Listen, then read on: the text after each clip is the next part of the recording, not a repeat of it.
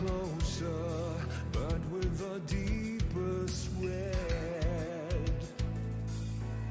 Oh, beneath them we look on. When they part comes the hatred they bring. Lost in the dark, we've come so far. Another step to rid the pain. Go and be counted till your last day. 'Cause only nightmares break their face. So stand upon these fallen lands and follow in our Father's plans. Yeah, until the end we will remain, and we'll hold on until our last breath.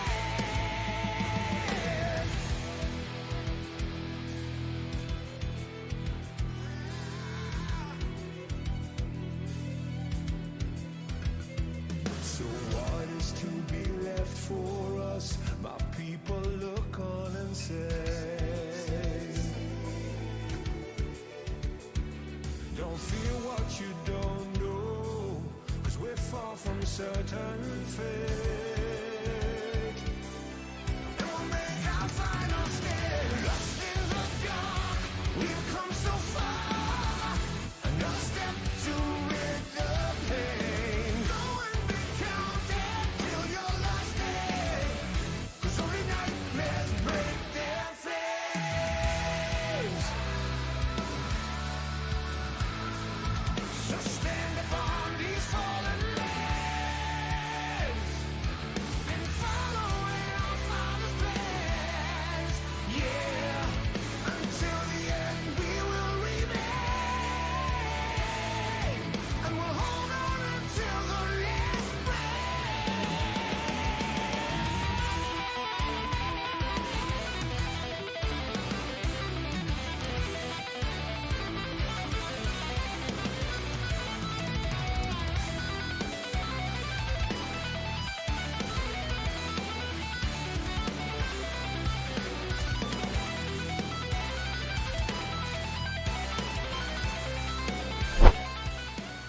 What is up, everybody? Welcome on into the analyst desk. We are back. ACL Week 2 playoffs. I'm joined by Expired and Ramen Blitz. How you guys doing today? Pretty good. I mean, I can't play, so this is the best I got. The best you got. Expired got dropped out way earlier than you did. Expired, how you doing today, man? Whoa, I feel great. Ramen sucks at putt party. I just put him in a dumpster. Hey, we're tied. What do you mean we're tied? Yeah, we're not that tied. you guys are.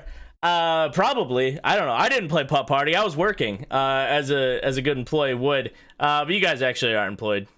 Wait, neither am I. Are we? Wait, we're We can not? change that. I'm just I'm a lowly intern at this point. But speaking of lowly interns, Group B is what we're going to start with for the playoffs. Talk to me about this, you guys. We only got a few minutes here, so hit me up with first thoughts, and then we will slam into predictions. Shy Guy is subbing for Keens in game 1, if I'm not mistaken. I believe That's it's a big call. Alvada. Oh, Alvaro? Yep. Oh. Ooh. Oh. That changed your predictions. Yes. Okay. I mean, go ahead. I've watched a lot of Alvaro videos, Hmm? and they're pretty good, so he may be number one. Yeah, agreed. I think Keens' point sheet is going to be off to a riveting start. Now, quick question. Has Alvaro gotten coached by Coach Mike?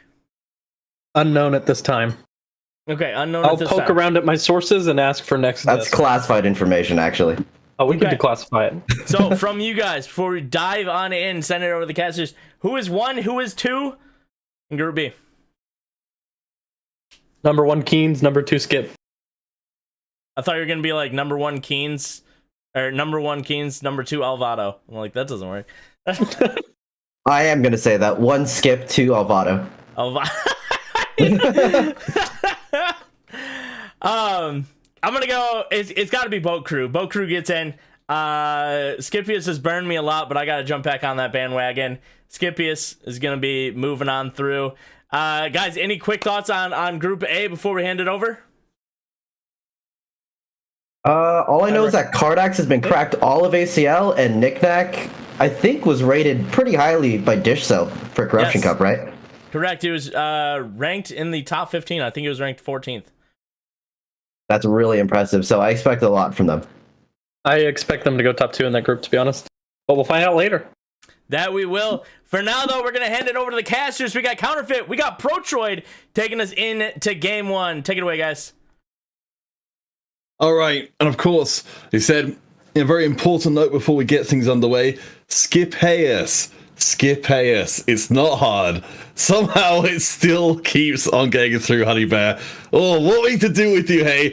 Protroy, fortunately, you are, you're not beleaguered by the inability to learn from, these mistakes being made before. This is going to be a fantastic day of TOT. These players are absolutely fantastic. Very much looking forward to this first game. Yeah, I'm really curious to see how the Skippiest guy really does do, because old Skippy, they are absolutely phenomenal. And sorry, I really do need to just rake you over those EU coals whenever I am given the opportunity to. But I completely agree, and there are just so many players on there. Skip, as we were sort of talking about, they do have a history of burning some predictions, underperforming in ways that we expect, but at the same time, they're still capable of consistently making it to those positions where we can feel burned by them. So I will be happily on that train for a little bit while longer myself. So, let's just take a step back and talk a little bit about our regional makeup for the playoffs. We've got a lot of EU NA players, we've got a lot of EU West players. NA players do make up the majority, but of course, we're having all of our players from the main group stage airdropped in for this stage of the competition, of which the most populous region is EU West. Hey, and I mean, I gotta say it, you must be a proud papa kind of walking into here. There is a lot of exciting stuff here for you just to double check what the meta's looking like.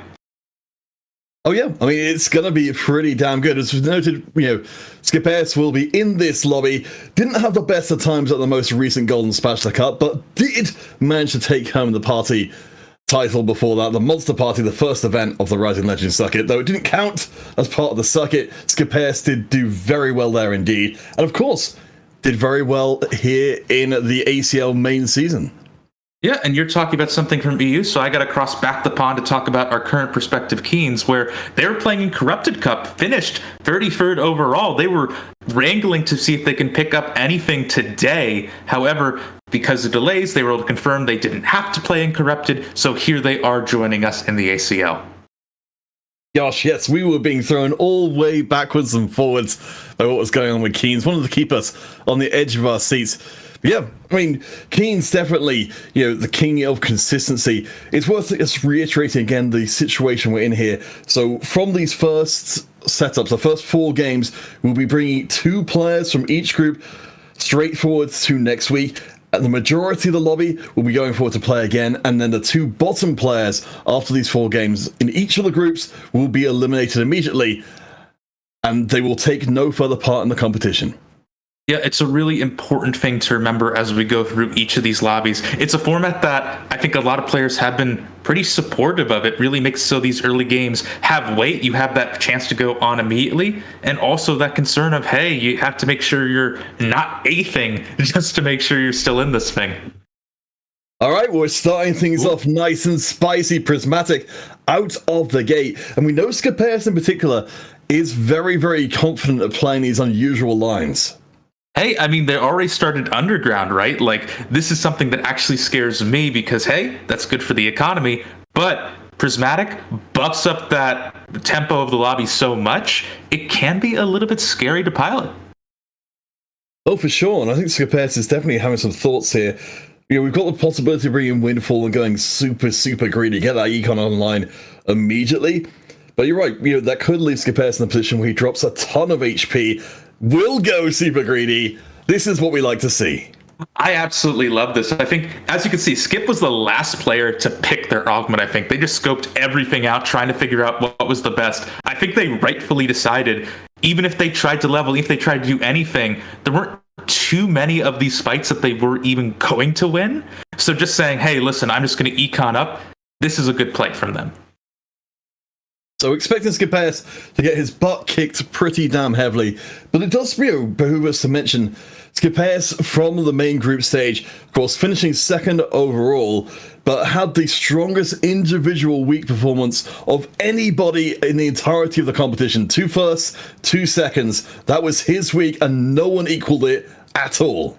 Including Cardax, who's currently playing things on the other side of Group A, by the way. So even though Cardax has been on that shining pillar at the top of the ACL week after week, not even they were able to overcome what Skip was able to do during week 1.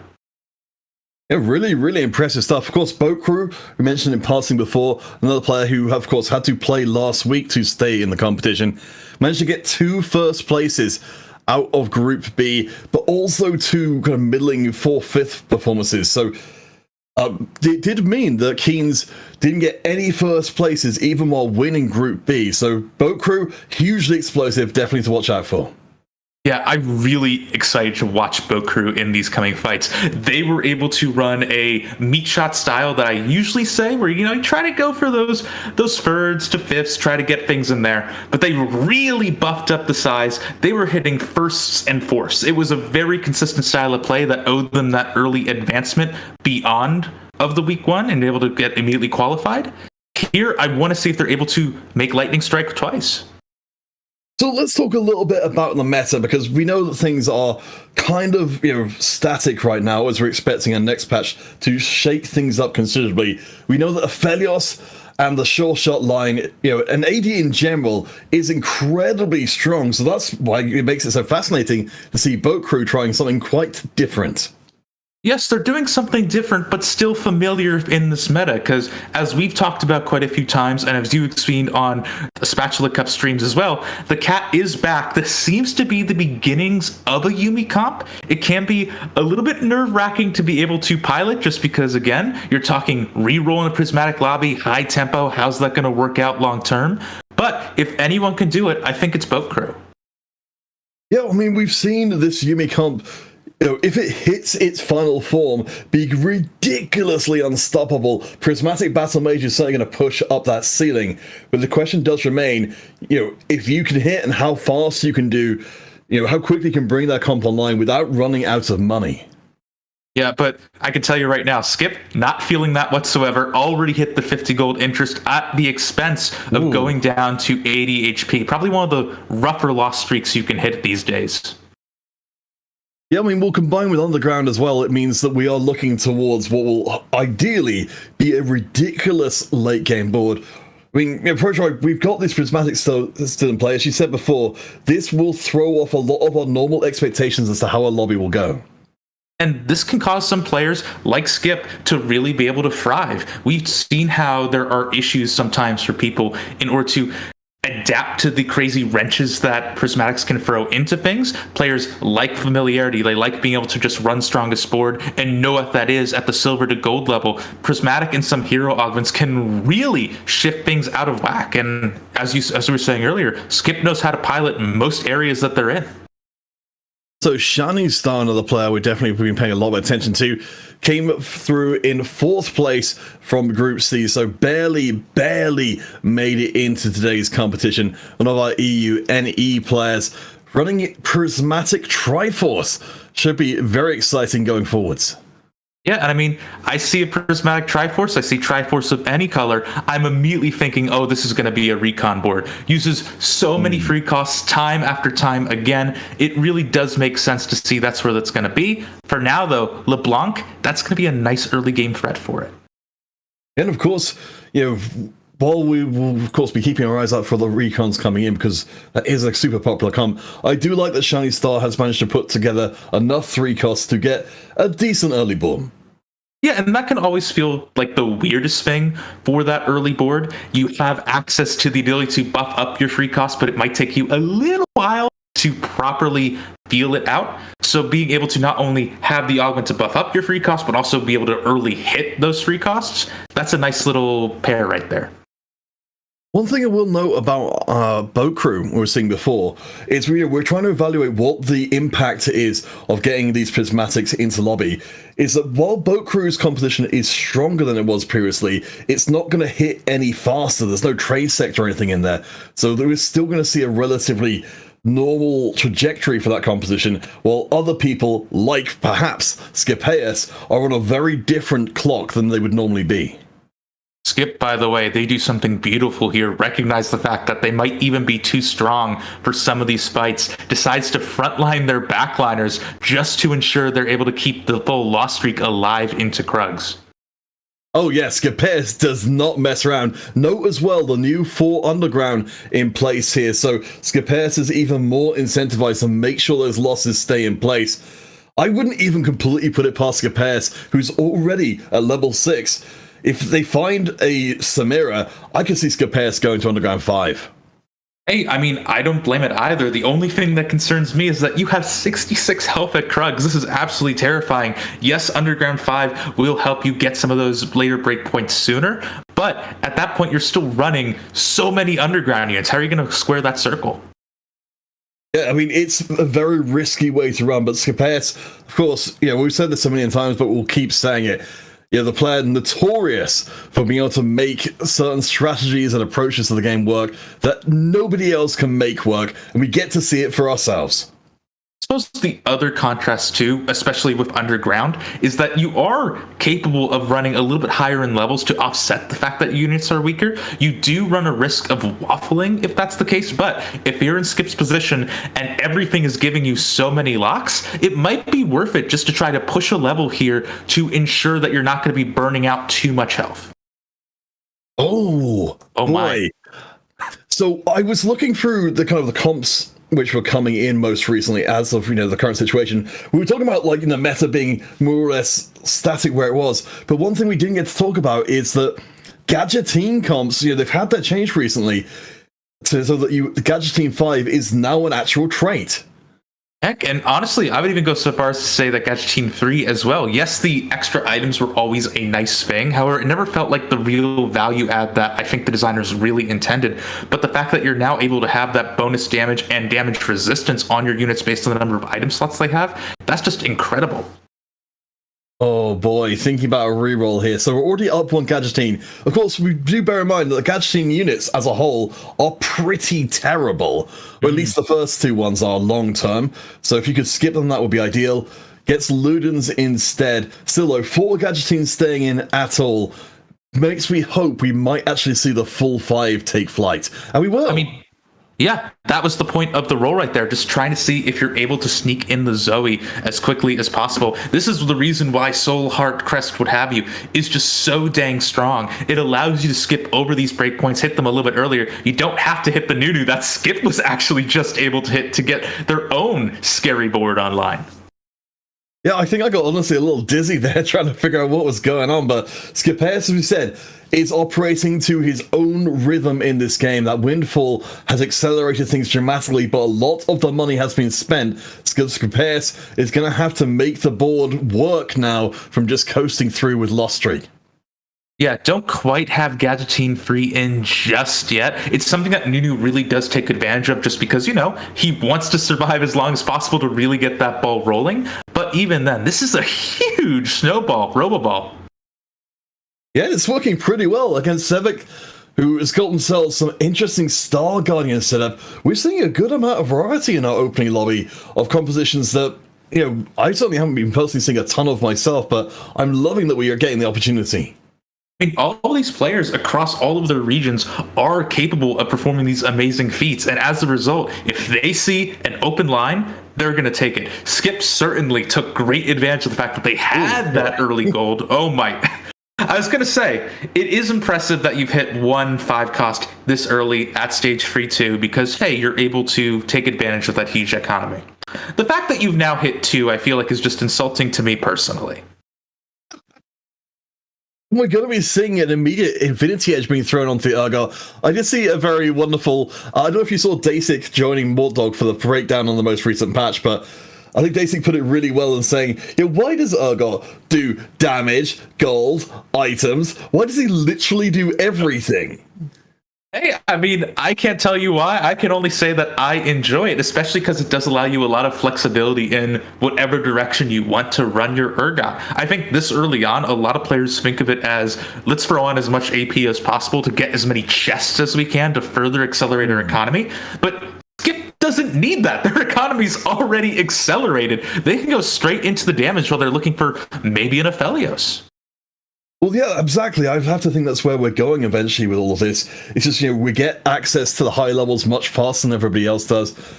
I like from Skipper's side, because you were talking before about being worried that Skipper will give up too much HP. He's invested some of that early money in getting this particular board online, but the Urgot lets him take this board and build up the economy again. Yeah, they also weren't too committed to the underground. They got up to the 4 in order to make sure they were able to get some pretty nice cash outs that locks open. And from there, took the cash out, ran, invested all that gold from the windfall. And now, as you said, they have a chance to build it all back up. It does look like Skipper's has got it in mind that he's going to try and actually win from here as he keeps hitting the 1% chances of legendaries. We've got a strong Aegis and Pranks the front line. This is a comp that will take forever to die, but is relying heavily on the Zoe and the Urgot to actually do damage. Yeah, I think Skip's augments might be a little bit bugged here. It almost seems like they have high-end shopping with the amount of gold units that are going to be coming through here over and over. But no, I agree. This has been an amazing thing to watch for Skip, and just by virtue of these 5 costs, I feel like not a lot of these boards during Stage 3 are equipped to really be able to counter them. We can see how well the Nunu is dealing with what Boat Crew is doing. It's notoriously the weakness of the Yuumi Supers comp that you're really clumping your comp up together. There hasn't been an enormous amount to punish it, but Boat Crew, even what they've got right now, even inherent disadvantages aside, Boat Crew's comp is not looking so impressive compared to what we've already been seeing. Yeah, they're not really where you want to be if you are running this composition. They only have 2 Yuumis to their name at stage 3-6. Really, with any kind of reroll, by the time that you hit stage 4, you want to be most of the way to your carry, just because otherwise you're going to be really starting to hurt as your comp falls off deeper and deeper. Boku doesn't even have a blue buff for the Yuumi either. Have they even managed to hit a Yuumi 2, let alone any Yuumi 3? We do check in with player 3X, though, who's got something a little different going on. We've got a lot of defenders in the mix and sure shots as well. Yeah, one thing I do have to call it, if you look at the back line, the Senna is currently holding the Hextech Gunblade as well as the Last Whisper. At this angle, this can either be the Samira carry that we are more familiar with, or if they do decide to stay in the Laser Core realm, these are also core items on the Zed. Part of the reason why this item duo is just so dang strong. Yeah, I mean, I have to imagine Hextech Gunblade is going to be taking a fairly significant kicking as of the next patch. It's just absolutely everywhere. But as we check in on the current HP pools right now, we can see that our Boat Friend and Anox are both down in the 40s already. We were worried it was going to be Scapeus dropping out into dangerous territory, but it looks like he's totally fine. Yeah, Skip read the room, said, hey, listen, this is prismatic. I don't want to go deep into underground, and then decided to go deep into 5 costs. So at this point, who cares? But no, certainly, Boat Crew, I feel like I am the most concerned about. The fact that they've been dropped to Spat, though, could be an interesting gift here. Maybe you're able to sneak in another mascot for that little bit of extra healing. But again, they need to be rolling here. They need to be hitting the Yuumis. And even though they are beginning to do that, still not enough. I think I'm starting to get a little bit of a sense of desperation from Boat Crew, who's, it's going to do exactly what we see so many players of this composition do, start to, realize that they are in peril and throw a lot of money away just trying to get a board that is stable. I think we might be seeing the Gwinsus coming in just to get the Yuumi casting a little faster. No. It's just going to be down to the raw items and hoping that you don't get run over by Keens, who's has actually managed to find one of their own Nunus. Apparently, they're in season. Hey, I mean, on top of that too, also at running 5, Gadgeteen has those 2 items put on the Nunu. That's 24% bonus damage and resistance on it. And as you said earlier, absolutely mowing through the clumped up board of the cat. This is so fascinating. We'll definitely keep an eye on what Keens is up to, as we will have our hero augments coming in. So at least with only 1 4-cost hero augment and the other 2 being 3 costs, things aren't quite as crazy as they could be if we'd hit higher costs more consistently. Yeah, but with the number of rolls here, you are able to try to force something through. Keen's blowing through everything, actually, by the way. This is really fascinating. You usually don't see people do that now that we've gone up to the 4. Yeah, I have to wonder. It's just because, gadget teams don't necessarily seem like they go into heavily. I imagine was probably looking for the perfect Zoe setup, but it does at least Sona, being in there as a bot, will be able to provide a little bit extra support to the team. We did note that we've got the big damage reduction in here for the Gadgetines, but we haven't got an enormous amount of damage apart from that Zoe and, of course, Nunu eventually. Yeah, Zoe's still only at 1. I will say, if you look up at the front line, Annie is actually dangerously close to being 3-starred, and with that many items localized on her, I'm not quite sure if there's going to be too much that anyone can do against it once it hits that 3-star mark. The other thing that I want to call out about this board super quickly, and about that Sona augment, is that it's positioned so that way it's able to buff up the Nunu a bit earlier, and because of that, you're able to get that first breakpoint to increase the size of the ball, increase the damage, and get that rolling even faster. Well, that was bad news of Keen's for last round, though. Even with the Annie very close to hitting an ultimate form, Keen's lost out with no money in the bank. Does hit a Zoe too, so they're not as bad off as they could be, and they're certainly nowhere near as bad off as Boat Crew is. No money has not hit the kitty. Betrayal.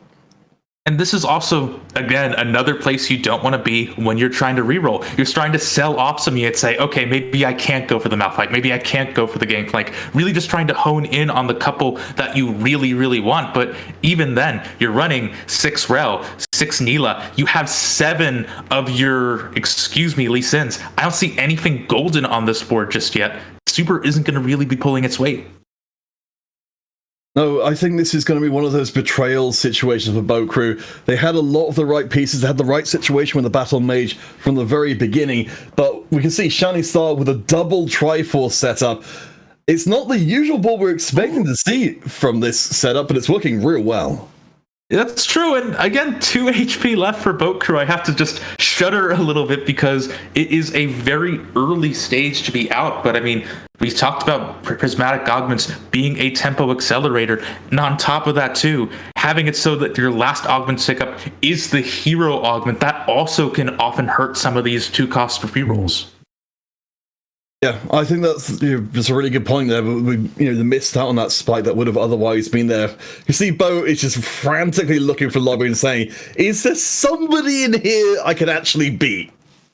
Hey, I mean, that is what you have to be thinking of. But even if you can beat some of these players, can Boat Crew outlast them? Because you look at the player in 7th place right now, Anox, 28 HP. They have enough health at their disposal where they can, at stage 4, stage 5, make a few mistakes, while meanwhile, Boat Crew is only liable to none. So from there, they have to be thinking about what other decisions that can be made. And Boat Crew making a big one there, selling one of their cats just to try to see if they can get any free cost to the pre-stars to their name.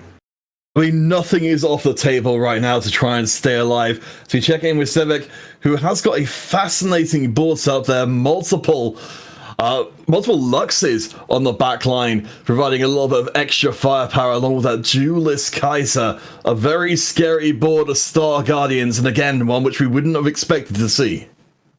Hey, I mean, I talk about how Lux misses all the time. However, when you're clumped up at that Yumi board, Boat Crew does have to walk out with a gray screen. Still, though, start of the day, plenty of games to play, just not where they want to be, especially when you consider their strong start coming in previous week. And that, we were talking about Boat Crew before as being a player who have been getting these really high finishes, but generally avoiding landing in anything below than 5th. So that's going to be a little bit of a wake-up call for them. Again, we are knocking out the bottom 2 players from each of these groups. So if you do have a bad day, this could very well be the end of the line. Yeah, it means that Boat Crew will have to look to swing at the rest of their games that they're going to be playing. Remember, we are going to have 4 games in these groups before we start even considering moving things around into that potential last chance qualifier. So Boat Crew needs to start swinging for the fences if they want to try to make things up for it. I also think they're going to start rooting for less prismatic augments. If only they could be that lucky. We check in with Scapeus and Shining Star. Scapeus has fully itemized that 1-star Argot, though the board doesn't look massively different than when we saw it before. There is an addition of a Syndra in the corner, as it seems like Scapeus is going to try and drown everyone with as much gold and as many high-quality units as possible.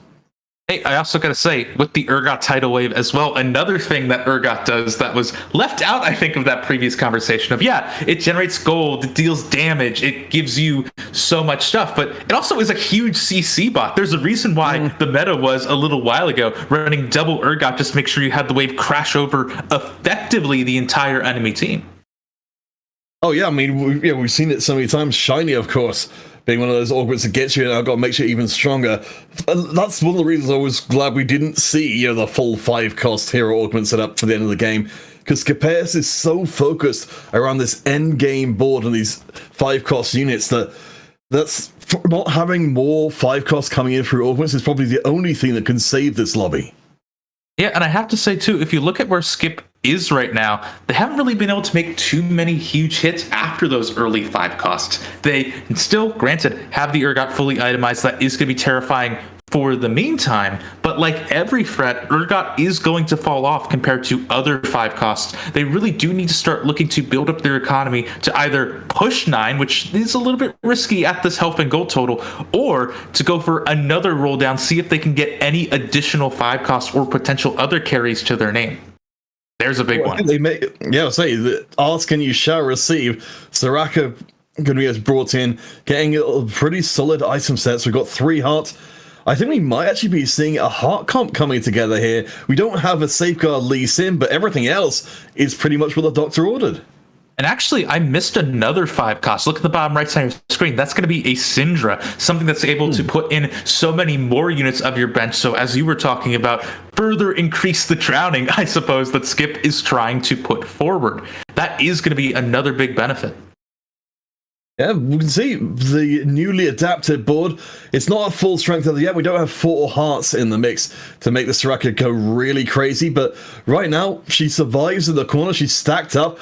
I think we'll fall down this time, but Scapeus has got enough time left to make a few adjustments. Of course, Boat Crew doesn't. Player 3X and Keens both are in the danger zone. Yeah, and one other quick thing to point out, though, too, the fact that you're running Star Guardian does mean that you're going to have quicker casts on that Syndra, more time in order to get things going, and everything Syndra throws in is going to be healed up by the Gunblade that's the Soraka provides. So it's plenty of stall for even more throws. Everything is working together beautifully. I did wonder if Scapeus was trying to put together a composition here just to take soft losses, but players to 3X has got a pretty solid setup of their own. We mentioned the sure shots a little while ago, and they have arrived for player 3X. The Belvest sure shot as well. That's a pretty terrifying entity. Yeah, because remember, Belveth remains to be, if you don't have a carry at stage 4, stage 5, slide into Belveth. She's a threat. She does amazing stuff on her own. But the fact that you're able to slap a sure shot emblem on her, give her even more scaling, which is the reason why threats can be so strong on their own, will mean that she's not going to fall off compared to others. Combine that, by the way, with the fact that you have the hero augment for that insane Omnivamp, that puts Skip in a position I don't think they expected for HP.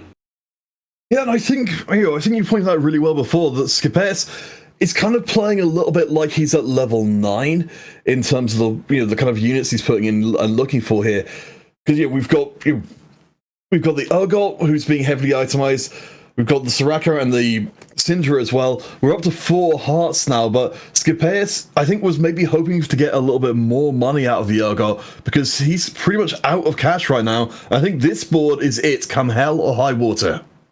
Yeah, and other players are just hitting higher caps at this point. I feel like this one might be a little weaker comparatively, but we've seen some golden recons coming through. We've seen already stated player 3X's crazy sure shot Belveth board. Like, other players are beginning to spike in ways that Skip just wasn't able to, despite getting to these higher levels first.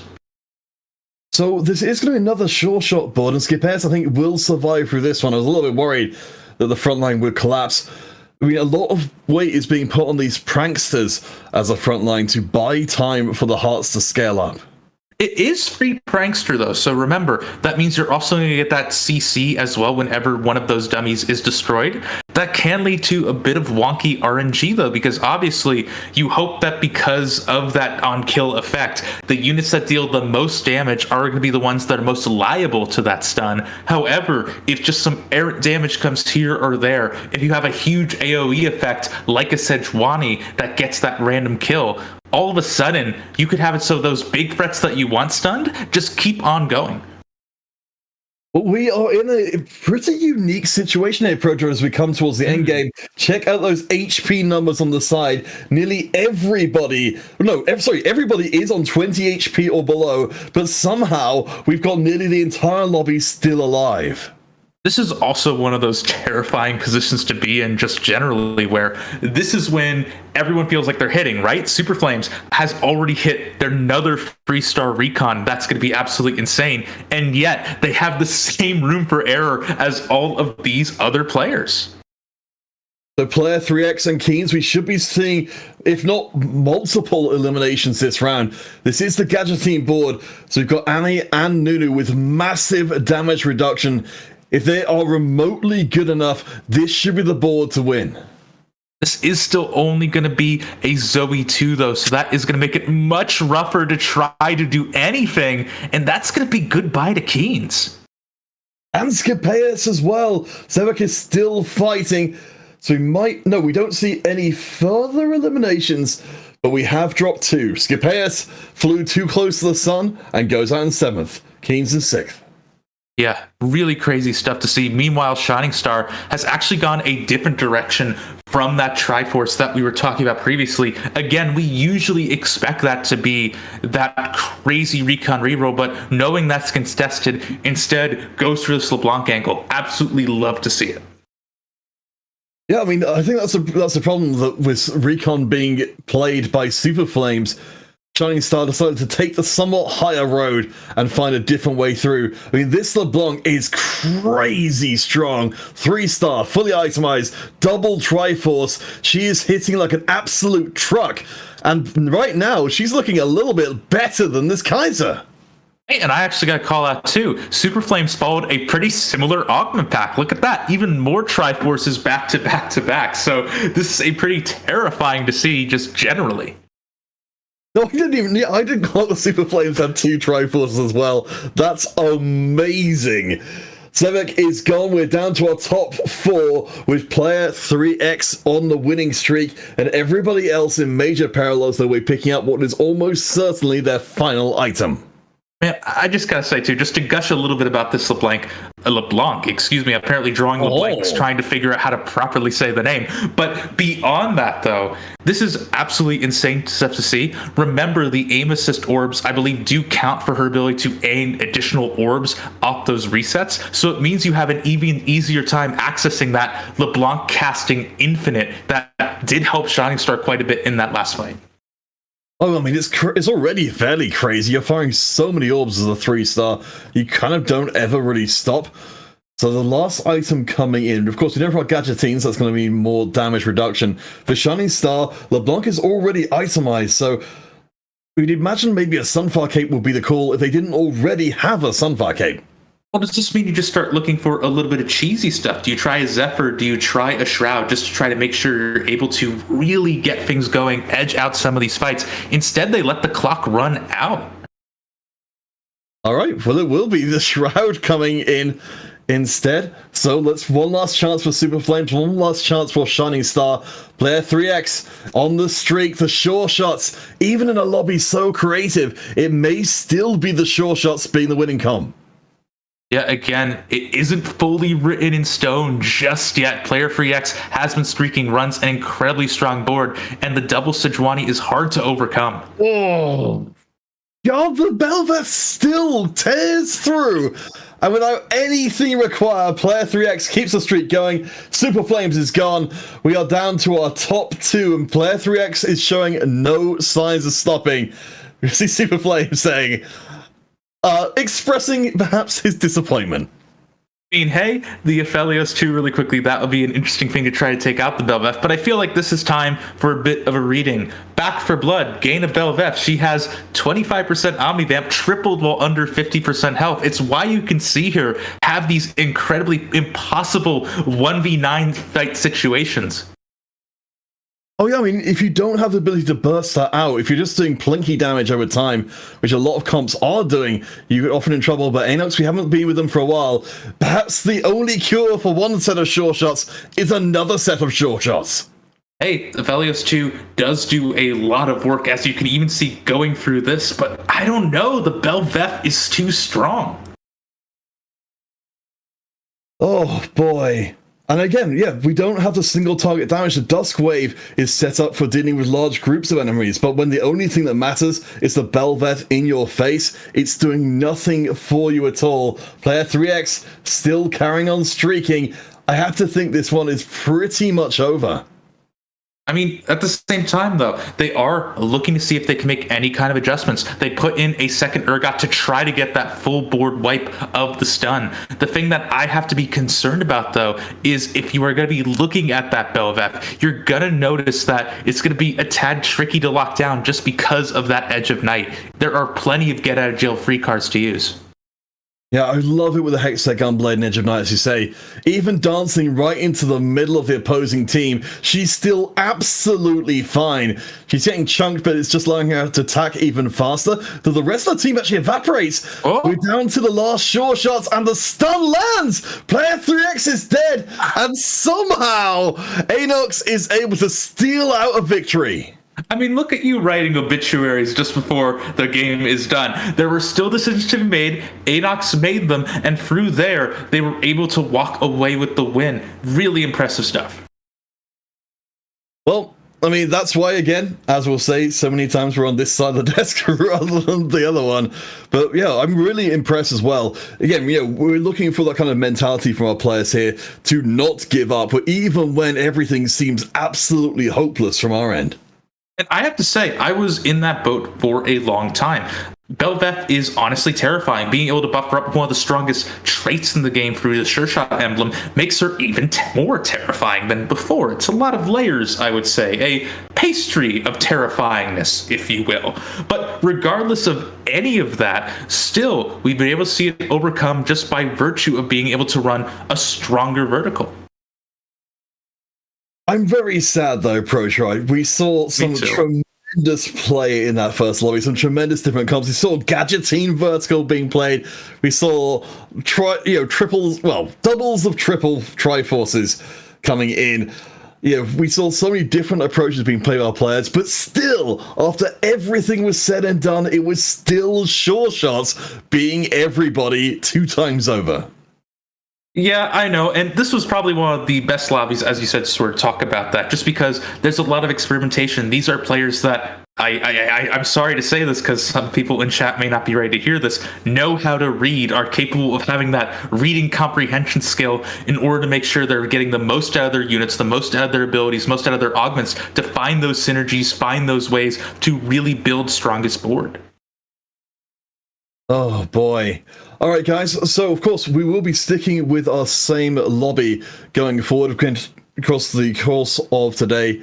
We're going to be initially starting things up with these 4 games in these initial 2 groups, and then taking the survivors, the people who don't get promoted through to next week immediately, and the ones who don't get eliminated, the middle 4s from each of these groups, and going on to play 3 more games afterwards. But we're barely started here this evening, so please do stay tuned with us. We'll be back with our same lobby as soon as we can after the break. And here we are on the break. Welcome in. Thank you so much for sending us on over. Counterfeit, ProTroid, great cast on the first game. Still here, expired. Ramen Blitz. Ramen, I don't know how you're still here, but you're here. Welcome in, guys. Break down that game for me. What the heck happened there? A lot of players played AP, and that's what I saw. But at the end of the day, Samira runs supreme, I guess. Chaos. There is no order in this lobby whatsoever. Double Triforce? Hello? Did anyone 2 double see that? Triforce. 2 double Triforce players. Yeah, 2 double Triforce users. Do you guys think Triforce is that good of a augment, or do you think it just happened that game that Triforce has picked up so much? Well, both. Like, Triforce, if you think about it, is sort of like built different in the sense of you just get so many stats packaged into one little augment. Double Triforce is, I mean, I don't think I need to explain how good that is. And then we could see that I think both of them really wanted to play Kai'Sa, but one of them had to play LeBlanc, but they got the aim assist LeBlanc, so it actually ended up working out. I don't know how, because usually I can never hit LeBlanc 3, but I guess it's possible for these players, so. It's not possible for a known low roller like yourself, Roman. Yeah, I guess not. Correct. Now, but you have been in call with Owen recently, known high roller, known bully of the Convergence. Do you think some of these other players have been in call with him? And do you think that is rubbing off? I've actually kept Owen's Juju all to myself. I don't think Keynes has been in a call with Owen since Owen started high rolling, so I think that's all me. Roman doesn't know this, but the second fridge where he keeps Owen's Juju has actually been stolen by myself and a small team of specialists. We'll have to check on that. We'll let you know after the next analyst desk on that one. I don't think I've ever been in a spot where I thought I wanted to know what Owen's Juju tasted like, but now that's where I'm at right now. But speaking of Juju, breaking down this first game here, we obviously had a player go first and a player go 8th. Now the player who dropped down at the bottom, are we scared for them? Do we think they're going to bounce back? The players at the top, what are they thinking right now? Keynes is fine. He low rolled. I want to see Boat Crew bring it back in some points. And I think that first lobby was actually just heavily impacted by variance in general. Starting the game with a prismatic. Yep. Kind of crazy. It was probably one of the more absurd starts to a game I've ever seen. I mean, that's not mentioning, like, I think it was Skip's Windfall into level 7, 3-2, into Urgot plus Nunu on 3-2 or 3-3, into going 7th. Like, that just kind of shows the strength of the lobby. Like, when you consider the double Triforce players, and you consider, I think it was Anox who got an extra sure shot rest on neutrals, so was able to sure shot Belveth for a 4 sure shot. Like, the power level of this lobby was insane. And then you just think about how, like, I think Keynes is a bit despairing because he basically K3 Soju'd his hero augments, went through all 4 rerolls, did not find the double bubble or power grid he needed to stabilize. So it's just a kind of unfortunate there. Yeah, and I mean, at that Unlucky. point, right, when Skip was still in, what were we, 5-3? Everybody was under 20 HP.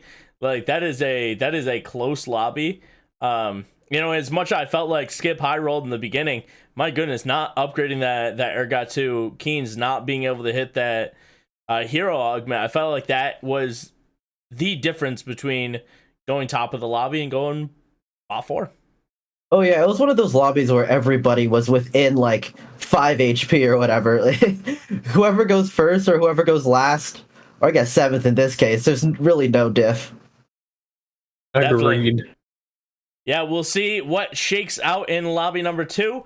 Hopefully we can get some change in the standings. I'm always a big fan of ties, so maybe we can just get a complete and total flip and everybody goes away with 9 points on the tie. We'll see what actually happens, but to get us through that game, Protroid, Counterfeit, take it away, guys. All right, thank you so much. I do apologize. Yes, I got a little confused as to where we were going after that one, but we really do appreciate you guys covering us between games and giving us the insights there. I mean, of course, you know, shout out to my good personal buddy, Skipaeus, absolutely robbed in that last game. Oh boy, that was such. Not only was it just straight good play, but it was exciting, innovative play. It felt like he was doing all the right things, but yeah, the HP in that lobby just wild. And again, we were talking about a prismatic lobby. Everything goes wild. Yes, Skip is able to navigate that a bit better than other players. We saw that through the fact they were able to hit it early 7, early 8, go through all that together. But we also sort of saw them get Mort Dog that tiny little bit. They weren't quite able to find the best paths forward. So again, our doom saying for this lobby is that if you're not going a sure shot, you might be making a mistake. I'm still a little salty that our Gadgetine 5 board didn't end up working out as well as it could have. But still, I hope that hasn't put our players off from at least trying stuff that's a little bit off base. It also wasn't exactly the deepest Zoe carry that we kind of looked to see for Gadgettine, because remember, you talk about traditional Zoe carry, there's Heart thrown in there, there's a 3-star Zoe, and neither of those things were properly hit in order to get that real AP scaling. No, and I think there could be a world in which that was a much, much better composition than it actually was. Still, though, we'll be looking out for our first augment to see if anything does come through. Of course, for anyone who has just tuned in, this is the second iteration of this lobby. Enox was our winner last time round with player 3x in second place. Both of them running Sure Shot, and both of them being heavily rewarded for doing so. Yeah, and now you have players like Boat Crew trying to see if they can pick up the paces. They were not rewarded for them trying to go for that early Yuumi carry comp that didn't quite find its footing. I really want to see how they approach this game, trying to see if they can push out the past, find a new composition, and shake off the rest. Yes, I mean, Boat Crew, of course, was the biggest disappointment from the previous game. As a player, we're expecting big levels of consistency from. The Supers comp just didn't work at all, and just really felt like he got left behind in the pace of the lobby. And to be fair, there were a few things that were missing at an improvement scale as well. We saw the Jewel Gauntlet on bench for a while before they decided to slam it down. That could have been nerves, honestly, just going through when you lose that much help, you start thinking a little bit nervously. Other than that, too, even though they had Star Guardian, no tears. That makes it hard for Yuumi to reset. Yeah, oh, wow, this is very different. All right, so we are in interesting territory here. Of course, we're looking for Safeguard, and there we go. Cleansing Safeguard is such a ludicrous augment right now. But it gets... And rolled past! Wow. Yeah, I was about to hash into my several stories of points, I would say, in order to talk about how broken Cleansing Safeguard is, but we see it as a Yuumi augment. Are we getting a run back? Okay. Yeah, I don't know if Boat Crew was looking for something a little bit different there and just didn't find it. I mean, we certainly have got AD items rather than AP items on the bench, so perhaps Boat Crew not quite getting everything he would have hoped for. I mean, on top of that, too, I really am sorry I have to invoke it this early. This is going to be Sure Shot items, right? There's the Last Whisper already immediately slammed. You have half of a Gunblade. Could also be a Bloodthirster, but we don't talk about that item right now. Honestly, I feel like Boat Crew is looking at the writing on the wall from the last game and trying to see where they can go.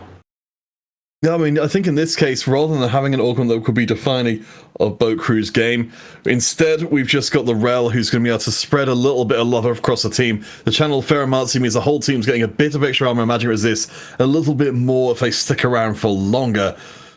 It feels like one of those augments that you wouldn't be devastated to throw by the wayside once it outlives its usefulness.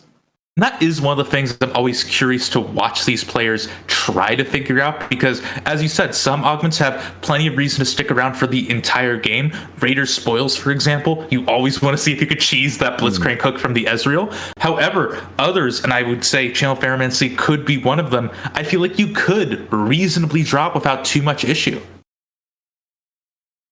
Yeah, I mean, you still need to pick up some amount of power to be able to keep your board going, but Keynes has got something else going on here. Of course, we saw the Underground working pretty darn well for Scapeus before. This time it's Underground with a little side of Fiora. Hey, I mean, I like to see it. Remember, this is also the carry Fiora too, so that means she's going to be getting a ton more resistances, working as a very effective tank, where usually if you're trying to go solely off of that Vi, it's not going to be enough. It pains me though when you've got a situation like this.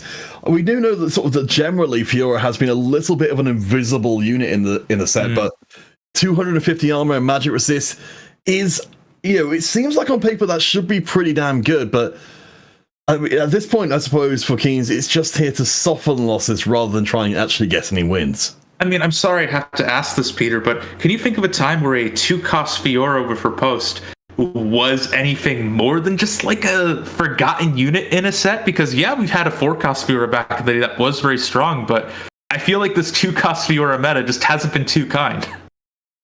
I mean, give me back the 1-cost Fiora. That's please.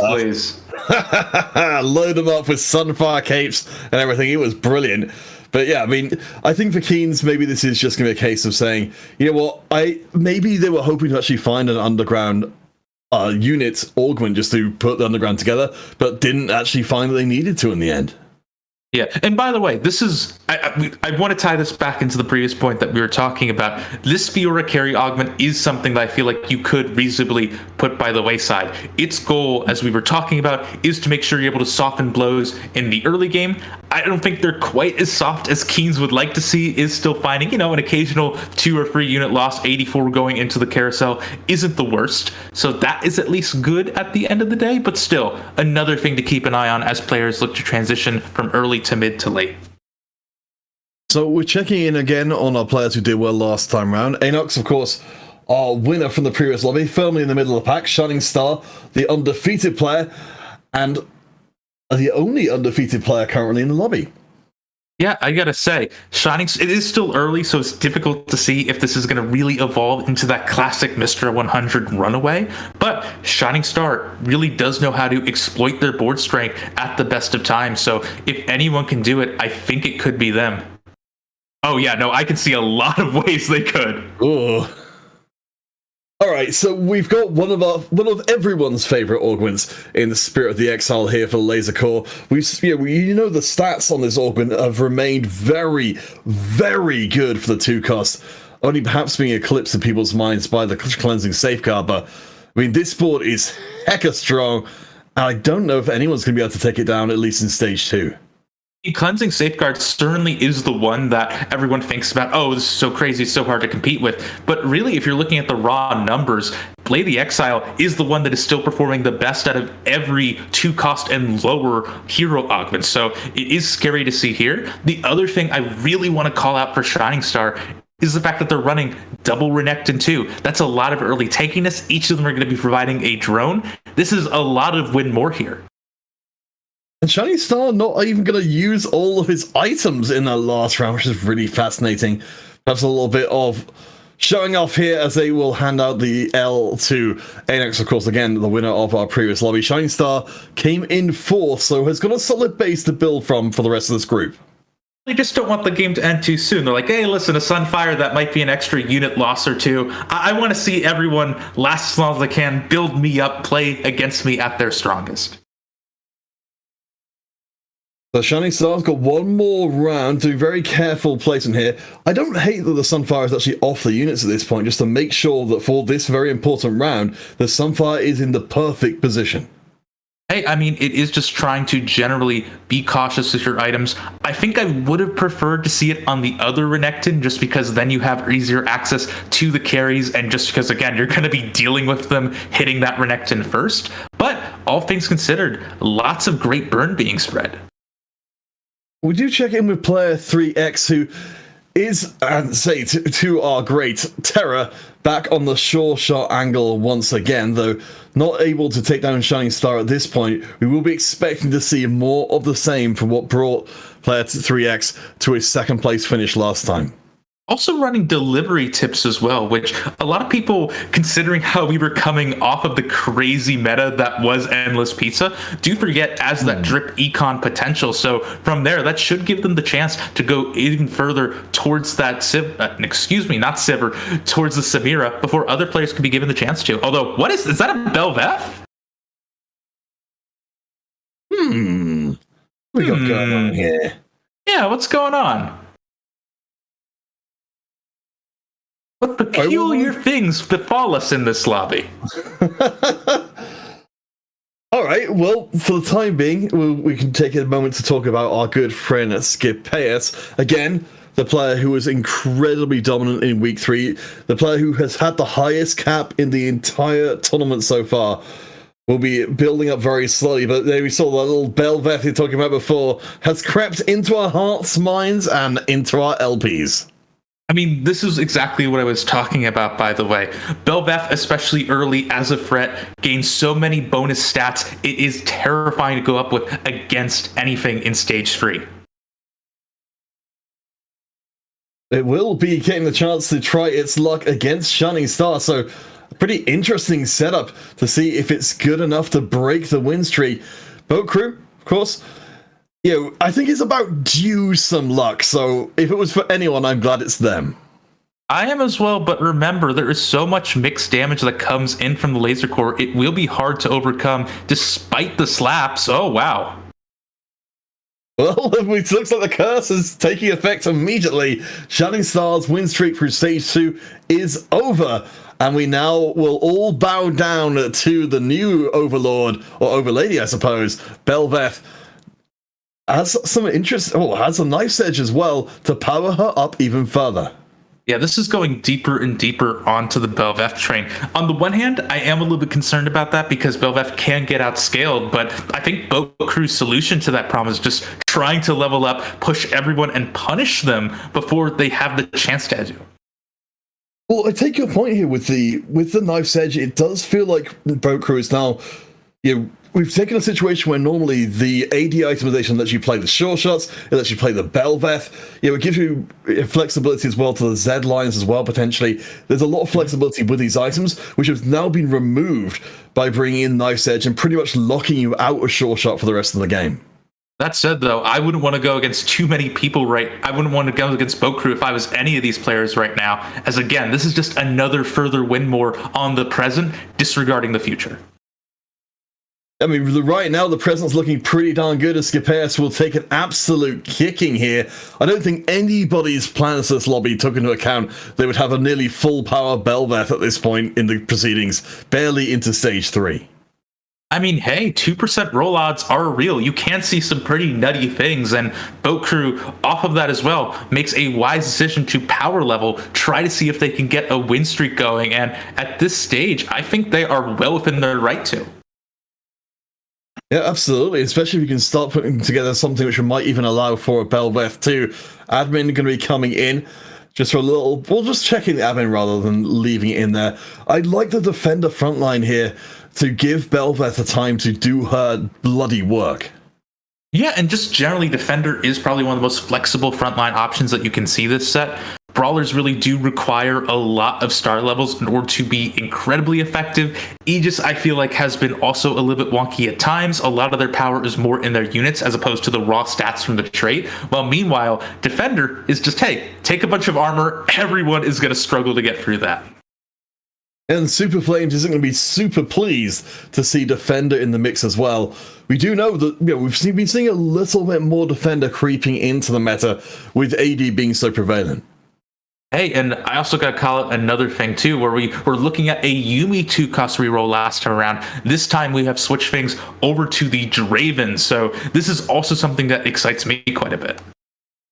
Yeah, I'm really fascinated to see, because again, we've seen Super Draven, we've seen Defenders Draven. I think when Belveth is now the biggest problem for the entire lobby, you are a little bit more inclined to try and reinforce against AD and bring some Defender to the party. And as you said, that's going to be one of those cases of I usually say a rising tide lifts all boats, but a sinking tide must pull them all down as well. If you're looking at an AD-centric lobby, Draven, your 2-cost AD reroll, is going to suffer more as a result because they have way more to lose against those front lines than, say, for example, Samira would. For the time being, the win streak remains intact. We'd have to imagine some more goals can be put behind that as well. Shining Star sulking down there in second place, but Super Flames, as we saw briefly with that Draven comp on the other end of the spectrum, down to the 50s already, but we just spotted Scapeus, and we're seeing a board that looks a little familiar. Yeah, I have to say, too, I'm excited to see so many players embracing the Soraka. AP in general, I feel like, has been a pretty wonky tree. However, with Soraka specifically, thanks to admin, you could see some pretty nutty things go out. Yeah, and we've got a really interesting setup here from Scapeus. So we've got no heart in here at all. We've just got the admin in play. It doesn't look like Scapeus was originally intending to go this route, but the itemization is absolutely perfect for Soraka. Yeah, perfect items. Also have the additional power coming in from the Chalice, so all that things goes very well. I have to call out another thing, because I feel like this is something that we both have gotten very animated about in the past. Player Free X still continuing going with that delivery tips, gets a lot of gold from there. For their second augment, they picked up the Last Stand. Do you have any thoughts about that, Peter? It hurts me so bad. I mean, there's only so many times we can be wrong about Last Stand, right? I can't remember. Were we wrong about Last Stand? I think the last time we were talking about it seriously, back to back, we were talking about how it feels like this augment's so awkward to play, and then we were immediately shown up. I think I erased that from my memory because I don't like to learn things or change my point of view on stuff, so I can believe it. I did talk to Snooty Boo a little bit recently, doing some practice with him.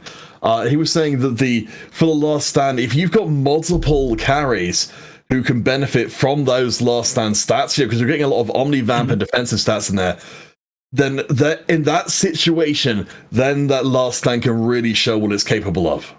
On top of that, too, it does feel like a bit of a knowledge check, too, right? Like, you're foregoing a gold augment, so that means you need to be really comfortable with what your born strength is in the now to make sure that you're not absolutely dumpstering your chances to rush down to that benefit.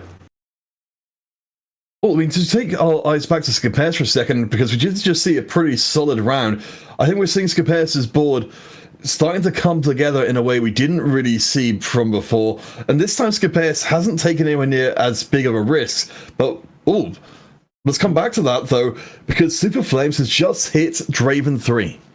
And this is exactly what I was talking about with the Yui board in the last lobby. When you are trying to go for these rerolls, you really do want to try to make sure that at this stage, you have either hit your target for your primary carry, or you are so incredibly close to. This is when it's going to be at the strongest. This means the Super Flames is going to start effectively taxing people for going up against them, and it's not going to get any better than this. Keens, what's this Janna doing on your board? I don't know. 1% seems to be a lie here today.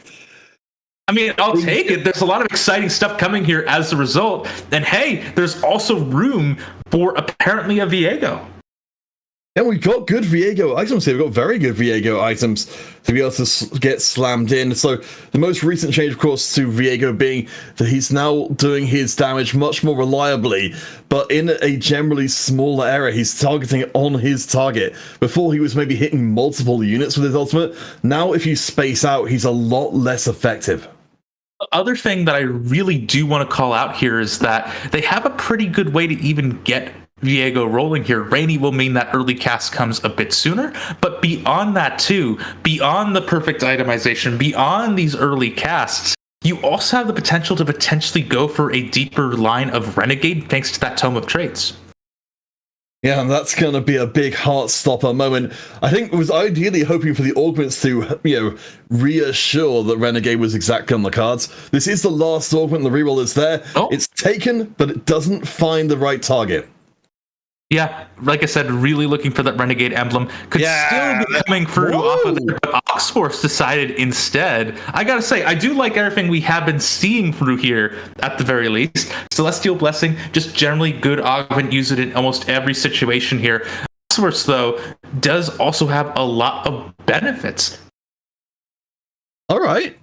So, I mean, this is certainly going to help out a lot if we want to be bringing in, alongside the eventual Aphelios, maybe, some other Oxforce user like Samira. But, yeah, I mean, we're not going to be seeing Renegade 6 in this game at all.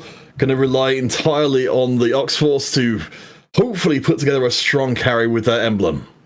I do really feel like a lot of people feel that Renegade 3 can be a bit of a fake trait. I feel like I've sort of shifted in that direction a little bit after the rebalance of this patch has had. However, it is still meaningful, especially now you've hit your Viego too. Yeah, I mean, we can see while there is the promise for Keens of having a secondary carry at some point down the line with that Oxforce emblem. Right now, against Super Flames Draven 3, this board isn't quite good enough. And I gotta say, this Draven has completely forgone going for the Hextech Gunblade, instead focusing everything on himself, as Draven is wont to do. Thanks to the fact that they're running the Death's Defiance, that is an incredible amount of resistances that you're giving the Lord of the largest health units you can potentially get in this set. And that's going to put, you mentioned before for Super Flames is, what do you see? I saw Oxforce 6. Oh, yes, did sneak in there.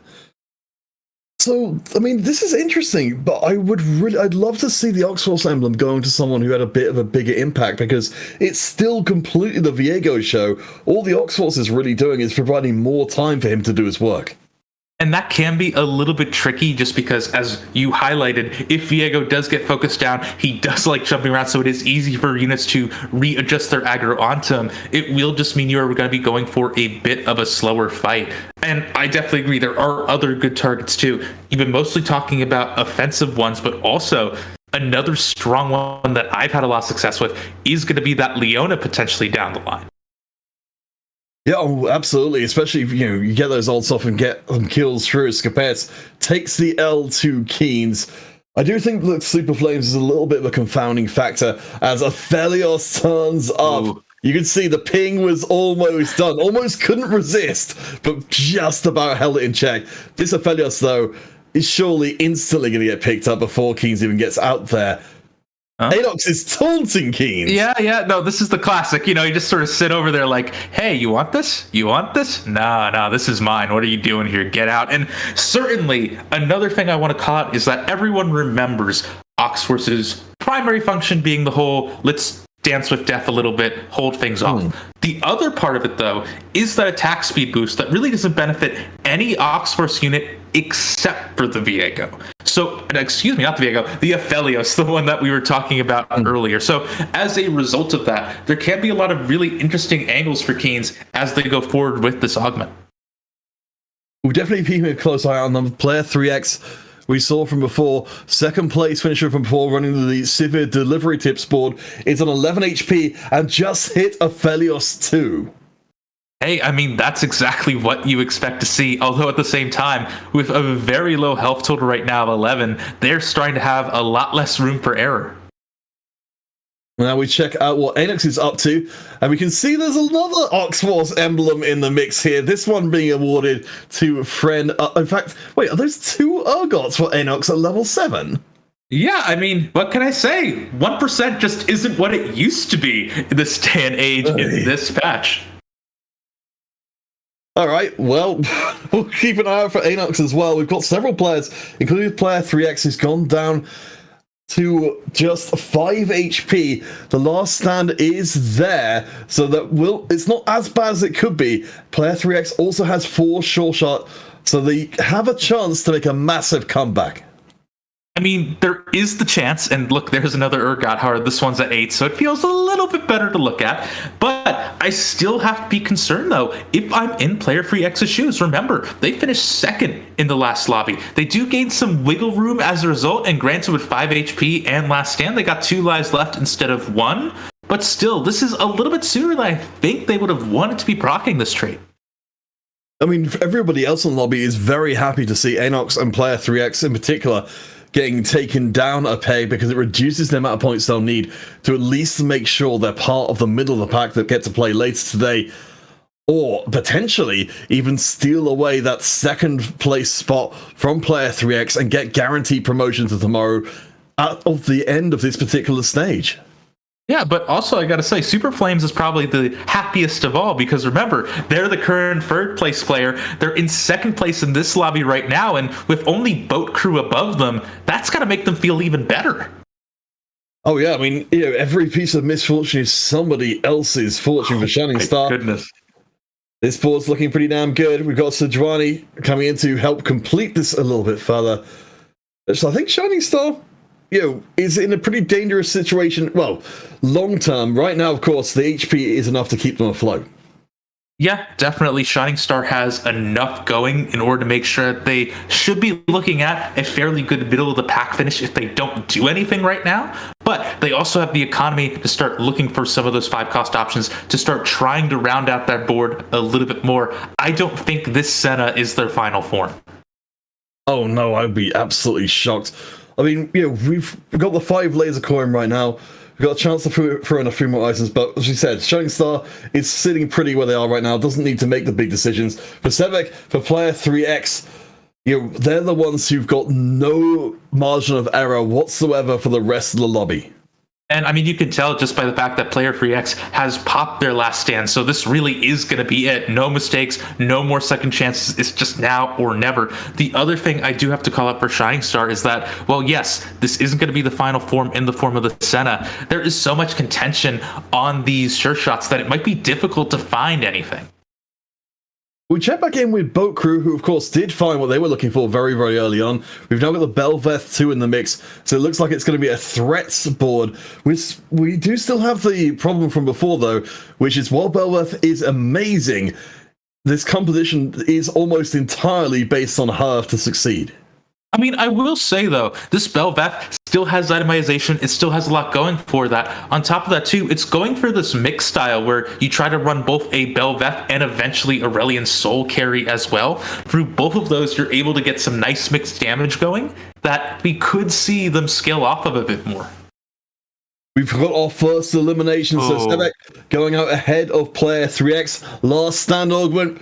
Well, maybe we'll get a chance to get a reminder here, ProTride, exactly what it's capable of if player 3X punches their way up the table from the very bottom.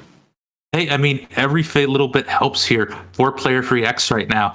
It is trying to make sure they're not going to be raising up the floor of that minimum point threshold.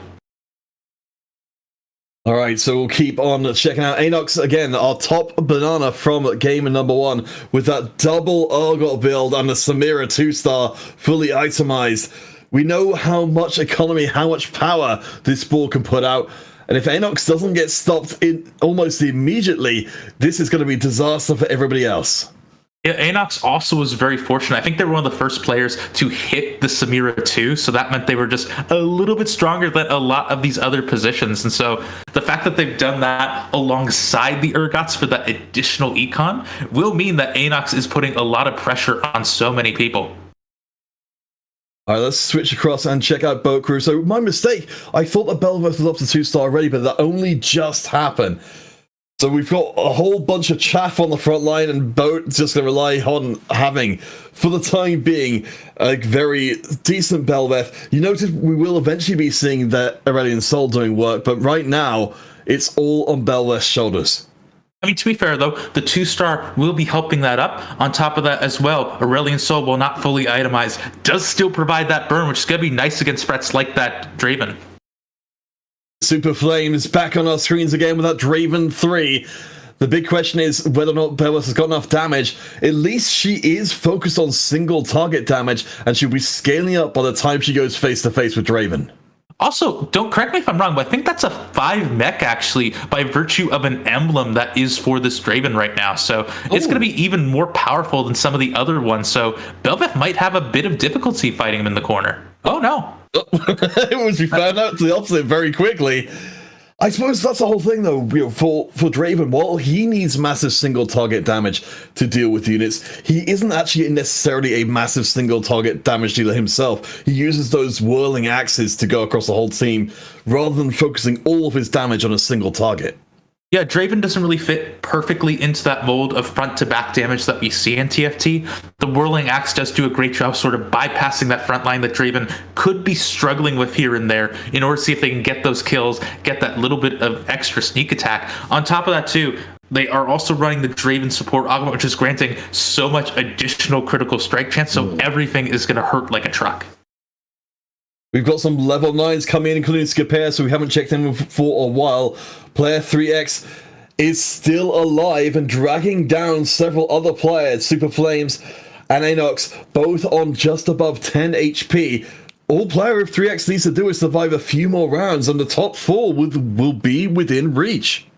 And this is a really great position for Skip to be in. Remember, Skip finished 7th last time around. They really have been looking for redemption just off of how weird that last lobby was. Here, though, with everything, as you said earlier, in their control, they're not making too many crazy leaps. I feel like they feel like they're in a much better position.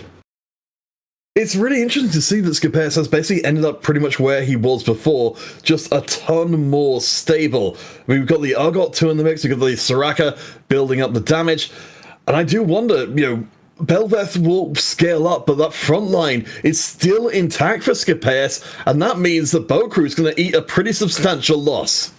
Yeah, doesn't have defender, but again, Skip, I feel like, is one of these players that is willing to go for free Frankster, and that's just something that Belveth doesn't have an answer for. She takes down the current target, gets stunned, that slows her roll. She's not able to scale up as effectively. And the pranksters aren't the only thing that's stunning Anox, going from first in our first game into 7th in our second. We are very much in our territory pressure right here of flipping the lobby entirely from our first round results. Well, not if Player Free X has anything to say about that. They're starting to win streak off of that last stand. So obviously, little room for error. There's not much that can happen here. However, they're trying to fight their way back into the top 4 to make sure there is some kind of gatekeeper for there. Well, absolutely. I mean, Player 3X is still has an amazing board. Hopefully, we'll get to see a little bit more of it as they come face to face with our POV players. Skipes, see, his board is working pretty much as intended right now. Everything, Urgot's providing such a great centerpiece while Soraka gets the work in.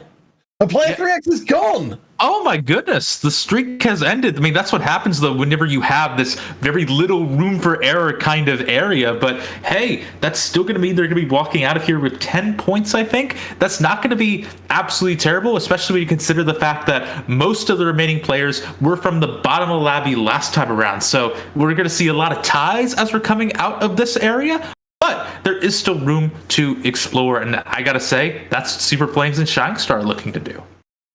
All right, so we are in that land of opportunity. First place, second place, going out 7th and 6th.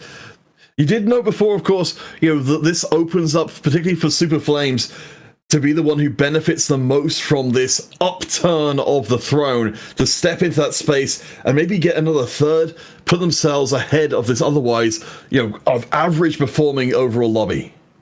Yeah, Shining Star also looking for those angles as well. So again, there is still plenty of room for the top of the lobby to get even scarier. Keen, speaking of which, this is starting to get pretty terrifying as well. Starting to go for another golden board, like a little bit like what we were seeing last time around, but this one seems to have a bit more of a cohesive vision. Was able to hit the Aphelios 2 despite, again, so much attention and contention in general. And from there has also managed to hit a Leona 2, which is generally terrifying. Yeah, I mean, this board is absolutely crazy. Oh my God. Is going to be able to do a ton of work. It is sure shot versus sure shot, though. Samira spent a lot of the round up in the air, but when she lands, she's able to tear through most of the comp, and it becomes a 1v1 between the two sure shots. But Keen's one is just a little bit faster. I mean, that's what you got to expect, though, right? This is going to be the Ox Force. That means you're going to have that little bit of extra delay. But like I was talking about earlier, there is no better. Well, sure, why not just get another 2-star 5 cost? You do you. You are also running the fact that you're getting a ton of bonus attack speed. Oh boy, we're getting some echoes here now in stage 6 of what we were seeing in lobby 1. We've got 4 players who are all in kill shot range, so we don't know what our top 5 is going to look like at all. Yes, but Skip is the one holding the gun right now, win streaking 47 HP in an absolutely terrifying position. Shining Star has been able to, by the way, get out into their Samira carry at this point, away from the Senna, but again, there's been so much contention, it might be hard.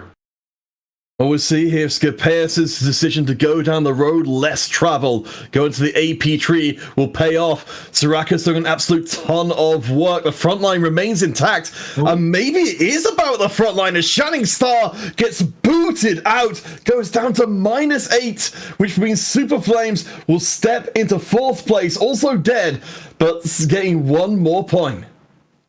And oh my goodness, is that... No. Sorry, everything is changing so quickly. It's kind of hard to make sure that we're going through here. Boat Crew going down to 5th place is absolutely insane. This is what happens when you have so many players in contention. It looked like for a while, Boat Crew was in a position to really redeem themselves, finish high on top this ladder to really get things going. But to go as high as they did to finish 5th, that's a slap in the face. I mean, Super Flames making it into 3rd there with so many players dying in close succession means they have 2/3 in a row. Skipes is trying to make up for game 1. Super Flames has put together a strong performance. Keens, it's going to be firing out of the corner here. Of course, the 2 corner carries against each other. Soraka staying alive despite being focused down. The front line, again, is the important factor of Skipes' front line is actually falling apart. Oh. That is absolutely terrifying to see. And yeah, the win streak is now going to be dipping away for a little bit as Keens is also, again, out for blood. They want to make sure they're going to have a strong, not middle of the pack finish. They want to see if they can still throw themselves a contention to bypass the Group C.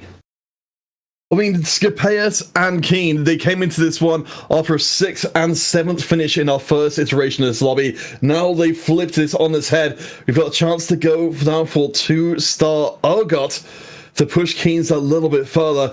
Both of these players, no matter how this finishes out, they've done what they needed to here in our second lobby. They've reset their performance from game 1. I do like the little moves that Keens made in there. They made sure that the Urgot with the Thieves Gloves was the one that was upgraded to ensure the Thieves Gloves was on that Urgot on the field. We saw the Oxforce pop off, went on to Leona. That could be a counter against a lot of the threats that Skip is running. Scapeus, the only one who's got the extra lives to try and figure out the conundrum, which is Keen's board. Again, we've got Soraka in the corner doing her best to stay alive. The front line needs to last for Scapeus, but I don't think it's going to. And I think Keens is actually going to get a pretty comfortable win here again.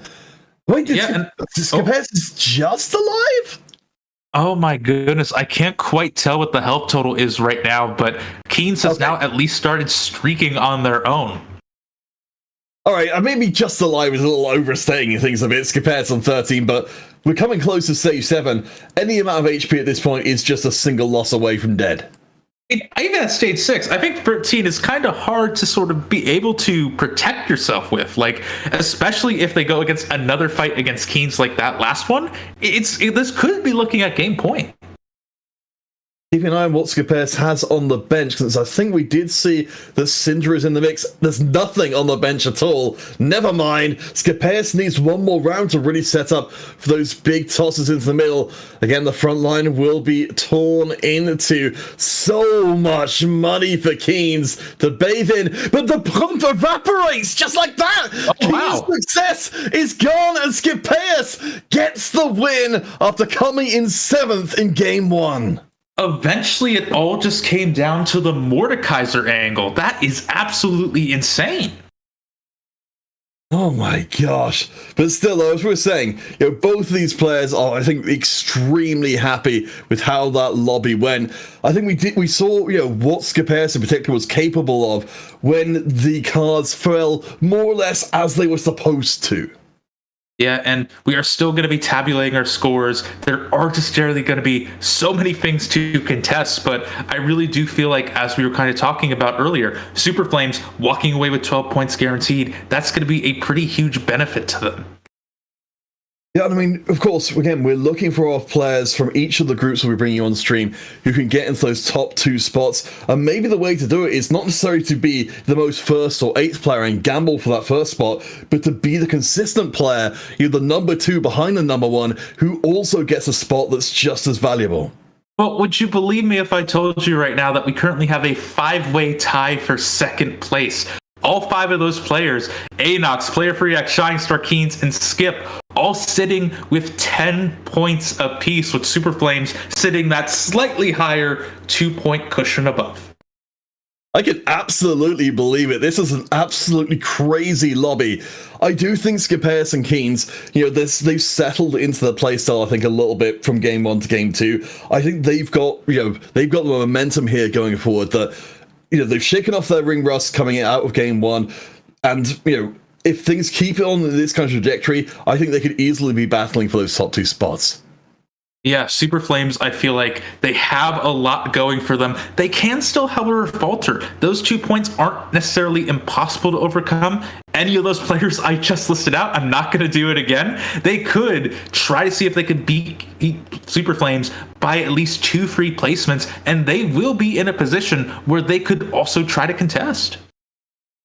Yeah, absolutely amazing stuff. So I do believe, this is one of the things that I've had to take a little bit of a gamble on, that we've got ourselves some analysts, friends to break down what happened in a game number 2 and prepare us for everything to be on this point. So please, guys, give us a chance to find our feet after game 2. We'll catch you guys again with, of course, the cast resuming after this desk. Thank you so much, guys. Greatly appreciate it, and welcome on back to the Analyst Desk. I'm joined with my friends Expired, Ramen Blitz, 2 games down, lots of point discrepancies. What's going on here, guys? Man, both lobbies are tied at second between at least 4 people. Yes. What? Pretty much everybody is at 10 points. If you're not, you're a freak. True.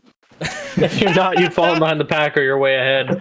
Looking at this group, though, I don't think I could have ever anticipated so many people being tied at 10 in game 2. Keen's flipping the script, bringing it back from 3 points to 7. Skip winning out in a nail-biting final few rounds. It's just insane. Yeah, I did joke about it actually flipping, but it did. It flipped on its head. What do you guys think about that? For both lobbies, too. It's a little bit insane. I know Within is dominating the other lobby, but they're also stuck on a 10-point tie. It's kind of funny how Player 3X and Anox kind of dominated top 2 last lobby and basically flipped the script to just both bot 3 this one. I want to talk about that last fight a little bit between Keens and Skipeus because Keens, I think for sure expected Skip to finally move the Soraka away from the Zephyr. Predicted it, but Skip said, "Nah, I'm gonna just sit here. I'm gonna chill. Just Zephyr me. Trust me." And ended up missing the Zephyr, and Skip won the whole thing. Yeah, that was crazy to watch live. That Expired. That was crazy to watch live. I thought for sure Keens had the win out. And then he just randomly brought it back. Like that Soraka positioning kind of blew my mind, just the way it played out. It really feels like the story of this game was, can you hit a random forecast on stage 3? Kind of like that set 7 hit Siphon on stage 3 for no reason. Like Bokru was pretty much tempoed out of his mind with the Belveth, kind of playing like the Tarzan of ACL with a random support augment with either Channel Ferromancy / Guardian Spirit plus Belveth with the cast. It made for like a sort of makeshift Titans in terms of resistances, and then Skip also hit that BIS Soraka on stage 3 and basically just went fast 9 and capped out his board. For sure. Yeah, I think looking at it, I think a lot of players really high rolled. A lot of players didn't hit.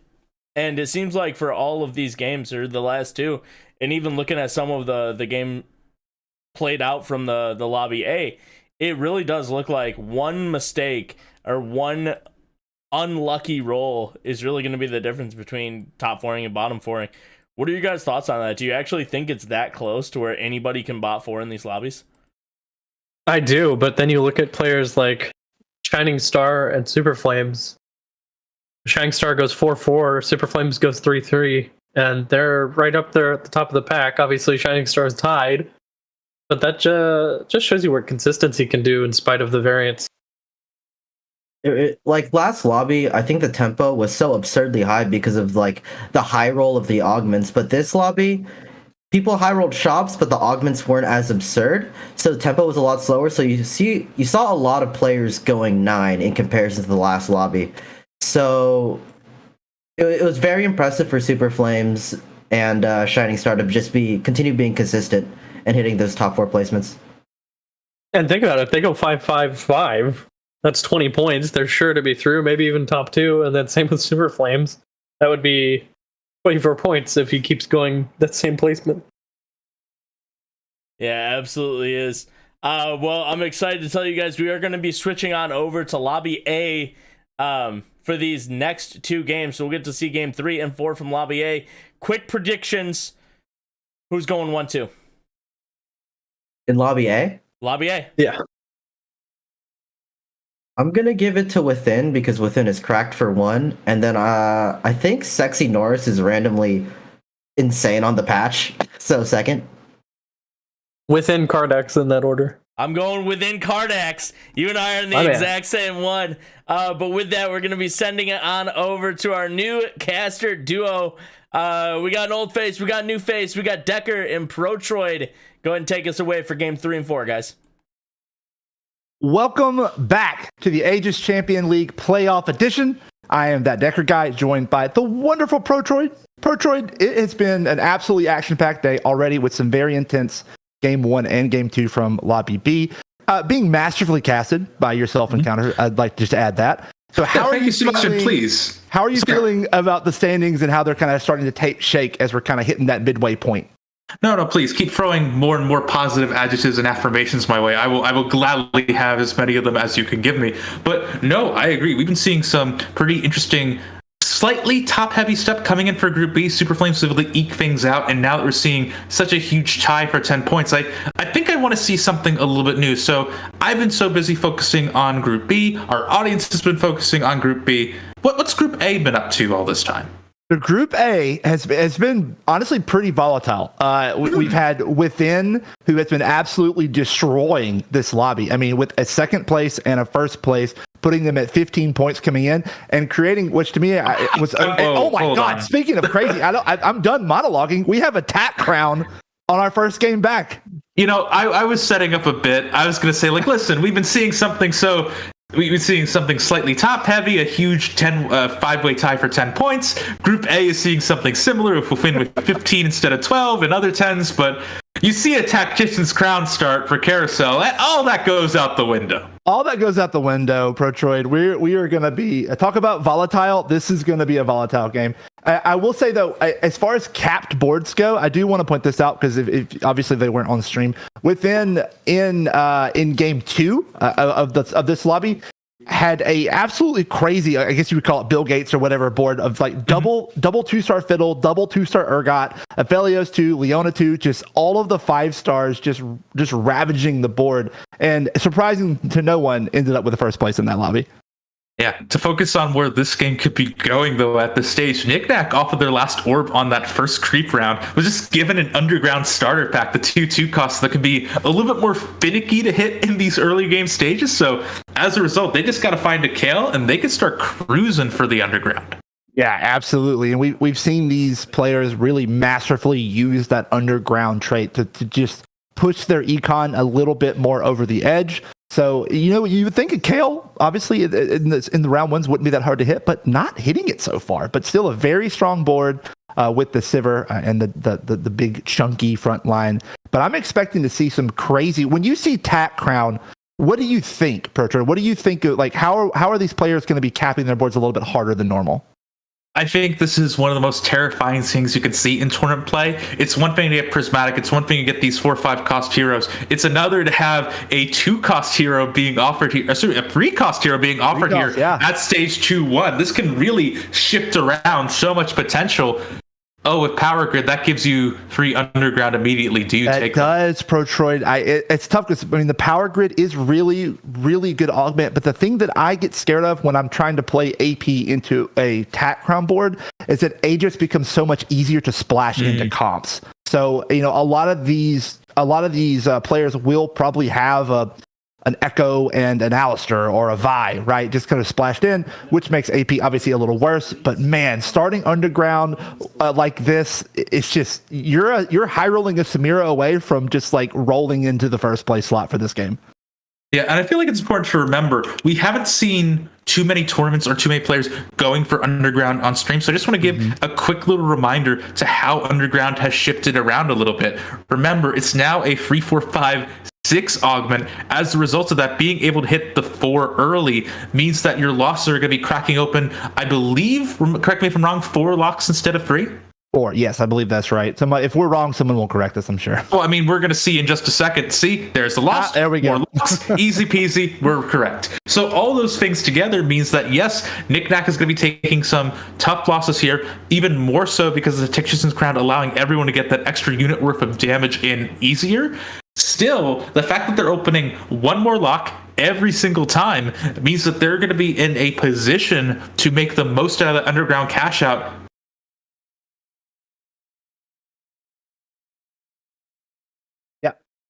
Absolutely. I don't.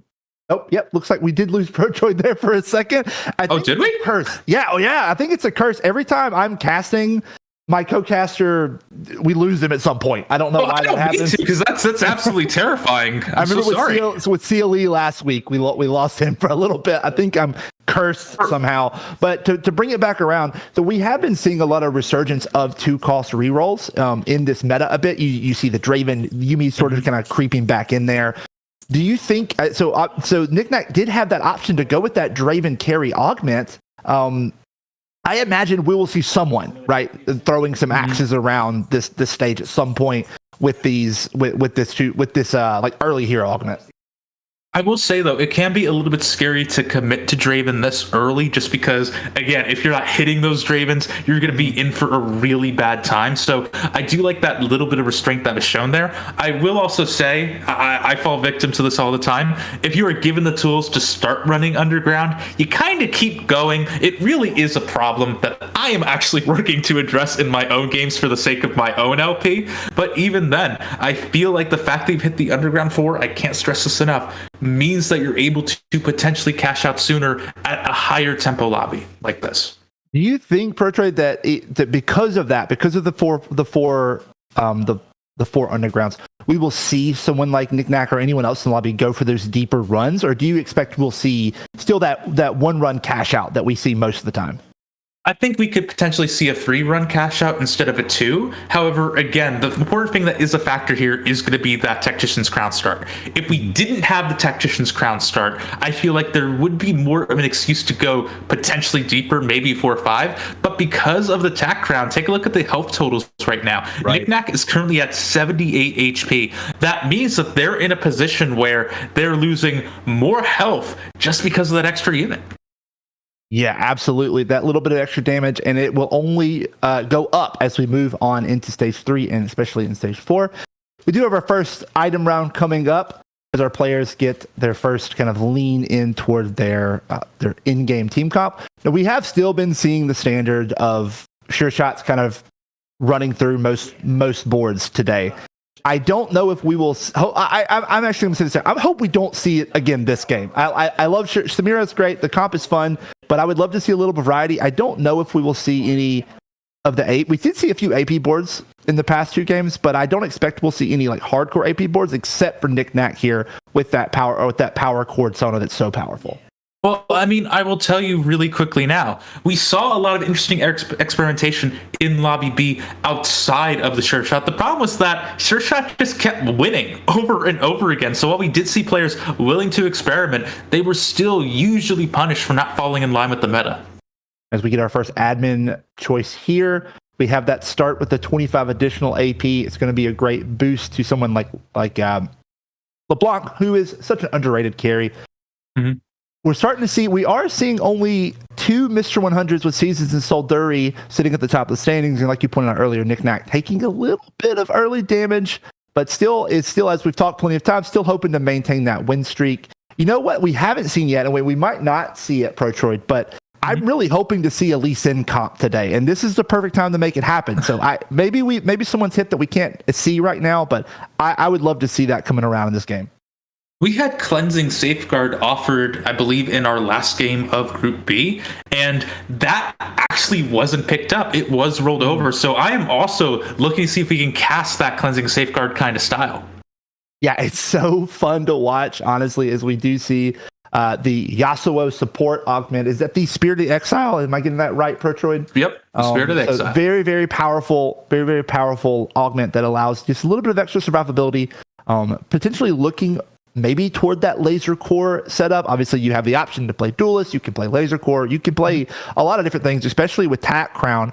It allows these players to take a more support-oriented hero augment like the Yasuo, and it doesn't even matter if it's a useful unit later on. It's still offering that support power.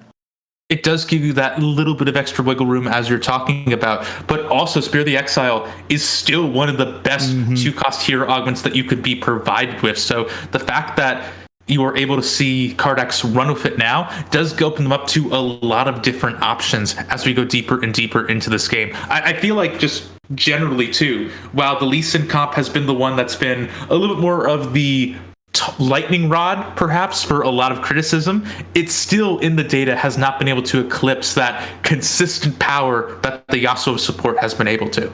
Yeah, and looking over as we're going into our first PvE round here, we have no win streakers, Protroid. So you're seeing a lot of unhappy people in the top few spots in the game right now, as some econ somewhere was most likely broken, and we don't love to see that. So that's always interesting to me. But again, these hero augments plus this tack crown make these early games so volatile. It's so difficult to maintain a win streak.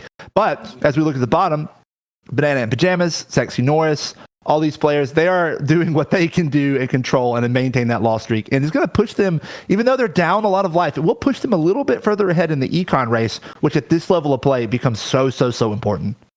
But remember, too, because of the Tactician's Crown, that means that the loss streak style is going to be punished even more than it feels like it has been in this set, where you're looking at Banana Pajamas. Without a Tactician's Crown, I would kind of expect a player to be around 68 health, maybe, in a worst-case scenario at Krugs. Here, though, down to 61, and that is, in my mind, a little bit of protection and unit management, allowing them to not just take full losses every single time. So that's going to be absolutely terrifying, and yes, they may be richer, but they're also a little bit closer to death. Yeah, but Kardak, speaking of not being close to death, Ascena 2, a 20% odds at level 5 really coming through for them. It's going to be a huge power spike here that I think Soldari is going to be feeling very, very soon. And Shiv is such a great ask for here for this current state of the game. Really strong in the early game, synergizes nicely with the Yasuo support augment because you're going to be able to get a few more of those autos off. On top of that, you also have the fact that it's going to work great with the laser core magic damage, but it's not going to be enough to get through that Dragon's Claw. I think I just cast her curse. Yeah, the Dragon Claw slam from excuse me, the Dragon Claw slam was just too powerful to kind of get through, as we see our gold hero augments, a sigh of relief, I think, from anyone playing a low cost reroll. We see a gold augment here, but a few options here for Kardex. Obviously, the Brawler I would be surprised if they went with, but it does pair decently well with the Sure Shots. Does choose to use the reroll. Looking at here, that I don't know, these don't feel great to me. What are you seeing, Protroid? There is a world where I would have held on to my reroll for now in order to go for something like the scope weapons. Maybe you can try to go Zed with that. But I feel like after the reroll, certainly the safety of being able to go for the tome is probably the best. And the immediate pop means it's going to be Sure Shot. Yeah, absolutely. It does hit Sure Shot. So we will be seeing that Sure Shot coming in for Kardax. Will definitely spike the board, hitting that Sure Shot 3 or 2 instantly here to give Senna a little bit more power. It does pick up the Sivir 2 as well. I would expect they would have a little bit of power, but an Exile coming in from Joshi Chen just gives so much extra survivability. The Senna, again, might have a little bit of trouble digging through. And this is going to be a reverberation as well, the Riven carry augment, which is also quite terrifying. I was a little bit afraid just for a second because I see Exile, I see a Riven augment. I usually think of the support one, which is completely anti-synergistic. However, this is going to be absolutely terrifying because everyone's going to get a huge shield based on their health at the start of the fight, thanks to the Exile. And on top of that, Riven's going to be able to buff up damage and shielding even further as it goes deeper and deeper. Honestly, really nice stuff to see. Yeah, I do remember the days whenever if you would hit the mecha spat on Riven, you would just be in the lobby. I don't think we're in those days anymore, but we're going to jump over to Solduri, who has speaking of tanky boards, Protroid, this is a Defender 4, Brawler 2, Admin. I mean, this board is crazy. And by the way, I'm not sure if you noticed this, they had a misfortune on it for just a second, and then when I don't think this is good enough, decided to sell it in favor of reactivating the admin. So that is pretty rough to see, and really does show how far from grace misfortune has fell. Yeah, I don't think many people will be complaining about that anytime soon, but it is an interesting determination that I don't know if my tunnel vision of like type of play could pass up the free just direction in my comp that they're given, but as we said plenty of times, there's a reason we're casting and they're playing, and Solteri makes a very wise choice on their board and comes away with a huge win there. Yeah, like Counterfeit was saying, it really does show which side of the desk that we're on at this stage. Exactly. You see a lot of win streakers here through stage 3, so we should see those start to kind of fall off pretty soon. Looking at the 4 costs is a big kind of determining factor. Banana in Pajamas and Knick-Knack and Sexy Norris very clearly sitting at the bottom of the lobby in the 40s of HP on 3-4. This is the dance you kind of lead, like you talked about, as you're taking that additional damage. That is just going to ramp up and ramp up. So if you're not able to use your econ and stabilize your board, you're going to be taking a bot for very, very quickly. Yeah, Knick-Knack, again, remember, they did take a very early Mercenary cash out because of all the heat they were... Excuse me, not Mercenary. We're in the wrong set, buddy. Talking about the Underground cash out. They were able to do that fairly effectively, but they haven't been able to really turn it into a good carry. They haven't yet been able to find that Sona 2, and that has been hurting them quite a bit. Yeah, and running the early Gazajin for a little bit of extra stats. Annie, obviously a very, very strong unit, elects to not grab the Vi 2 there. Doesn't really feel like it can fit into their board. Does pick up the Heart. So Heart 4 with this Sona, it's going to be doing a lot of damage, but without a Sona 2, I think it's going to really struggle to chew through some of these really beefy front lines we're starting to see from these players. Yeah, especially as you're going against Sexy Norris now, who has figured out more of what they want to see. They have gone for the other ribbon support augment, and the fact that they've also decided to move in things with the target dummies means that they have just even more protection for their backline carries. Yeah, absolutely. But this Sona is getting it done. Those 2 mana items plus the mana generation, it's just a lot of power here early along with the power cord. Sexy Norris going to be taking a lot of damage here, as I'm really interested to see if he drops into the 30s. Yeah, so Sexy Norris looking at possibly the 20s going into the next round of PvE, and we got to get something rolling or this is going to be over pretty quick. I mean, I talk about how risky it can feel to play in prismatic lobbies, to play in high-end hero lobbies. You at least see that more often. The odds of hitting a Tactician's Crown start are so low that it means that players, when they're approaching it in this kind of setting, have so much difficulty adapting. They don't have a lot of practice with this. And as a result, that's why you can see, not just because of the damage numbers, not just because of everything being more threatening, but because it's so different from what they're used to playing in TFT, that's why you're seeing players dip as low as they are. Absolutely. And Sexy Norris has had really great showings today so far with 2 back-to-back 4th places. So obviously there's room to go up, but still very consistent play that will get you very consistent points. Currently tied in 2nd, but is staring down the barrel of a 1-point game here that would be really, really hard to overcome going into game 4. But on the opposite side of that, we have Within, who has again been dominating these lobbies today, sitting on a win streak in 1st place. Maybe that'll change when we see the results come in. But Within, I'm sure, is feeling really, really good about their shot of making the next round of playoffs. And you do say tied for 2nd place, but I should need to clarify, much like it's a 5-way tie in Group B, it is a 4-way tie for 2nd place here in Group A. So especially, as you said, you're staring down the barrel, you're looking at maybe a 1 or 2 point finish here. That doesn't necessarily mean that you're going to be in the worst of positions. You're going to have to be watching to make sure that Knick-Knack, Banana Pajama, they aren't going to be able to run away with this as a result. But with Norris wedged between the 2 of them, they are looking to be in a pretty nerve-wracking position. Yeah, absolutely. And with these players, it's games like this where we have this early hero augments, we have this fun to make it really interesting, are great for us, right? We love casting and watching these games. They're very volatile, big things happen. But for these players, especially for players like Banana in Pajamas, who's had some rough games with I believe, a 7th and a 6th today, really just wanted, I'm sure, just a normal game where they could, get back in their stride and make a play for the final week of playoffs. Unfortunately, if they go out now, that is all but gone. We're not counting them out yet. There's been over this season, Protroid, we have had so many 1 HP into dreams, or 3 HP into dreams, or whatever it might be. It can absolutely happen, but in a lobby like this, with the Fawn, with the hero, it's just going to be hard. It's going to be very, very hard for them to overcome. And as you're talking about, it's very exciting for us, and it's because you can see the highest of roles. You get to see some of these crazy ways to play TFT that you don't necessarily get to because of just how the cap has been raised. And as a result, it is very fun for us. And if your name is Knick-Knack, your name is Norris, your name is Banana Pajama, it's not as much fun for you, especially right now. Yeah, and let's talk, while we have Knick-Knack's POV, let's talk about their kind of day so far. Did take an 8th in the first lobby and managed to make that into a 5th in the second. So still, the bot force definitely not what you want as we get into Jewel Gauntlet picked up there, which is obviously a great addition to the Sona.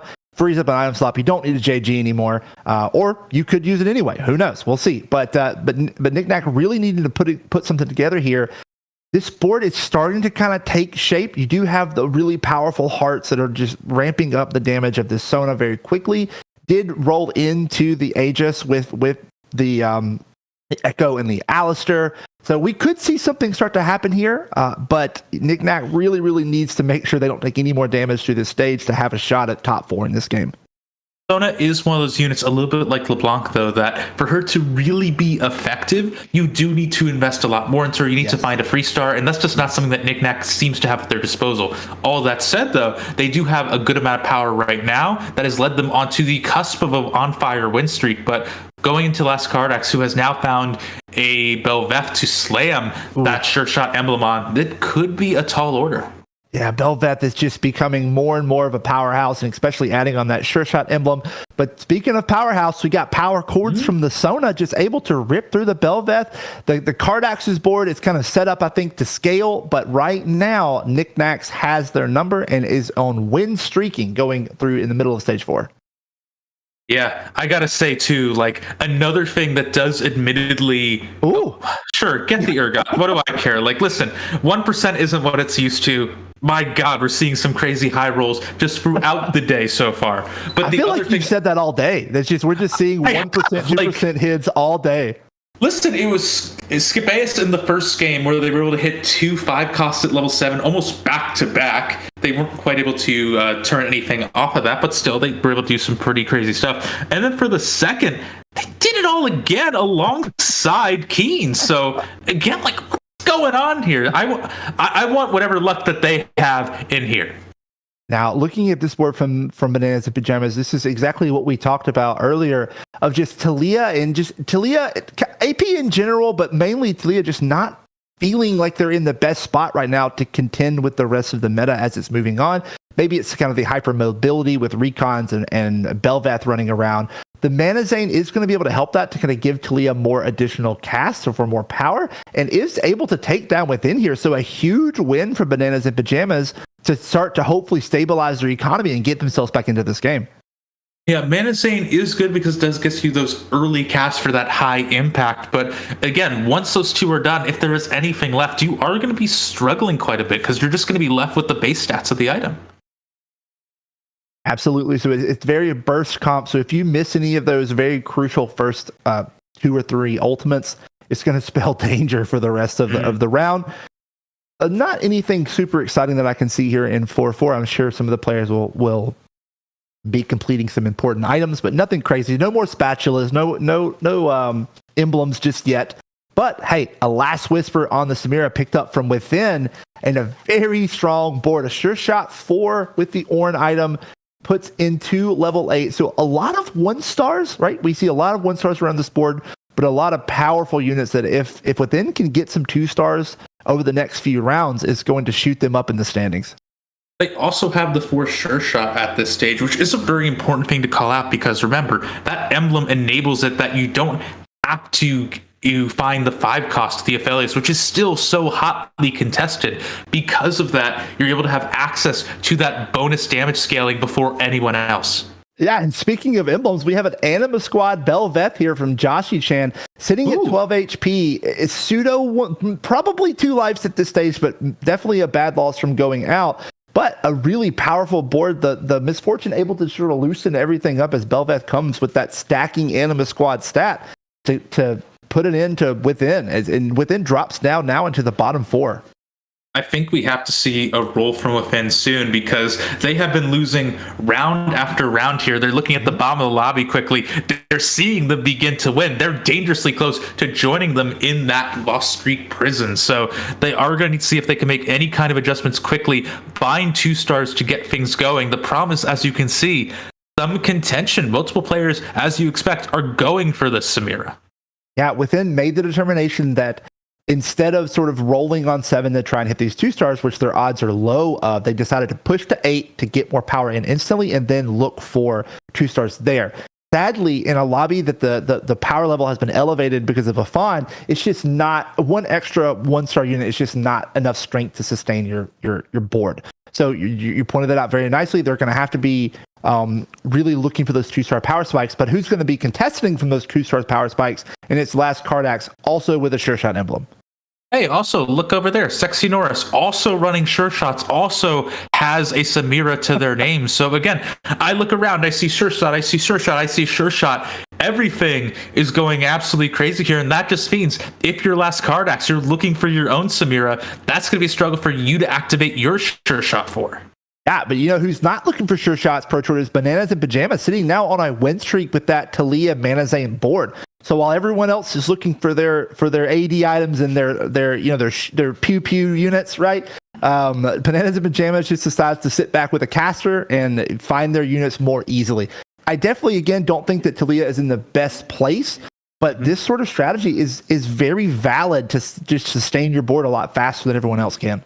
I mean, I say it once, I say it 1,000 times. Even a low-tier comp can perform exceedingly well if it is uncontested, and that's exactly what Banana and Pajama is showing us right now. Talia, as you talked about, struggles with so many different things, most of all being the sheer amount of mobility that we see within the units of this set. The fact that you are able to, first of all, lock them down by trying to go for that early cast with the Manazane, the fact that you were able to hit that Talia 2 early means that you have more chances to punch down here, despite the fact you only have 16 health with waning room to make arrows.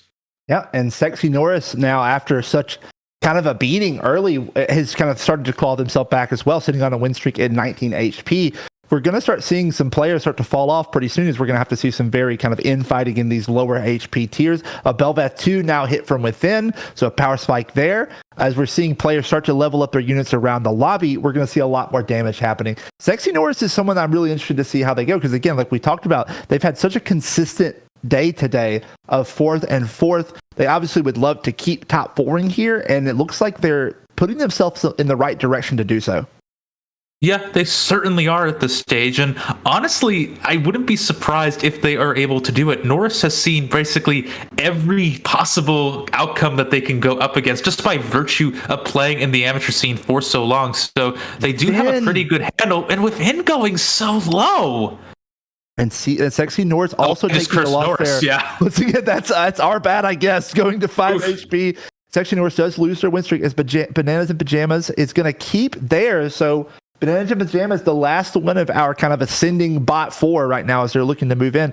Knickknack does hit the Soraka too, but now we're on board here within, who has managed to 2-star the Samira, managed to 2-star a Belveth, but this frontline Pro Tour is just not looking like it, right? These units are just going to kind of be paper at this stage of the game.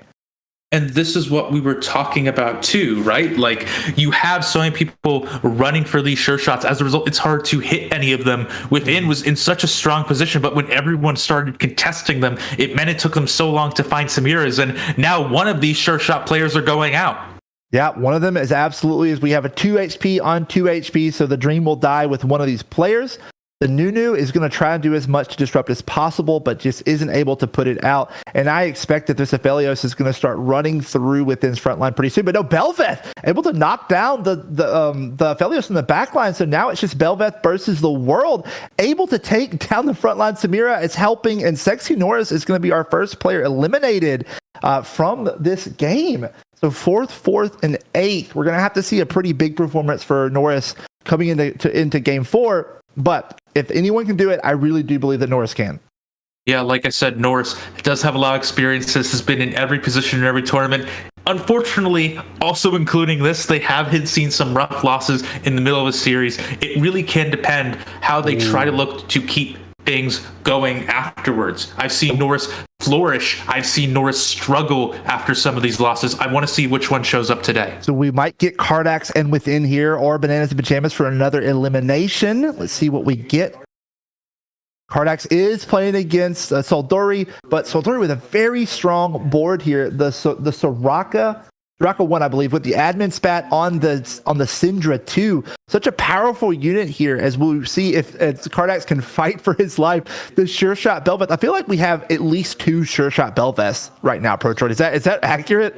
I think it is, and that's purely just because, again, Belveth probably makes the best usage off of that sure shot emblem as anyone in the meta right now. It's also been very good for Cardax just because they haven't been able to find any of those big units. God, a sustain from the Belveth, just not able to take damage. As Within's gone. Within takes a 7th, so negative 14 for Within does put them into 7th place. So a 2nd, a 1st, and a 7th. Within still going to be feeling pretty good going into round 4, but a lot of emblems here, not ones that I think are super relevant to the comps that we've been able to see so far. So it's going to be the first few people kind of fighting over the useful items, and then the last few just kind of picking up the scraps. But 3 HP, 4 HP, 7 HP, 12 HP, we are in a nail biter, Protroid. Who do you think is going to be going out next? I really don't know, honestly. And that's one of the exciting things about this lobby. Banana and Pajama is doing what they can. I really love seeing the board that they are running. But now that we are beginning to see all these sure shot players hit their stride, other ones being eliminated, allowing them to better hit their own units, that just means that you're going to have people like Last Cardax that are starting to become bigger and bigger threats. You have Joshi, who's not only been streaking running a different off-meta carry, I think a better one in the form of the Misfortune. Yeah, I want to call this out too. Knickknack sitting in first place right now with a sizable HP lead over anyone that's not named Seasons.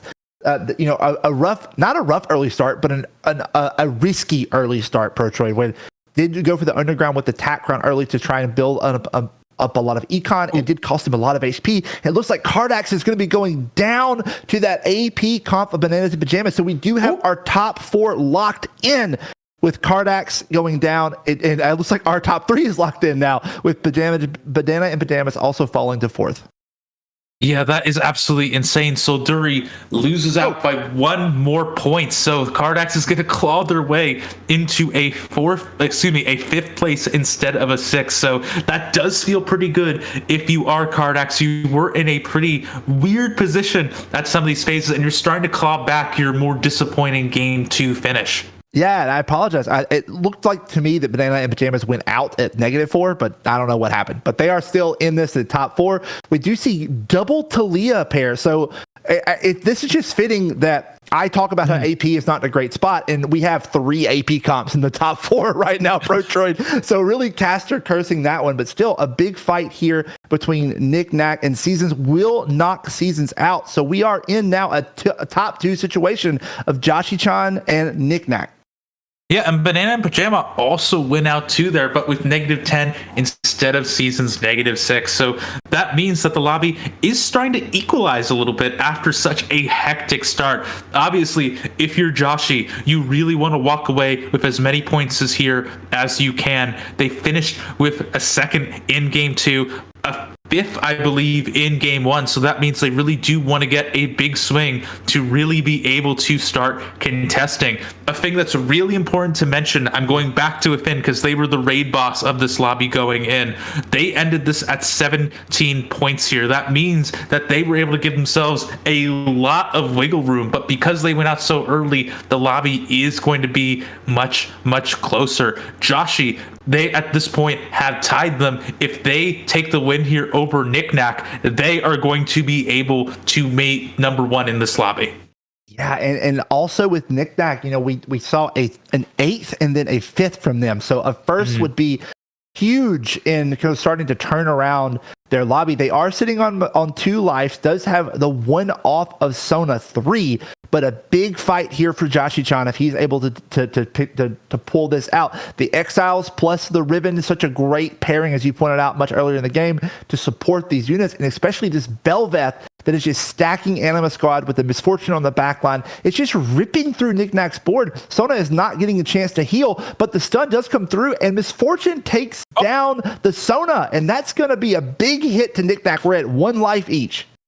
Yeah, but there is still a little bit of time to roll, and that's what Knickknack is going to do if I had to guess. They need to see if they can hit that Sona free. So much of their future is dependent on it, and it doesn't seem like the future is smiling too brightly on them. Yeah, and at this point, you're at 1 life. maybe sell the Echo and press the button. I think that's kind I of don't know about that. your only situation. Like, I mean, because you're one of you is most likely going to die here, is going to go out. I mean, barring anything, any very, very, very, very close lobbies. But we'll see what happens. Joshy-chan is feeling good on that win streak. Positioned well with the Belveth to kind of get them, with the Sona to kind of get it close to the Belveth. Misfortune does have a good line of sight on the carries of Knickknack. The big first ult comes through, but notably, Annie's still alive. Well, not anymore. Gets popped. It's really Sona versus the world here. The Misfortune ult does come through, able to take across the carries, but very low. There's really not much damage left as we see Echo versus LeBlanc. It's going to be very, very close. Can Vayne and Jinx do it? I think the next LeBlanc cast will be the end of Joshy-chan as they do take some damage there. And we'll see. Oh, 1 HP? not quite. 1 HP and a dream. On the nose as well. And here again, we get one more shot, one more chance to reroll here. Remember, you have the Syndra, so that Echo being pulled in really shows that Knickknack shouldn't have sold. However, at the same time, they went deep. They can't believe it either. Haven't been able to hit. They have to instead give up on the dream, look for more interesting things in order to pull in. It's a terrifying thing to do, but I do like the adaptation. Yeah, as we come into what is most likely the final round of the day. Obviously, if Joshy-chan can take a win here, we might not see Knickknack go out, but it's going to be very tight nonetheless. These games have been so tight, as Syndra does throw in the Syndra also. So if we can get another cast, the Echo does come flying in. If we can get one more, we could see Knickknack's bench emptied, but just walking through the board right now. But Misfortune will most likely have one more cast, throws in the extra Syndra too. The cast goes through, but it's just not enough. And Knickknack takes the game. And this is huge for a number of reasons. First and foremost, Knickknack, our winner, because they are able to do so, they are going to be rocketing up from their current position at last place in this lobby to, I believe, somewhere in our middle of the pack. 5 points total to 13 overall. That is going to be a really huge buff for them that will put them in contention for Lobby C instead of potentially being at risk for moving out. On top of that too, I gotta talk about our second place player of Joshi. Like I touched on a little bit previously, because they were in that second place position, that ties them for within 2 players at 17 points out of this lobby. Yeah, what a crazy game. A really clutch game there from Knickknack. I am so excited for game 4 Pro Troid. We're going to throw it to a quick break for our analyst desk, hear what they have to say, and we'll be back in just a moment. Thank you so much, guys. Thank you for the cast. An amazing time. Decker, good to have you in here, my friend. As always, joined Expired, Ramen Blitz. 1, what the heck happened? But I feel like I ask that all the time. 2, why is there so much AP? Something I noticed in my time of ACL is that a lot of these players are not actually from NA, and so they play in very different metas. If you were to take a look at a Corruption Cup, it was like 9 out of 10 players, percentage-wise, ratio-wise, they all play Sure Shot almost exclusively. They all flex AD, Belveth, whatever. Meanwhile, players like Skip, players like Bananas in Pajama, Knickknack here too, they play a lot of AP, and damn do they crush with it. Yeah, it's kind of crazy to see how uncontested AD is in a lot of these lobbies. Like, even at the end there, looking for a Sona 3, I think in an NA meta, that's almost unheard of to really see that often. Yeah, absolutely. Even in while the three of us are hanging out with some of the higher elo players for North America, we don't see that very often. And I would argue even in our small bubble, it's even pushing people away from it. So it is really interesting to see how many of these players are picking up these AP lines. And it's not just one AP line, it's 2 or 3 that they're able to go. I remember a conversation not too long ago with the Crazy Pete.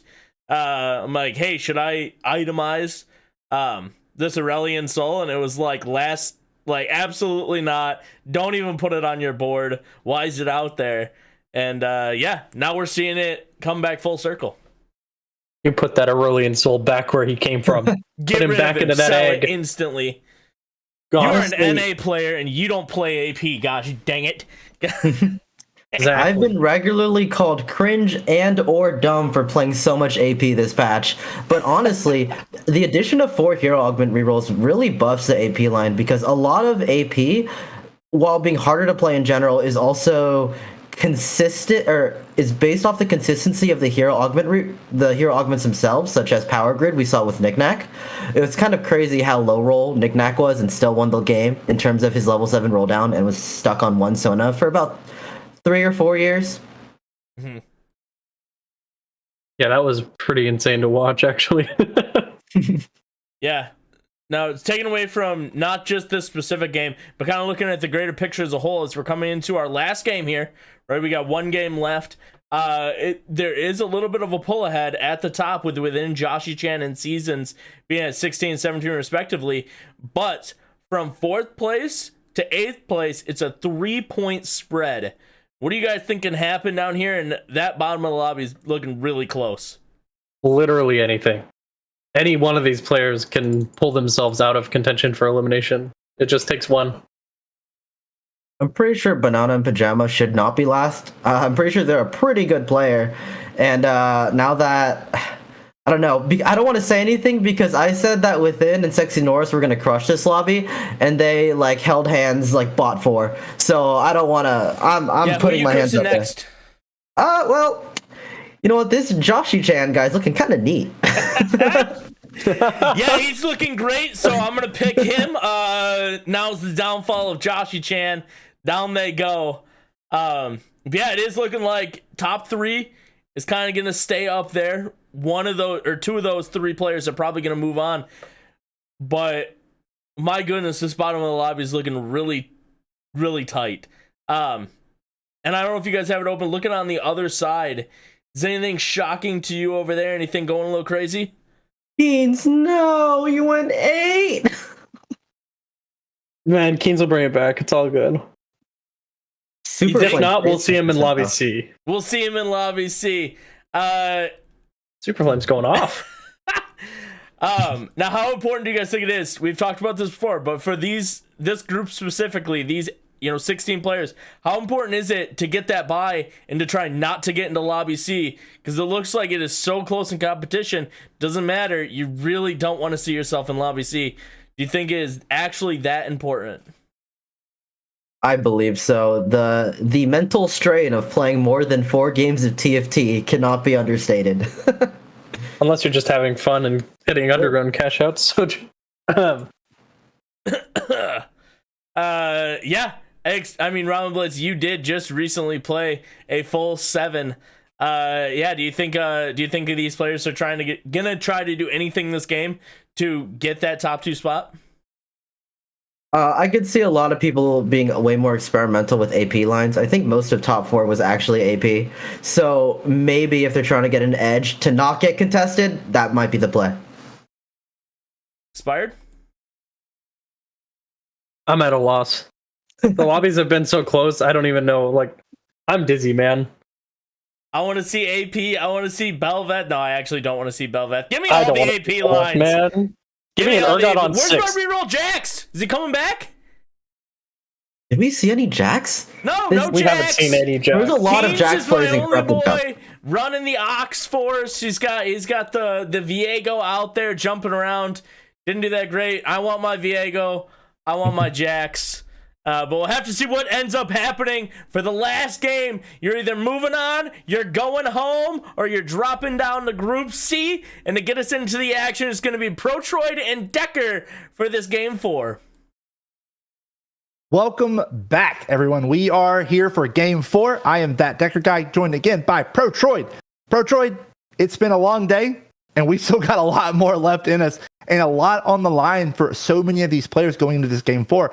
Such a tight lobby. Can you break it down for us, what we're looking at? Well, I can tell you because I feel like when we had the initial analysis coming in from our analyst desk, they were trying to figure out what the mystery of why this lobby got so weird was. And I have to tell you, It's knick-knack. What are you talking about? This is absolutely insane. They went from having such a low showing in the first 2 games to a win here at the same time that the rest of the lobby was being turned on its head. All those things together means that this lobby became so dang incredibly close. We have that 3-point spread that Honey Bear was talking about between fourth place and 8th. That means that all those players have a chance to move on and get eliminated. And meanwhile, within Joshi and Seasons, all within a point or so of each other, that means the top of the leaderboard isn't exactly set in stone either. Absolutely. Knick-Knack with a huge showing, just able to flip the lobby on its head. And why not start off this last game, or this fourth game, not last game, of the day with Knick-Knack himself? Well, with some of these players today, this will be their last game. Remember, the top 2 players in these lobbies, they don't have to play any more TFT. They're done. They're guaranteed to go to finals. However, if you are finishing in the top 4, the middle of the pack of this lobby, so not necessarily the top 4 of what you're looking at right now, that means that you're going to be in a more interesting position. You have to play in that group of life or death, depending on who makes it in. Yeah, absolutely. And within, we talked about within last game where they had such a commanding lead with a 5-point lead over the rest of the lobby, is now a little uncomfortable. Obviously they're still in a really good, if they can just have a normal game of TFT, like a 5th, 4th, anything like that, they are solidly going to make it into that top 4 situation. But they're really staring at potentially not getting that bye and having to play more games today. And as Ramen Blitz pointed out in the broadcast, it gets taxing, right? This is a mental game where it's not about how fast you can click most of the time. It's not about precision accuracy. It's about outmaneuvering your opponent, figuring out the lines that you need to succeed. And it's going to get tiring, and these players are going to start making mistakes a lot more as the day gets longer and longer. And the only consolation prize that you have is the fact that other players are also playing this for a long time as well. They also are going for, you're not going against fresh faces time and time again. Yeah, but I will say, I'm sure there's a giant collective sigh of relief of not fun on the start for this game. I'm sure the players are feeling much better, but we do see an early hero augment again, another 2-cost hero, as we see the support Ezreal hero augment. Pertroid, this is my absolute least favorite augment in the game, I swear. Well, I can tell you, Last Carnax is very excited that he got your least favorite augment in the game, because they're going to do the things that probably make it your least favorite augment in the game, being trying to get it towards frontliners, seeing if you can cheese out that Blitzcrank hook. Absolutely. To me, it's the absolute worst feeling in TFT, getting blitz hooked by an item you didn't realize was there. But you know what? I bet these players are a little better than me, are going to be a little bit better at planning around that possibility. Yeah, the other thing I have to call out here as we go from board to board, Gangplank has picked up here, and that is just honestly a pretty scary thing in and of itself. Get Paid is one of those augments that gives you that little bit of drip gold that, if the Dragonlance has taught us anything, is very powerful to getting your comp online sooner rather than later.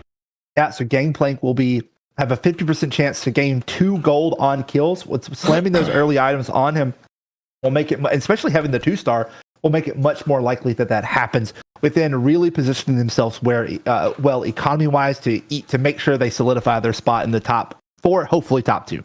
I don't mean to actually you, and I do apologize, but it's actually when any unit gets a kill, there's a 50% chance to drop a gold. So as a result of that, it really is going to be enabling within to try to go for this a little bit economically deeper. They're also starting at an interesting pace for something that Duelist can do, where when you run Duelist, you're usually trying to run as many of these lockets as you possibly can, just to give that little bit of extra pseudo tankiness to give time for your Duelist to stack up. Yeah, and Pertrade, never apologize for unmaxing me. I feel like I learn something every time I cast with you, so it's always fun to learn new things. So I'm happy to continue the trend of teaching. I'm not happy to say, well, actually, and go through like the superior nerd kind of thing, which no one wants to say. No, you're fine. We do see a Jinx augment here, the Jinx support augment, which I believe, now I'm gun shy of getting my augments wrong. Yeah, the everyone goes boom augment, where when you field your team gains 9% attack speed tripled after the first enemy dies each combat. I do personally love a Jinx carry comp.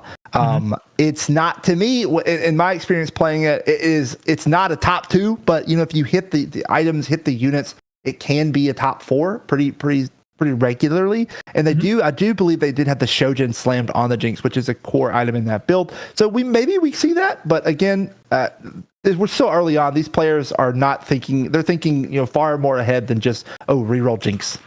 And I have to say, when we first saw the announcement that we are going to get 4 rerolls for hero augments, I was skeptical for a few reasons, for basically out of fear of losing creativity. However, the thing that I failed to account for was the fact that you can reach into these situations where players are able to find some of these weirder angles they can try to go for rerolls in order to enable themselves. Like, for example, I don't think Jinx reroll would be nearly as interesting as it is if it wasn't for having 4 rerolls at your disposal. So really interesting stuff to see. However, all that being said, though, everyone goes boom. The support one is usually a little bit more sorted to going as, Jinx being the support, not necessarily the carry. So I think the jury is still out. We're going to actually see the carry this time around. Right. But still, it is something I would at least like to see before we start seeing things shifting around for the next set. Yeah, and last Cardax there does take a loss, but does have the underground with that Ezreal support augment, granting that additional, item 2 right now, his frontline, which probably will stay that way. It worked for players last game, so why not just full sell for underground again, right? I mean, hey, it works, so why not do it? We do see Cardax picking up that tier, so potentially looking at an underground into Sona angle.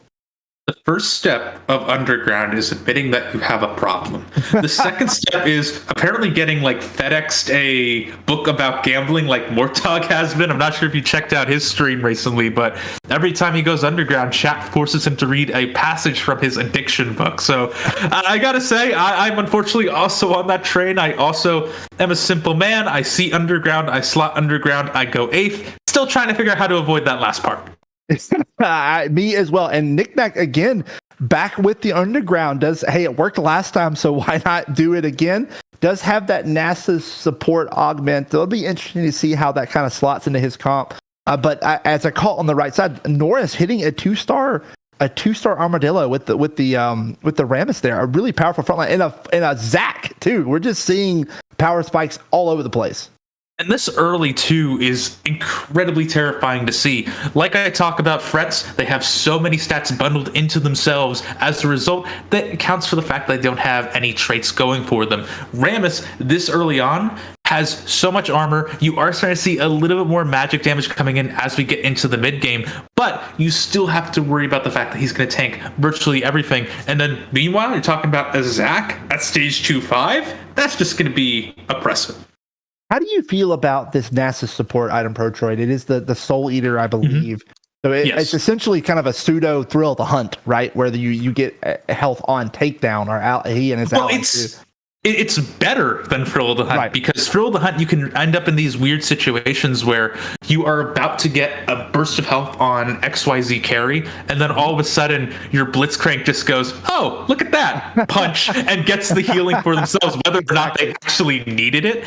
And so as a result, being able to make it go towards tank downs, they are able to spread that love, get so much healing around your entire board, and be able to draw out these fights even longer.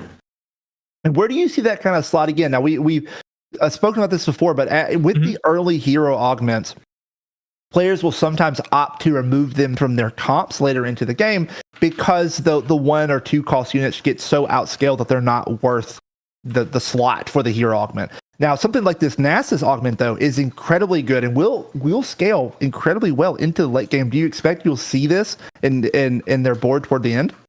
Yeah, 100%. I would say if we see anything with AoE damage, for example, that is probably going to be a pretty huge beneficiary of it. And coincidentally, that's exactly what Misfortune does at the deeper parts of the vertical enema squad.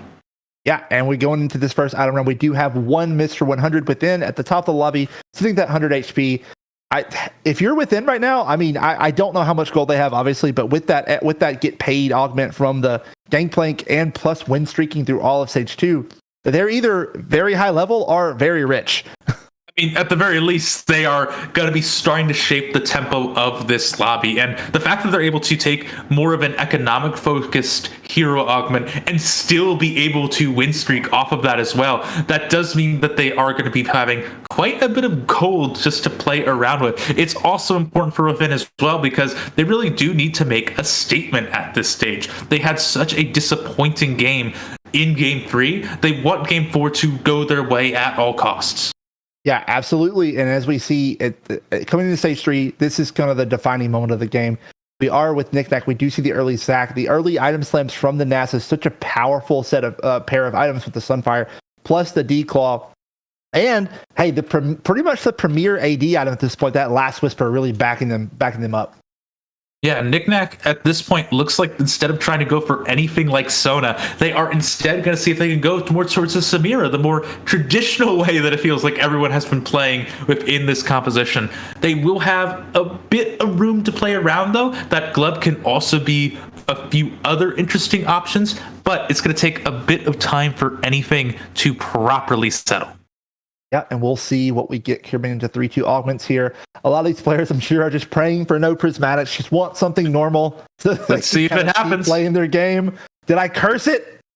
Oh, I think no, it's gold. You're fine. You're fine. Looks like we are gold. Now, Knick-Knack does have an interesting choice. He does have the Vayne now. It could opt for the Recon. Doesn't want to. An Ezreal 2 there to spike the board a little bit harder. Does opt into the Jewel Gauntlet. I'm really interested to see what direction they're going. You know, with the Vayne plus Nyla, maybe you're looking at a duelist angle, but I'm not sure with the augments if that's going to be what's actually happening. Yeah, I'd say it's really interesting to see whichever way this is going to go because Jewel Lotus can fit in a lot of different places. Traditionally, we think of this as a more AP focused ability just because, hey, abilities can crit now, awesome. However, remember, this means you don't need to build IE anymore. You can focus even more AD damage on your carries. That's going to be a very nice buff for Kardax, actually, really quickly. Now being able to run the 4 Recon, having the ability to also have a Kaisa 2 is huge. Ah, man, this is such a strong board from Last Kardax right now. The Kaisa 2 is enormous. The Star Guardian Spat allows them to fit that in also for that extra power from the Kaisa. The Static Shiv is such a great item, and Joshi-chan is just not going to be long for that world. That Renekton is tanky, but that Kaisa is powerful. Going to be taking some big damage there on 3-2. The only little adaptation I'd like to see, and there's still time for Kardax to do it, is, and call me crazy, I want to see the moving of the Star Guardian emblem off of this carry in the form of the Vayne. I want to see it on the Rammus because remember, the way Star Guardian works is that it buffs up the mana generation of every single way that you can possibly get it. That includes taking damage. It's why Rel is so incredibly strong. And because of that, if you have a Rammus that's able to cast more, CC more, that's even more protection off the back of these recons. Yeah, absolutely. That's a great point out, Protroid. I will say, I think aside from that, if we had to rate the POVs that we have based on the background of their stream, Kardax is up there. He's got some nice little backdrops back there, some little plushies back there they're just fun to look at. So I give props to Kardax for really attention to detail in the background. Yeah, we often talk about the metagame within the game. We talk about the metagame of the metagame, and that is just generally how comfortable our players are. And certainly Kardax seems to have a lot of comforts around them. Yeah, absolutely. And they are definitely comfortable with their comp right now, as we see a little bit of a freeze there. I'm not sure if Kardax's game might have just crashed. He looks kind of surprised here.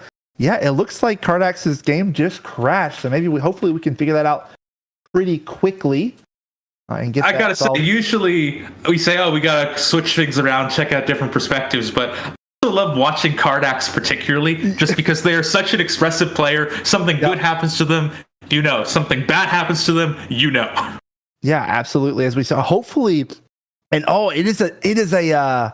it's a carousel round, so Kardax this is horrible. Sitting at the top of the standings doesn't get much of a choice, and now definitely doesn't get much of a choice. There's almost not a worse time for your computer or your game to sort of crash as when you're right before a carousel round.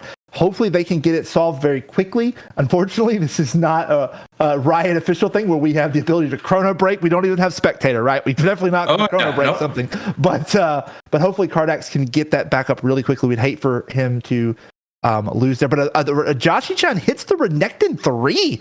So a large power spike with the carry augment from Renekton. This is a very underrated kind of niche comp, Protroid, that we've been seeing on the ladder here and there of that Renekton 3 carry. And as long as we don't see something like a Prismatic coming in stage 4, this could be a very powerful board looking into the top 4.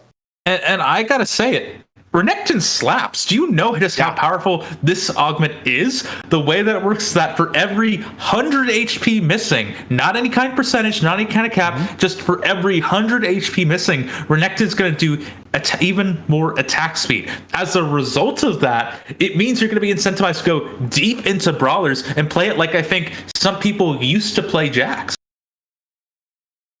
Absolutely. And what I like to see from Joshi-chan is that they're sitting, they hit the Renekton 3 and they still have some interest. So sitting at 2 points of interest at least right now. So they didn't have to, oftentimes in those 1-call 3 rolls, you kind of have to enter econ to sort of make your comp happen and then build back up. So sitting at that 2 econ threshold, a good place to sort of start from for this Renekton to kind of start popping off. But looking over at whose board is this, has the Samira with the double BIS items right now. I wasn't able to catch who it was, but we're already seeing sure shots hit the board, Protroid. I mean, it was going to be inevitable. They've had so much success through the day. It means that all players must be continuously considering them. Yeah, and I still we don't have word yet if Cardax is able to has been able to make it back. Hopefully, we maybe can get a tab over to their game and see potentially a little bit of a little legend movement. He is back. Okay, good. I'm sure that they feel bad about the losing of that carousel round, but at least that they're back in the game. As Norris does a lot of damage to Knick-Knack there, as we are seeing Cardax, even though they're PC, that actually the game is just trying to nerf them. Sitting at top of the lobby on a win streak, the game doing its best to sort of nerf Cardax, but he will not be nerfed today, still leading the lobby.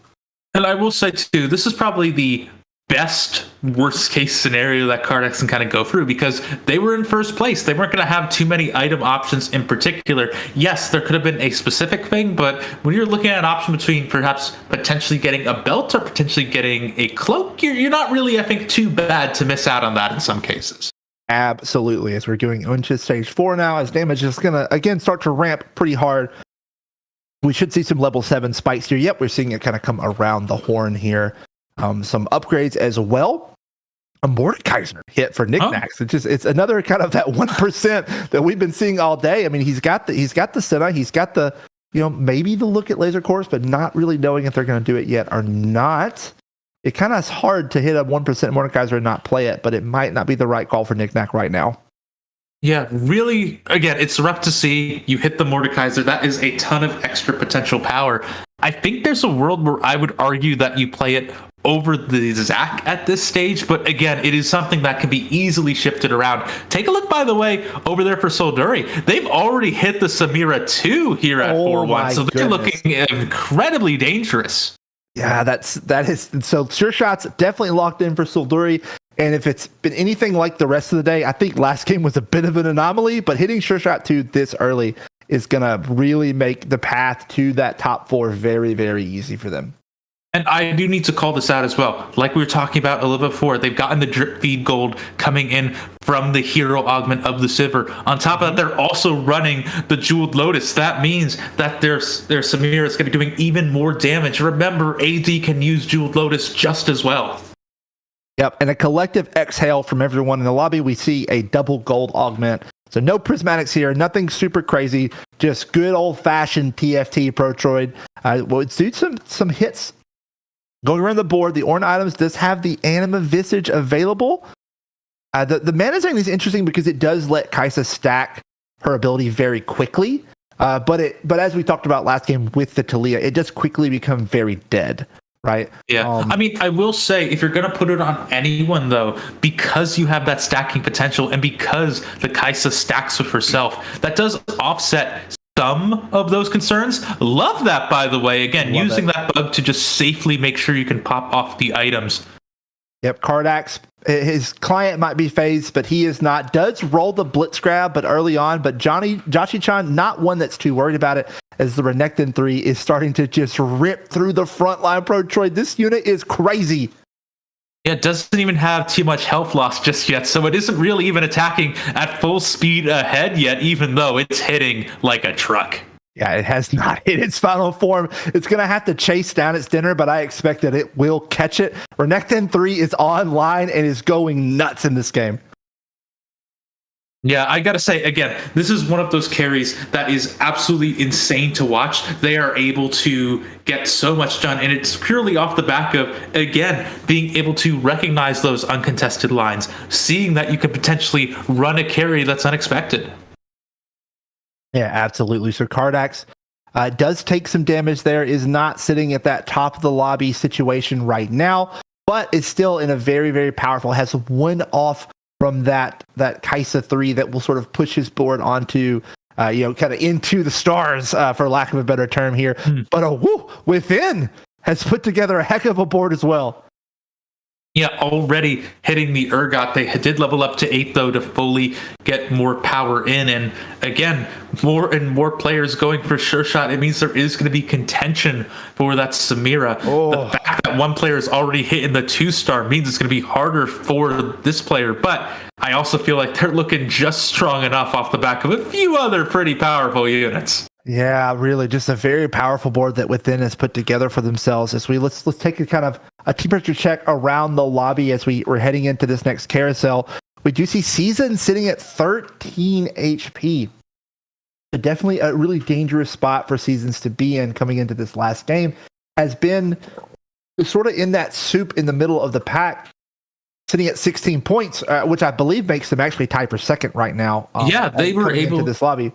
Well, no, not tied for second. It means they are technically second because there's a tie for first place. But yeah, no, they were able to claw things back, get things to be in contention for the places to move on, and to potentially go out this early when the lobby is this close. I don't really think there's too much math unless you see some really nutty things that would prevent them from making it to Group C for last chance. However, this is still not where you want to be, especially if you're in spitting distance of the top 2. We see a lot of upgrades coming around the horn. We see the Kaisa 3 hit by Kardax, a Samira 2 hit by Knickknack, and a couple players pushing Soldari, and I believe it was Banana and Pajama pushing into level 8. So these players, especially toward the bottom 4 of the lobby, are doing everything to sort of power spike their board right now to stabilize going into this last bit of round 4. Banana and Pajamas does hit that Misfortune 3, doesn't have any items. Right now, you're seeing that Jinx with most of the items that I'm sure that they would actually want on that Misfortune, but just did not have the time to make it happen. They didn't have the time and also don't have the replacement Jinx to put it on. Remember, that Jinx is still going to be the support hero augment, so you really do want to keep it in to get that bonus power. The fact that you're missing out on it is going to hurt you quite a bit. What's not going to be hurt this round is Within, as they take a very, very convincing win over Bananas and Pajamas. If they are able to find that backup Jinx and able to transition those items onto the Misfortune, I believe we'll probably start to see a little bit of stabilization there. But still, a round you very, very much didn't want to lose, as Seasons is sitting at 1 HP, Protroid.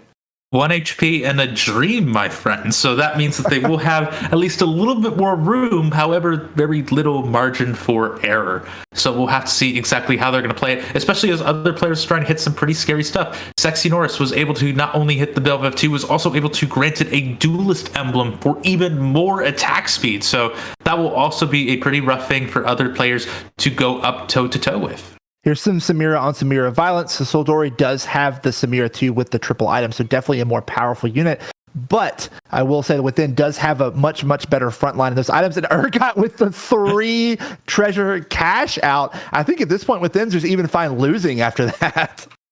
Hey, I mean, sometimes Urgot doesn't really do anything, and other times Urgot really hits, and we were able to see that one here. So, yeah, Within is going to be disappointed. They are going to see the loss of their win streak. However, I think Urgot's going to say, hey, it's okay. Here's 9 gold. Okay, Season's able to hang on with a big win there over Banana and Pajamas. So not quite having our first fatality yet. Everyone in the lobby will see round 5. a very risky thing for these players to consider. Again, this creep round can allow them to shift themselves in whatever direction they need to, thanks to the guaranteed item selection. Yeah, absolutely. They will have a lot more flexibility as we're on with Knick-Knack, who made such a big splash in the last game, pulling out the win and really shifting the state of the lobby a lot. But now sitting at 16 HP, you know what? I'm not even going to say anything. Knick-Knack does great at low HP, apparently. That's their comfort zone. That's where they like to be. Does have a very strong board with pretty good itemizations on the Samira.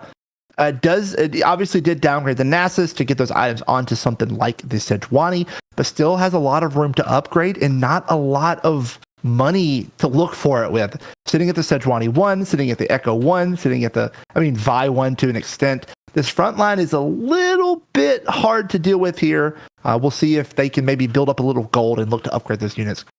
We'll say there is a Zac 2 in there, so that will mean that you're able to do a lot of stalling. That's exactly what your Misfortune wants. Remember, this is also going to be a jeweled gauntlet Misfortune, meaning that I think with this itemization, she has fully hit the 100% chance to crit. That'll be rough against things like, I don't know, a Bramble Vest? But if you don't go against that, you should be in a pretty good position. Yeah, but Bananas Pajamas able to find that replacement Jinx, able to switch those items onto the Misfortune and just power spikes through the roof, just able to shred through Knick-Knack's board and knocks him out. That is heartbreaking to see. Knick-Knack was able to make such a huge run after Game 3 and to end it with a disappointing end of day for Game 4. That's going to be rough, but everyone else is now chomping at the bit. They see more actions for them to keep going forward.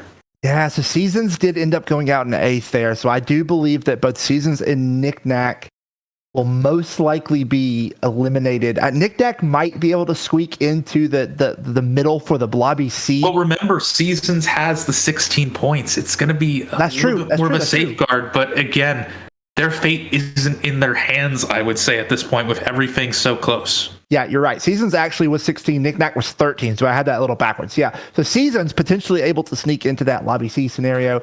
Knick-Knack, my very quick and admittedly very poor math says that they don't really have a path. You're doing math on stream? Who hurt you? So I think we were going to be saying goodbye to Knick-Knack, but a great showing nonetheless. A very good player with a lot of talent and was very fun to watch as we see Cardax kind of fighting for his life versus Within, who is sort of trying to position themselves to contest the top two for the top of the lobby. So Cardax is in an interesting situation to where they've had a rough couple of games, right? So we had what I believe was a fourth, and then an 8th, and then a 5th.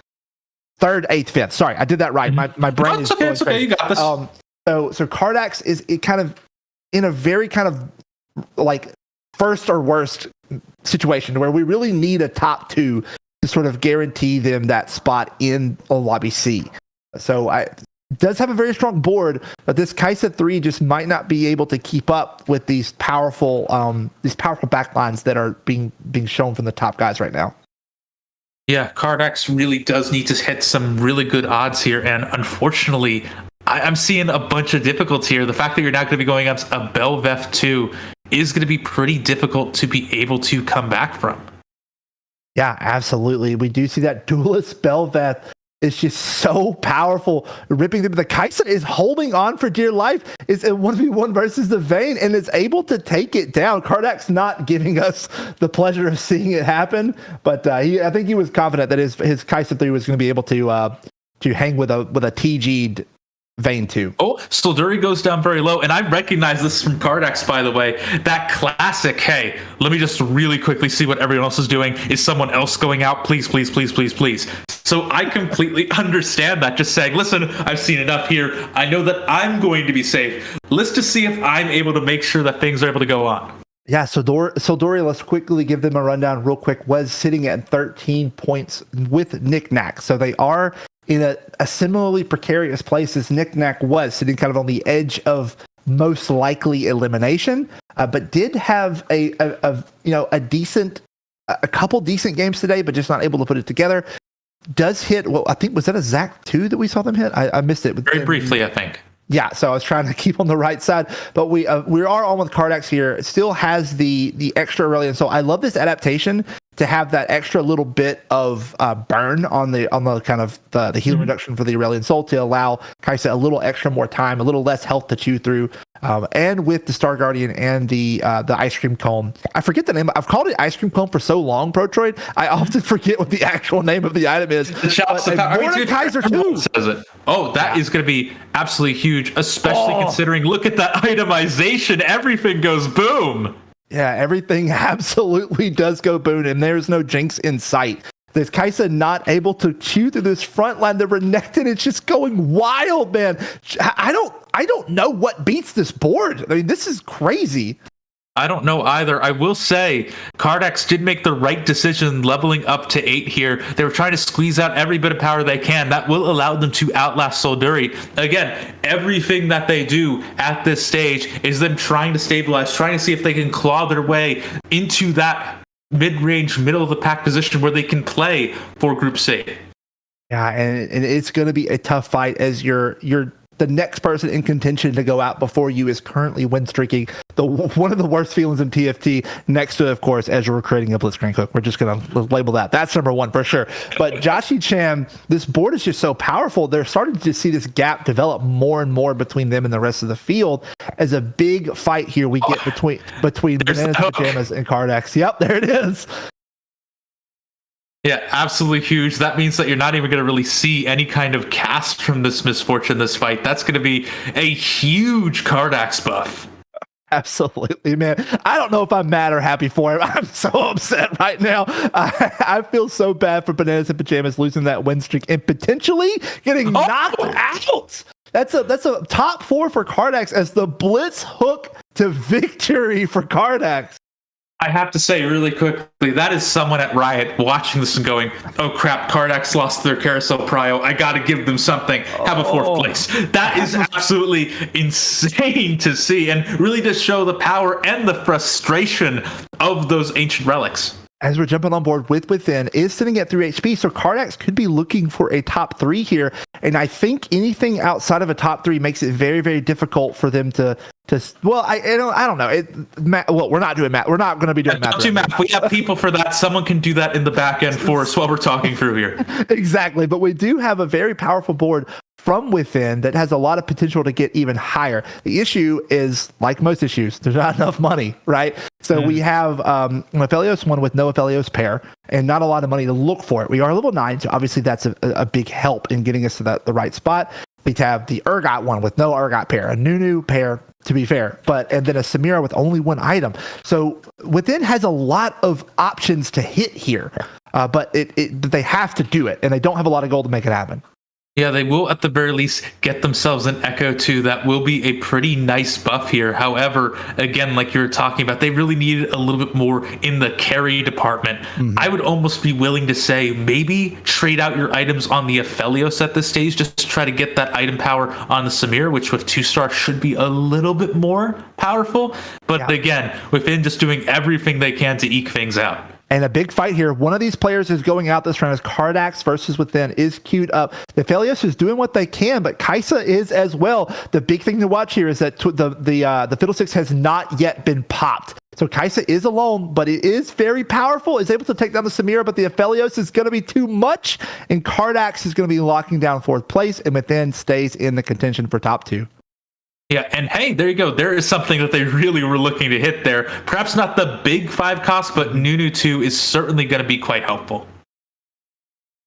Absolutely. So a little bit of breath here as we will see Within and Sexy Norris. I think 13 HP is probably enough to survive even a loss here, but it is going to be close.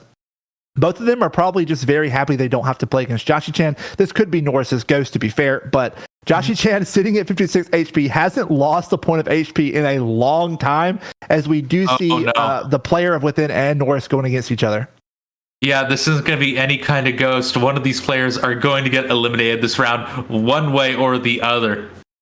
Yeah, absolutely. The Vayne 3 with the TG, the double redemption, not exactly what you want to see out of your Thieves Glove, but this Bel'Veth is trying their best to make up for it, but it's locked down by the Sejuani. The Vayne, the redemption Vayne, is they going to be able to do it? Do we see a new meta start to evolve? No. Oh, Oh, is able to live there though, but man, Protroid, you have to be so frustrated if you're Norse there, because if Vayne rolls any damage items there, they win that round. yeah, that was a TG diff if I have ever seen one. That was absolutely insane to kind of look through. There were so many little things as well for within that helped out. The Sejuani was huge, but again, I really feel like everyone at this point is really just playing for second place against Joshi. And everyone right now is praying that they're the one to get the ghost of Joshi-chan and not the actual player here to have a modicum of chance. But I think we might see a double elimination here, as we do see the matchup. And Within does get the ghost, so we maybe a little bit of a chance here. But the Samira does instantly get Zephyred. The bonk comes down, and man, that damage is rough. Nunu is doing what he can in the back line, but it's just not able to get it. It's going to get focused down pretty quickly. And Renekton just taking damage and going crazy as the bonk comes down again and wipes the board from within. Renekton puts in the final few shots. Samira is blocked off. Nope, just not quite able to do it. In a double elimination, as we see Sexy Norris in third, Within in second, and Joshi-chan taking first place. I'll tell you, my conspiracy brain was working for a little bit there, where it's like, perhaps the Zephyr will be able to save the Samira from the buildings that are falling from the Mordekaiser. It did, for the record, and that made that close. It did enough to eke out the second place over the third that Norris was going to be finishing in. With that, though, we have been able to confirm exactly who's going to be moving on in this group, though. And it's going to be Within and Joshi, with Joshi taking the top seed off the back of this past game. Yeah, and Joshi just had a crazy run. Had a sixth place, in game one, and then second, first, right? So Joshi-chan just running the gambit in this lobby, just really scaling into the late game. And speaking of analysis, before we get so deep, we're about to kick it over to the analyst desk. But before we do, Protroid, you've casted 4 games today. I think that deserves at least a Twitter follow. Where can people follow you? Oh, sure. That's ProTrade on Twitter, everybody. It's very simple. There's no cast. There's no underscores anywhere. Just ProTrade. Yeah, and I am that Decker guy. I'm pretty much everywhere. Twitch, Twitter, wherever you want to find me. We'd love to interact with you even more than this stream. But for now, we're going to throw it to our analyst desk as we get ready for Group C. Thank you so much, guys. Well done on the day. Special shout out to Protroid taking over 2 blocks there, 4 total games, getting us through the first stage. And holy cow, I did not expect some of these to actually come to fruition. Tell me about this, guys. Starting with Group A. What are we shocked about here? What is even happening right now? Knick-Knack gets sent out by Kardak's last second possible. Grabbing a top 2 and getting 16 points to stay in. I am shocked by Raiders spoils Ezreal re-rolling a random hook on Banana and Pajamas MF, knocking Banana out of the tournament when it looked like they had a pretty easy top 3. Yeah, I was amazed. That Raiders spoil energy just saved the game and killed Banana's hopes of advancing to Lobby C. Yeah, and that's what Decker was calling it on the cast, right? That's why he doesn't like seeing that in the game. It's just so random. You can't account for it. You just set your MF in the corner, and all of a sudden, boom, it's gone. And now you're out of the tournament. I've got 2 perspectives. I hate it as a competitor and a player, and I love it as an audience member. So juicer. So juiced. Yeah, Banana Pajamas going out. Knick-Knack ended up going out. Kardak's holding on by just 1 point, getting that final spot to move into Lobby C. But Kardak specifically had a client crash when he was in first place, missed the carousel for that round, and ended up still being on a win streak, which was the reason why there was no remake done, and possibly helped him move on, right? Which is pretty cool for him. But talk to me about that. How do you think his mental was coming through that? Probably fairly poor, because you're in contention of being eliminated in the bot too, right? But from what I was seeing, I'm unsure if it would have mattered, because yes, he missed carousel pick, but the problem was he had all his Kaisa items, but he had 0 tank items. Like, his front line was pretty bad that entire game, so I think that was the real problem, just not hitting in shops. But we weren't on his perspective for that entire time, so I can't say for sure. Yeah, I've got to say, that is the ultimate Mort Dog situation. Like, more so than shop odds, more so than, I have 8 items and it's wolves. Warthog came back to help him. That hook. True, came right back around, putting him back into lobby C rather than being KO'd for the day. Yeah, absolutely.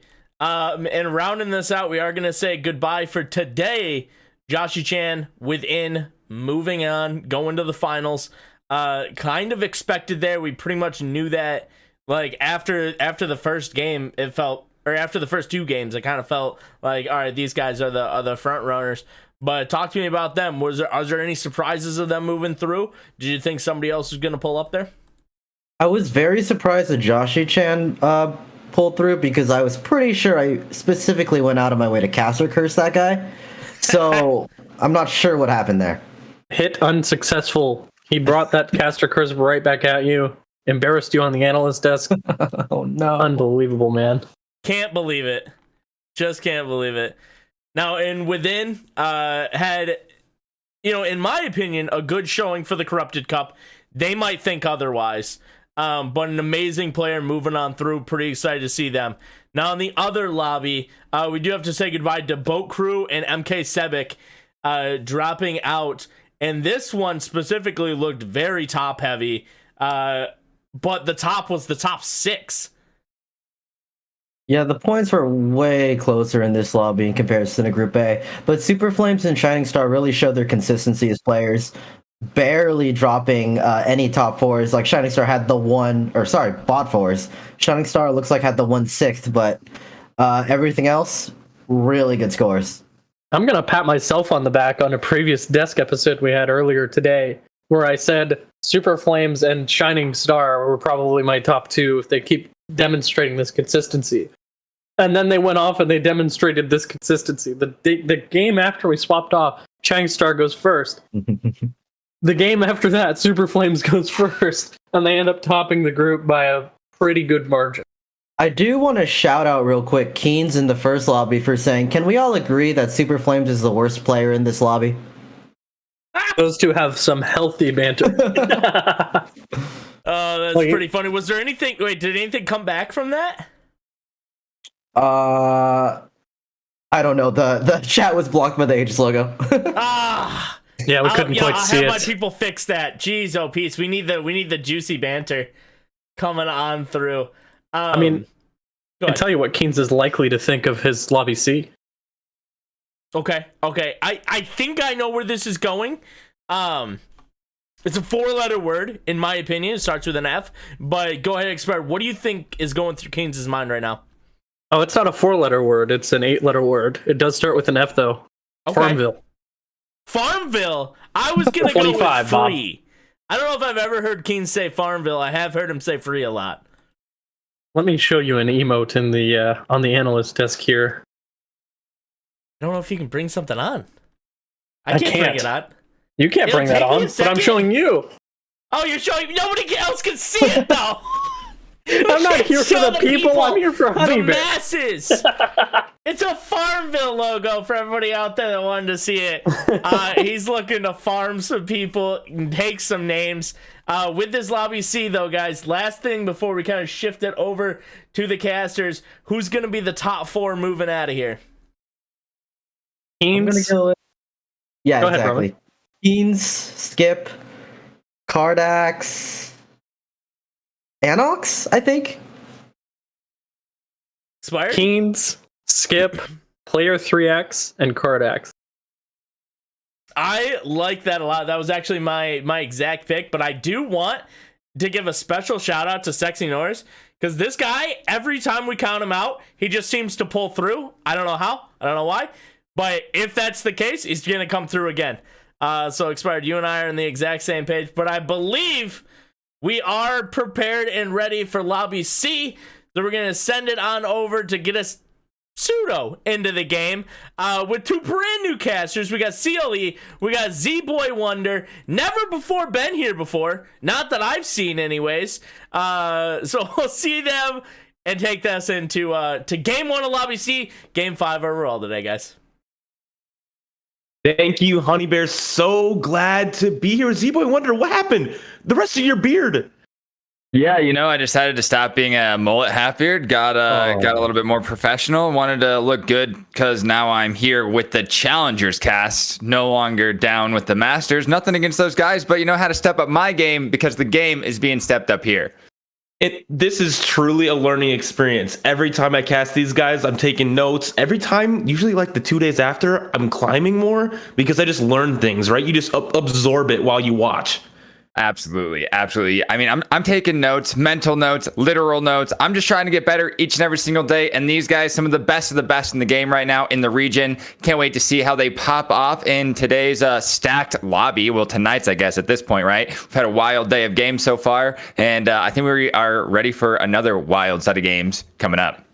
And speaking of best of the best, this lobby is absolutely crazy. Our top 2 of the regular season are in this lobby, being Cardax and Skipius. Keens being a representative that just came out of Corrupted Cup, just barely missing the cutoff. I know we keep talking about it. And then some of these other crazy good players that have consistently performed throughout the set. Absolutely, yeah. No, it's insane to see so many high-level players here in this stacked lobby. Keens, like we're talking about it because it's a big accomplishment to get that close, to almost be on that 4th day of the Corrupted Cup, just 1 point off. I mean, I can't think of a better accomplishment that you can have outside of obviously making it there. Yeah, I mean, wants to make it there so bad, just doesn't quite get there, loses a tiebreaker. It just is what it is. It happens. But we're so excited to continue to see these last 3 games. These 3 games, it's top 4 or go home. Top 4 move on to next week. Bottom 4, I'm sorry, it's the end of the ACL for this set for you. Yep, they'll be sent home, and that'll be wraps. Can't put too much on that other than make sure you top 4. Yeah, make sure you top 4. Some of these players didn't get to play in week 1 of playoffs, so are a little bit rusty. So we have 4 of those players in our lobby, that being Cardax, that being Skipius, that being Anox, and that being Soliduri as well, I believe. So those players, this is their first week of playoffs for them, and now have slid into this Group C and just really need to fight in this double elimination bracket to stay alive. Yeah, so when we're looking at the points here, we already have a few coming in with extra, right? We have, is that Annex coming in with the extra 2, the top leader here. And then we have player 3X and Norris with the other points that I'm seeing, correct? Yep. Beautiful. Yeah, no, I'm stoked. I mean, the last time I had a 3-game wave last week, my jaw was on the floor right as soon as we almost jumped into hero augments. Is there anything new in the meta or anything like that you've seen maybe from the Corrupted Cup here coming into today that you might see these players pivot to? Man, I'm sad to see a lot of sure shots happening. I'm personally a big AP Flex fan, and so this meta right now is just not my favorite. But I have been seeing a lot of AP Flex coming out of the side of Skipius this tournament. Obviously, it hasn't placed them in the spot they would like to be, which would have been the top 2 of the last lobby, but has been really fun to watch. Yeah, AP Flex has definitely been something that we've been seeing kind of trend down from the beginning of the set when we were seeing Talia and Spellslingers just be a lot stronger. And right now, they've just really fallen off in the meta. We don't see them as often. I feel like you're almost seeing Talia more as a pivot out of not going for Yuumi 3 than we are seeing it as a chase comp. Yeah, I mean, I was just watching the post-mortem that Mortdog does, and he did it this time with Dasik, who's an EU representative, and he was just saying that Talia is the worst performing forecast in the game, and I was not very surprised. It is not very good. Yeah, Soraka's definitely got to be someone that's a little bit stronger there since they kind of fixed like how Spellslingers were actually a little bit more OP than they are now. Also, the nerfs to Annie really just set Spellslingers back from being in a position to where they were actually good in the field. Spellslinger vertical is just not it, right? You only play 2, maybe 4, and it's just like something that happens to happen, right? You're never really pursuing that.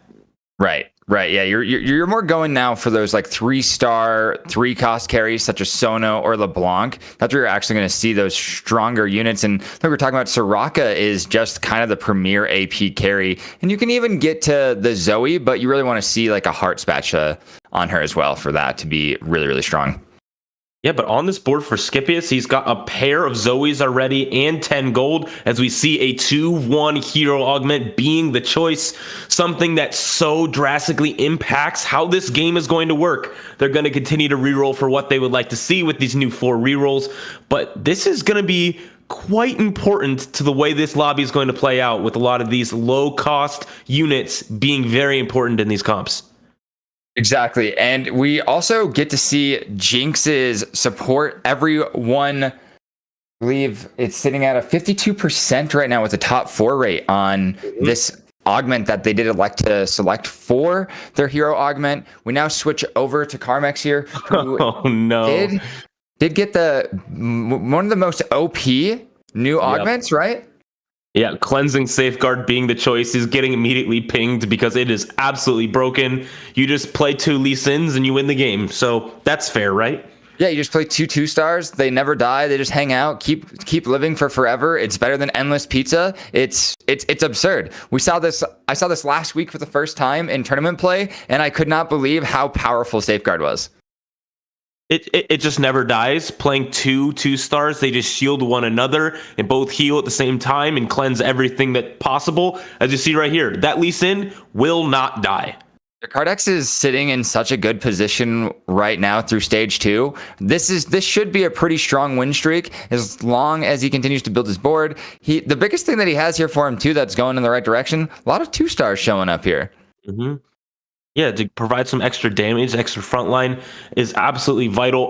Scipius did hit Zoe 2 already on 2-2, so he's chilling as well. That is nuts. That is actually absurd. I saw that on the right side and I was like, oh my God. We see all these 2-stars just getting bigger and bigger. Some really, really, really busted 2-cost emblems. We also see the Spirit of the Exile picked up here for a Laser Corp. Yeah, Spirit of the Exile being another one of those things that is so good and so consistent. Is it Spirit of the Exile or is this Siphoning Winds? It's Spirit of the Exile. Siphoning Winds would have been purple underneath his feet there. He's got the green indicator. Because that's carry, and then this is, anyway. Support. We're good. Don't worry. We're good. I can see colors, totally. Spirit of the Exile coming in at a 59.6% top 4 rate with an 11.8 win rate. Those are some huge numbers for that augment. For any augment, really, for any unit, for any item, it's just absolutely insane. Especially if you have some of those laser cores early, it's an instant win streak through a lot of the stage. Obviously, we just saw it take a loss to another really, really good augment being Cleansing Safeguard. But it really helps you stabilize through much of that mid game to get you into those level 8, level 9 ranges. Exactly. You basically get exiles plus a very strong unit and a very strong trait being activated as well. Duelist, easy to turn on, gets you one step closer to that Laser Corp that you're looking for. And now with the rework to Laser Corp in the most recent patch, 13.3, it's just better and better. Continues to get better and better. It's such a fun game in general. I'm curious, Z-Boy, what's your general feelings? This is a larger game talk about hero augments being the set mechanic. I've enjoyed them personally. I think that it added a level of complexity to the game that we didn't have before. I feel like it did add a little bit more of an RNG element that I like in my strategy games personally. I know a lot of people aren't a fan of that, but it is a lot of fun to see what we're getting out of these hero augments and just kind of the innovative like play styles that you start to see, right? I think that it allowed, maybe not in the most recent patch, but early on allowed for a lot of flex style of gameplay. And as things have started to get narrowed out as like what's really busted and what is kind of just like medium, there's a lot of mid-tier augments, I feel, especially towards the higher cost. They didn't really know how to balance those out, but that's kind of hard to balance, right? So it has been very interesting to see how it's played out. And I mean, look at where Lee Sin is now, right? This is one of the best augments in the game. And prior to that, you would roll past most of Lee Sins. Yeah, this was something that really just came on in the last patch of being something that people were like, this might be really good, when they started to realize that this Lee Sin unit, especially with this augment, can be a super tank, where outside of this augment, it's not. So that's what really makes these hero augments as a set mechanic super unique. Any of these units now can be playable. Any of these units can be super carries or super tanks and absolutely spike a comp just infinitely. Yeah, exactly. Especially after having a set like set 7 where we were kind of just set into our ways of fast aiding, get to dragons, build your comp around that.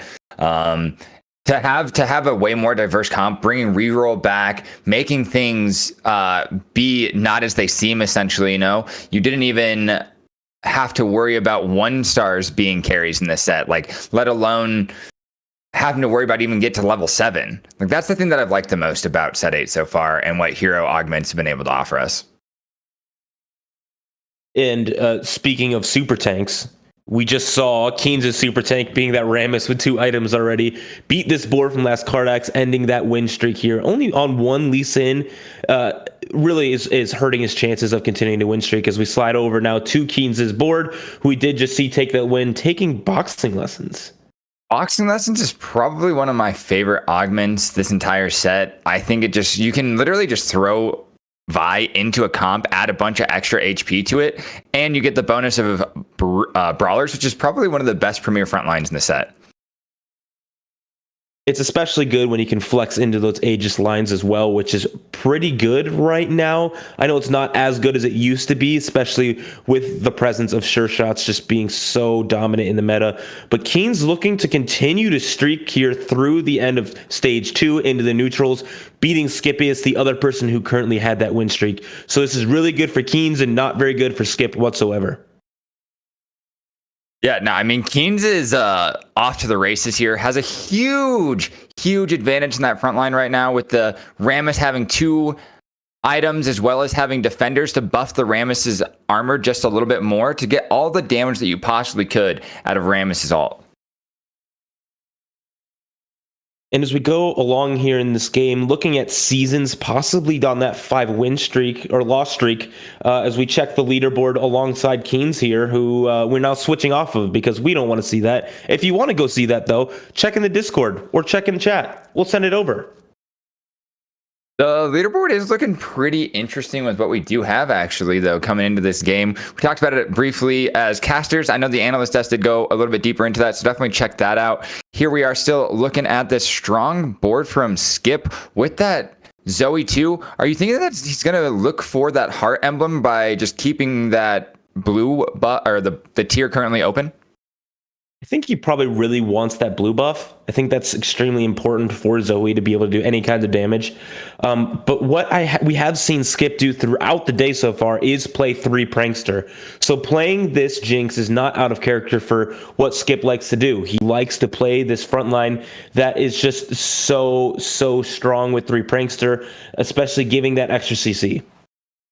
Yeah, 3 Prankster does really start to become an absolute menace once you hit that 3rd Prankster. Obviously, like we were saying, it does give you that extra CC, that stun, but it does allow you to just get more damage out of these Prankster units, which are kind of lacking in terms of overall AoE.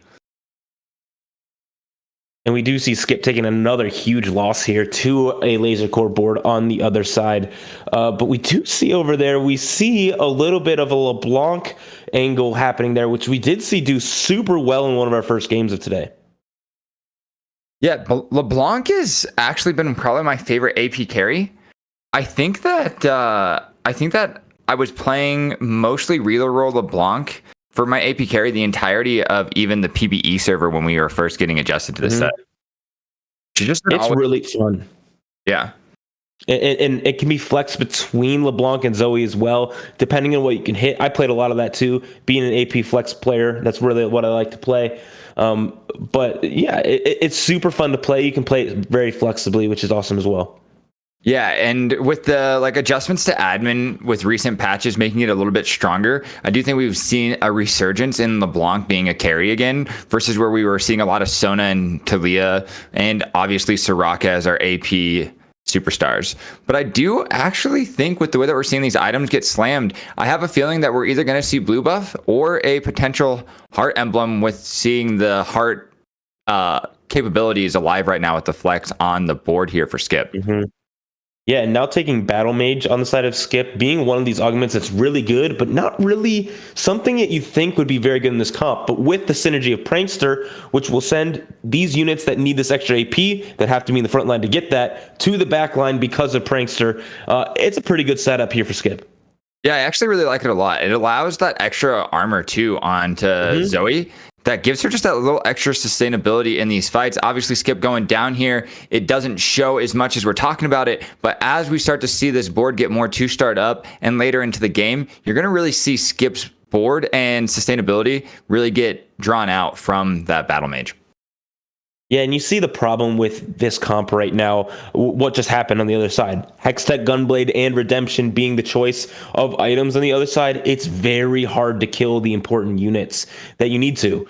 These units just survive because they're being healed. This always not doing enough burst damage to take anything down, so it makes it significantly more difficult to win rounds. Especially with that extra sustain and not having any kind of anti-heal on the board.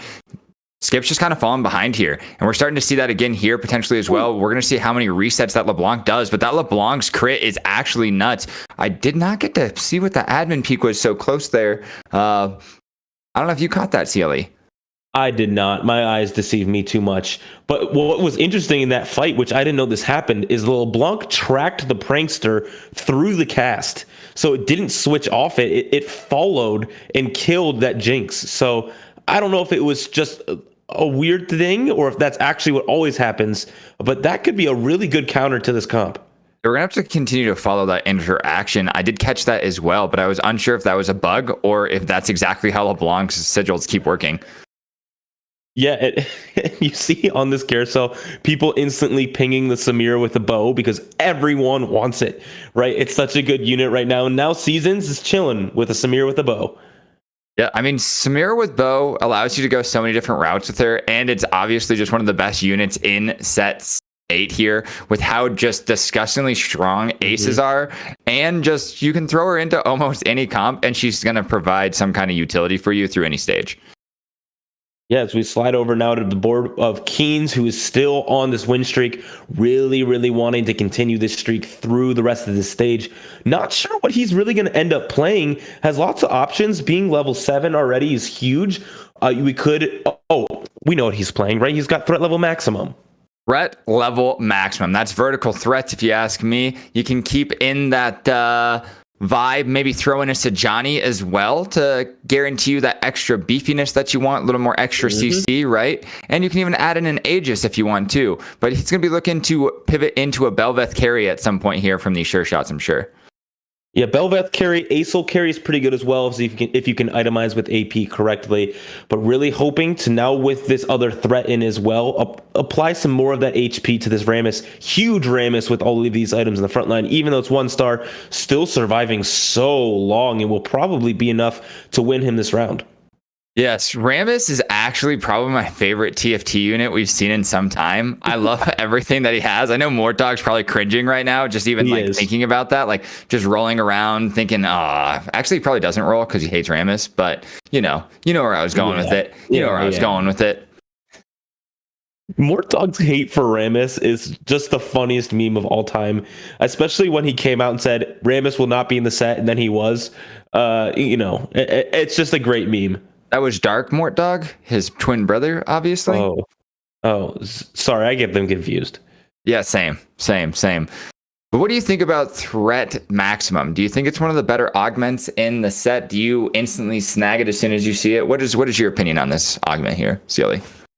I think it's a solid okay. I think it's a good top 4 if you can 2-star everything. If you can't, it's chills around that 3 to 6 range, right?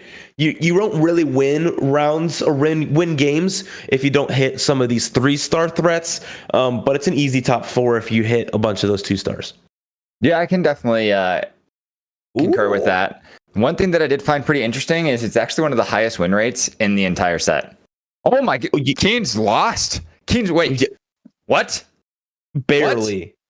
Just barely. That was so close and so bad for Keens. I know he had been win streaking so far, but if he won that round, he was just chilling, fast 8, just roll there, call it good. But now Now it's a little bit skeptical. Hitting 50 gold here, already level 7, obviously still a good spot. I'm still not complaining if I were him, but he definitely would have preferred to win that. Yeah, that was definitely a little bit of a sad moment. Some sad emotes probably spamming in the chat, I'm sure, for our boy Keens, if you were expecting him to keep going with that win streak. But he's still in a pretty good position and does find that Sajani here to make the board just a little bit stronger. Yeah, that board, pretty much, board YCC is absolutely crucial in some of these comps. I'm not sure what he's going to end up building for items here. They're a little bit suspicious. Yeah, I do agree with you on that. I could see the Ginsus, but that's really like not that strong on your Belveth as your first item, but we're about to see it get slammed potentially here. Or they could elect to go towards that route of a AP route, maybe with these items that you see. What do you think? The thing is, with threats, you have a lot of frontline. Just being, especially with threat level maximum, giving extra health. Right. In this Rammus with these really cool item, really good tanky items on there, you could build an Archangels for stall. ZZ Rot would provide more frontline. That could be an option as well. But I think he's waiting out to see if he can get a component grab bag here or something like that. Oh, I actually really like that play. If Fortu does bring a gold to augment, get the grab bag, actually have some more versatility in your items there. But right now, things are definitely looking a little grim. That's a lot of damage coming in. Yeah, those Samir items are massive. Lots and lots of damage coming through. There's component grab bag. Wow. I'm a prophet. Wow. I'm a prophet. What did Keens get?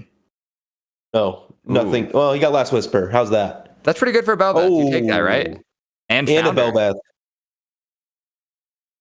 That's clean for Keens. That is clean. What do you make here, though? Because there's a lot of tank items still here. Obviously, that's a slam. But what else do you even make? Do you just make 2 super tanks? Probably go with 2 super tanks. I like 2 super tanks here. And then you could even go with like an Archangel to go on to your... I mean, would you go on to Vel'Koz here because it's your only 2-star AP and maybe look to 3-star it to just have like Giga Strong Rays? Does the Archangel... I don't really like Archangel that much on Aurelion Sol personally. Yeah, especially because it's an AoE spell, right? Hitting big clumps, and then later in the rounds you go, there's less units on the board, so you get less value. But I think he's holding out here for a Hextech Gunblade would be my guess. Right. I can't imagine Ice Cream Cone is a terrible slam either. I mean, lots of these units want this AP, so he's hoping to start to get some direction here with this next carousel. Component grab bag helped a little bit, obviously dropping that Last Whisper, but not as much as he may have liked. Yeah, with the Last Whisper, though, it did make his carry get a lot stronger, was able to actually find and navigate his way into a game plan, a win. Or another loss here. I actually spoke too soon. That was a caster curse for me. Yeah, I mean, that was so close. Thrill of the Hunt coming through was absolutely massive for them. Last Cardax, though, now has these 2 Lee Sins on the board for Heartin, but is really low on HP, being at 29, Season's at 7. So it is coming down to it. This, what are these items for this Lee Sin, the second Lee Sin? The second Lee Sin is looking to be the carry, obviously. That's what the carry augment is here for. No, actually, I don't know either. I think they're as dizzy as we are as casters right now. Oh no, and is now facing this board from Keens that is looking to possibly beat this board, having a really good tank as well. That's going to be terribly hard for Lee Sin to beat. Hopefully this Vel'Koz or this Belveth does not absolutely troll like sometimes it does and dash into the back line, which is now dodging a bunch of these different spells, but Cardax is really needing that second Lee Sin too to stabilize. Cardax was looking pretty strong in the fight, actually. I think they got through the Belveth there. The Lee Sin was able to stay alive, making Safeguard just that much stronger than I ever expected it to be. And I think it was obviously the extra heals that came in from the Sona in the backline made the Lee Sin just a little bit too much for the Belveth to handle. But it's really good that they're able to take that win there. Seasons did not go out either, so everyone is still alive and having a chance in this lobby. Obviously, top 4 in this lobby throughout the next 3 games will get you through to the finals of the ACL. But really needing to continue to get these, not 8th performances right now, especially in game 1, to keep you within striking distance of getting through. Correct. Yeah. You don't want to see yourself getting as low as Seasons is here, though. It's pretty scary being on one life going into almost stage 5. I'm not sure exactly what happened with their game. We haven't been on their screen very much, but it's looking grim. That was a really nice find. Was that a reforge there? I don't know. I didn't see it personally, but now having 2 blue buffs on these heart units, this AP will be ramping infinite very quickly with all of these units instantly casting, all of these units repeatedly casting as often as possible. Gunblade is just the premier, like one of the premier items in this set right now. I've actually loved to see it come and have a resurgence again since like some of the earlier sets. Yeah, it is a really good item, being able to heal a lot of your team too, but this does not look good for Cardax either. Season's now looking to start stringing some stuff together, having a Samira too, having a Belveth as well with some interesting items, maybe not BIS, but maybe BIS adjacent. Also did have the Janna too with that windy forecast, just making the board a little bit stronger every single second, making it pretty hard for Cardax to win there, but Cardax does finally hit Sona 2, does have a true carry now, so we'll see if he's able to stabilize outside of having the best tanky frontline that you can have in the current meta.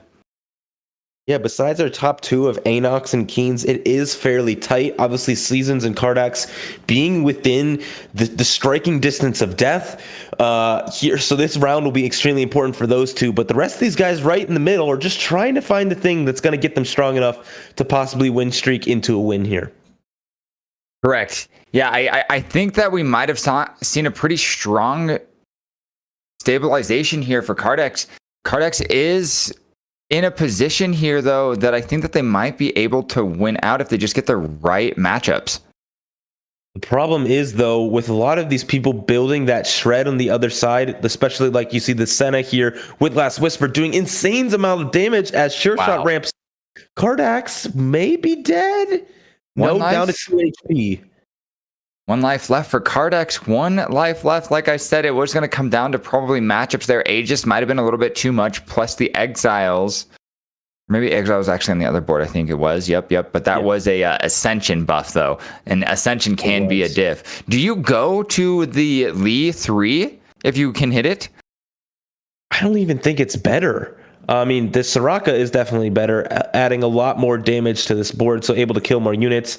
Now getting admin in as well, which we don't know what that is, but having that in is very important as well. I don't think Lee Sin 3 is better, though.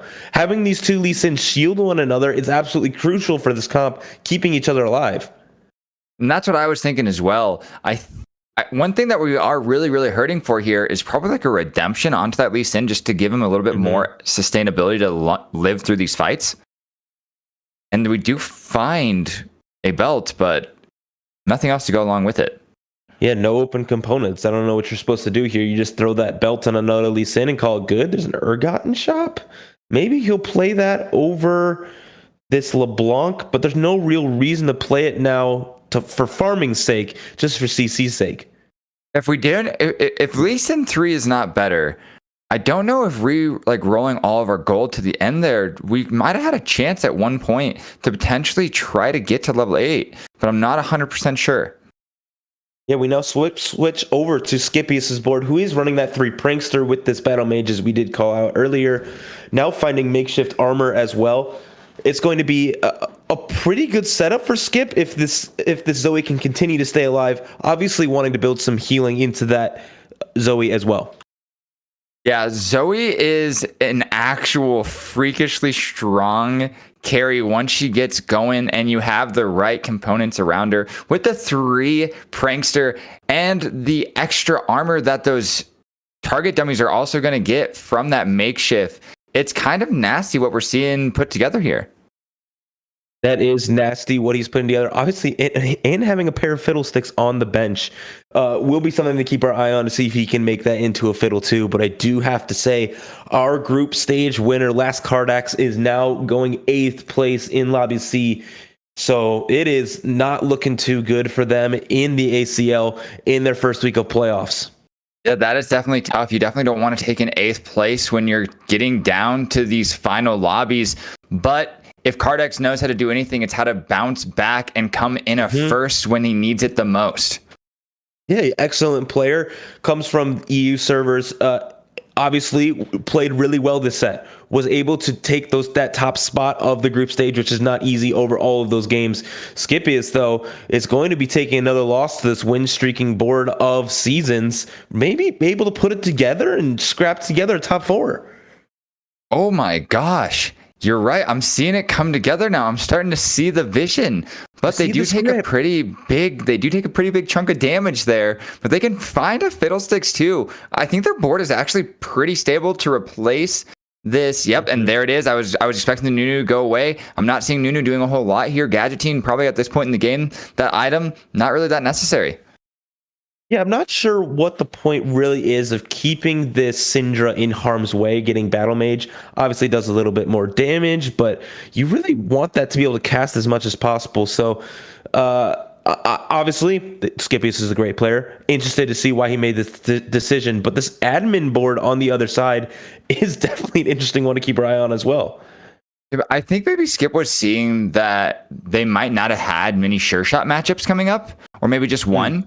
And so they were thinking, okay, it's going to get a couple extra hits from low auto attack units like the Zoe here or something like that to allow for more mana to actually go on to that Syndra to get more cast out of her.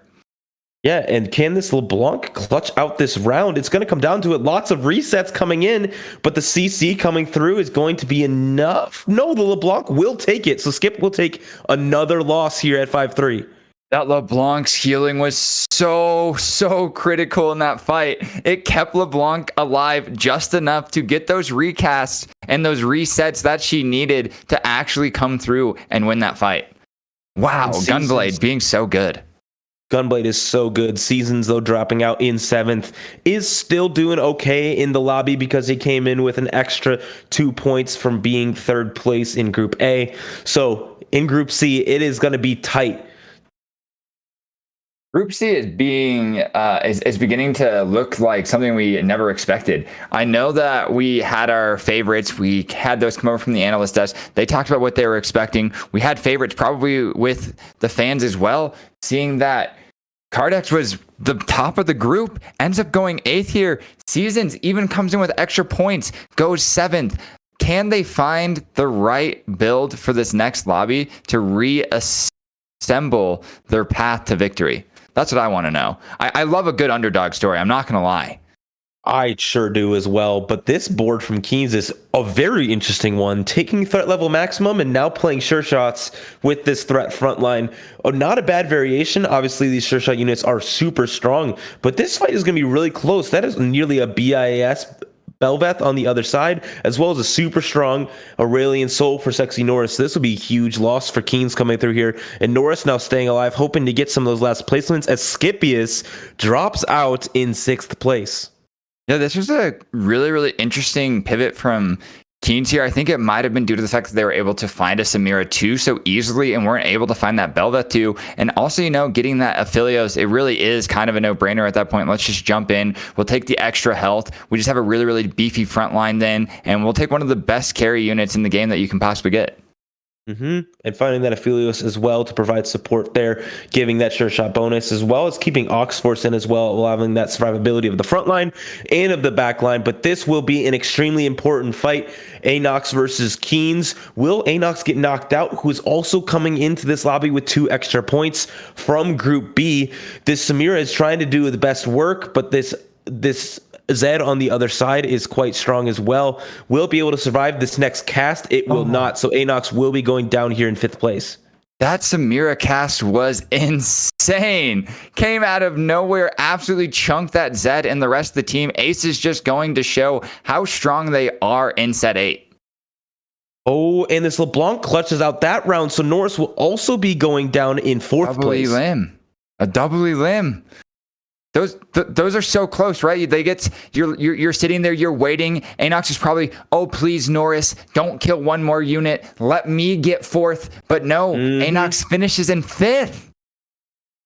Man, that is so close there. And now Keen's sitting between 2 burning two burning tacticians on the other side. Soliduri being there, chilling at the top, player 3X right below there with 13 HP as well.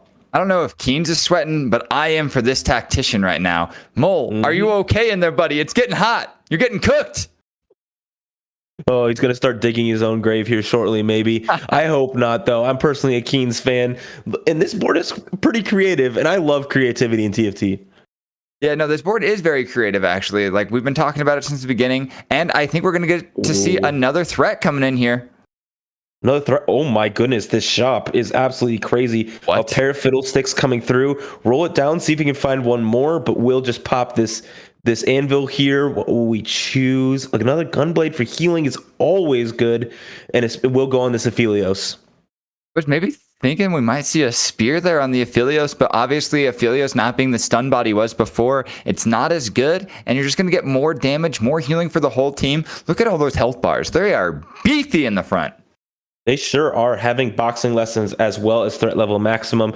This Fiddlesticks providing a lot of extra CC will be absolutely massive. The Sure Shot Echo on the other side, I don't think is going to do as much work as some of these other Sure Shot holders. Keen's board is looking quite good now, but will Ascension make a huge difference here? Having this Senna with really good items, it will not make a difference. Keen's will take a win. Will anyone drop out here on the side? Soliduri does take a loss, so player 3X will still be win streaking. But now a lot of these guys are within one fight of death. Oh, we found the Fiddlesticks too as well. Keynes is absolutely in control of this game with being the first player to level 9. Being the first player to level 9, able to now hit some of these 2-star 5 costs. Just one of them so far, but hoping to get Aphelios 2 in the next couple shops. Soliduri, though, now going to level 9 as well. Will that be enough to spike them into this late game? I think it might be.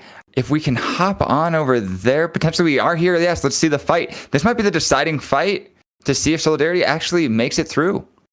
Yeah, they did place in this Urgot, which will provide a lot of extra CC, but at this point in the game will not farm enough gold to make a difference. Will this fight pan out? The Fiddlesticks cast into this huge clump, providing a lot of CC. This is a huge loss for them. They will be going out. Could this be a double kill for Keynes? It could be. Player 3X, though, with this LeBlanc is now also going to take a lot of damage. Will be enough to kill them. It will. Oh, and the aftermath comes in, yes. Wow, what a crazy finish to a crazy lobby. Keynes coming back with a vengeance after getting 33rd and needing top 32 for the Corrupted Cup, now coming and taking the top spot in this first game of Group C. Fantastic showing. Yeah, Keynes will not be denied. Keynes is coming in here with a chip on his shoulder, coming in with a purpose and showing out, showing how they are one of the best in the region and maybe quite possibly the best in the Challengers League here with Aegis. Yeah, took the last spot to get into playoffs by absolutely clutching up the last week of regular season. Now clutching up here in the first game of Group C. Just fantastic to see. Yeah, absolutely. And with a very creative board, didn't go with the full vertical threats after finding that threat maximum, was able to navigate into a very, very strong sure shot board, one of the best, most elite boards you can get, and comes across with the W by not really having to force too much on a contested carry. Yeah, not having to force too much. And I can't wait to hear what our expert analysts have to say. So we will be going here quickly to the analyst desk to hear what they have to say, what they saw, what we're going to see next. So take it away, guys. Thank you very much. All I know about analysts is that CLE can't be one of them because he's shooting fire over at our boy Keynes. Everybody knows what spot he got. You don't have to rub it in, man. Welcome back, Keynes. Glad to have you in the ACL. Expired Ramen Blitz. What happened this game, guys? Free. $3.99. Free 99. It was free. It was Farmville. Everybody won. Actually, nobody won. Besides Keynes taking one from the lobby. Keynes went from a really high roll opening to hitting what was normally like the ultimate bailout augment in threat level maximum, where you can really pivot into it from everything, just send it on 7, and suddenly you contest a strong top 2, and then he just decides, wait a second, I found this Samira 2 and a Windy Jana. Why not just play regular sure shots but with some threats? You don't need to pivot out of the crappy threats because now they're being threat level maxed, and you really have a safe spot to just go 9. Yeah, absolutely. Keynes has found himself in a really good position. I think that was a very creative board. I feel like you don't see that very often, but he took what is quote unquote the best thing in meta with an extremely good augment, said, I can figure this out, able to put the board together. I think it took some luck hitting that, but pretty good overall big brain play there from Keynes. Looking at the rest of our lobby, we did have some heavy hitters going down a little bit early. Scippius down there. Last Cardex was down there. We nervous for these guys? We think they're coming back? There's only 2 games left. It's a short 3-game series. I'm a big believer in the Cardex Magic, man. And now that Keen seems to be going on a rampage, Cardex goes top 2. No, the rest of these lobbies, that's what I think. I'm a bit worried for Cardax, not because I think he's performing poorly, but because of the mental boom from his game crashing last game that may affect placements in future games. So we'll have to see. And then also Skip had like his classic Skip Zoe Prankster 3 board. But the problem was he wasn't able to find blue buff for a little while. So despite hitting Zoe 2 really early, he just kind of bled out. Yeah, I feel like it was really tough for him. He really had a great opportunity there early and just wasn't able to pan out for him. He didn't get all the luck. Mortdog only blessed Keynes and did not have enough blessings to go around. Now looking kind of at the middle of the pack here, it's a little bit different spread of points just because of the points coming in from the previous lobby. We got a few 1-pointers, a few 2-pointers to be spread around. So players like Sexy Norris and X find themselves in a little bit better position due to those points coming in. But with that, the lobby does seem a little bit spread out. What are you guys' thoughts on overall coming into game 2? I think game 2 we're going to see another 4 to 5 person tie. I know that Anox and Seasons are kind of sitting pretty despite their poor placements this game because of those bonus points. So they kind of got bailed out in that respect. So we'll have to see how that shapes up in the next 2 games. Yeah, absolutely. Gonna have to see, what happens over there. I am interested to see what kind of meta is going to form from this. We are pulling metas from 2 different lobbies, so we'll be interested to see. Do you guys think there's going to be more AP, more AD, or a little both? Real fast, though. Both. AP. You know what? I'm down for either one of them. I want AP, though. But all right, we're going to be sending it back over to CLE Z-Boy Wonder to take us into game 2/game 6. Take it away, guys. So excited to continue to see more TFT. I can't wait. They called it out there, right? These lobbies are gonna get more closer. They're expecting what did Ramen say? Like a 6-way tie this next round? I'm so excited. Oh, you're muted, bro. You're muted. We're not muted anymore. 6-way tie. I'm sorry. I was too excited. I couldn't think about it. My foot wasn't hitting the pedal. I was lost. Not lost now. 6-way tie. That is actually so exciting here, right? We also have a little bit of a storyline happening here with what's been going on with Cardex, and we're actually hopping on with Cardex here right out the gate. GOAT producer. Cardex, though, took that 8th place there. It really has been a high performer through much of the set. Obviously won a group stage, as we said, and now is really playing from behind and absolutely needs to pop off in these next 2 games. Yeah, and I got a good feeling for it. I really do. This ain't no caster curse. I don't believe in that here. When we're playing with some of the best, they're going to bring their best. They're going to leave it all on the field. They're going to play some aggressive lines here. I think Cardex is not going to do the usual sure shot line. I really don't. I think he's going to look for something that's going to be uncontested. Going to look for something that's going to give him a little bit more life. And I don't know. Maybe we'll see that sneaky, breaky check-in to the underground. Yeah, and one of these things we haven't seen much today, and one of these things that this is a fairly good start for, obviously just having one of these units, is Anima Squad. Something that's been a little bit coming back into meta on ladder, but we have not seen it yet today. Yeah, no, I actually was talking about that quite a bit last week when I was seeing it climb the results on tactics.tools. When we were just seeing it go from like being a pretty mid-tier comp to now starting to be towards the top. And I think a lot of that has to do with the reroll Silas comp as well, becoming more of a premier comp. Yep. Yeah, Kingslayer being quite powerful is going to probably get nerfed in the next patch as well. So something that Cardex may look towards, but does sell that there. So looking possible towards Laser Core here as well, which is a good top 4 comp, but in his spot, maybe that's what he needs to just get back on his horse. But it won't really get you a lot of top 1s unless you hit 9. True. Yeah, definitely looking to just get the horse back riding in the right direction, right? Trying to get back to that game plan. Does have another game here to try to guarantee that top 4. And I think we will see some of those safer lines for these players that do have a little bit more points. Whoa, it's a 2-1 on the 1 cost, 2 cost. Yeah, 1-1-2 being one of these things that's going to be really hard. Reign of Anger, though, being one of these 1-cost rerolls that's super exciting. Already having 2-star Renekton here, having lots of good tank items as well. So we'll slam these on here. This will be really, really fun to watch throughout the game. Did Cardex actually play this earlier in the day? Was it Cardex that played the Renekton reroll comp? If I remember correctly, yes. But is this bigger, better buckler here for Keens? I literally cannot say that augment for the life of me. Bigger, better buckler. Too many B's, man. Triple Too B. many B's. A lot of big, a lot of buckler, a lot of better. Yeah, but not having any armor yet. You know, that's really what you want in this comp. But yeah, I mean, it's a fine spot. It's a really good 1-cost reroll. Yeah, it's a really, really interesting comp. It's actually, or comp augment. I actually haven't messed with the Poppy augments as much as I would like to be completely honest. So I'm pulling up, looking at this one, and I'm like, yeah, no way it's busted, right? No, it's busted. It's busted. It's a 56%er. It's almost a 60% top 4 with a 12% win rate.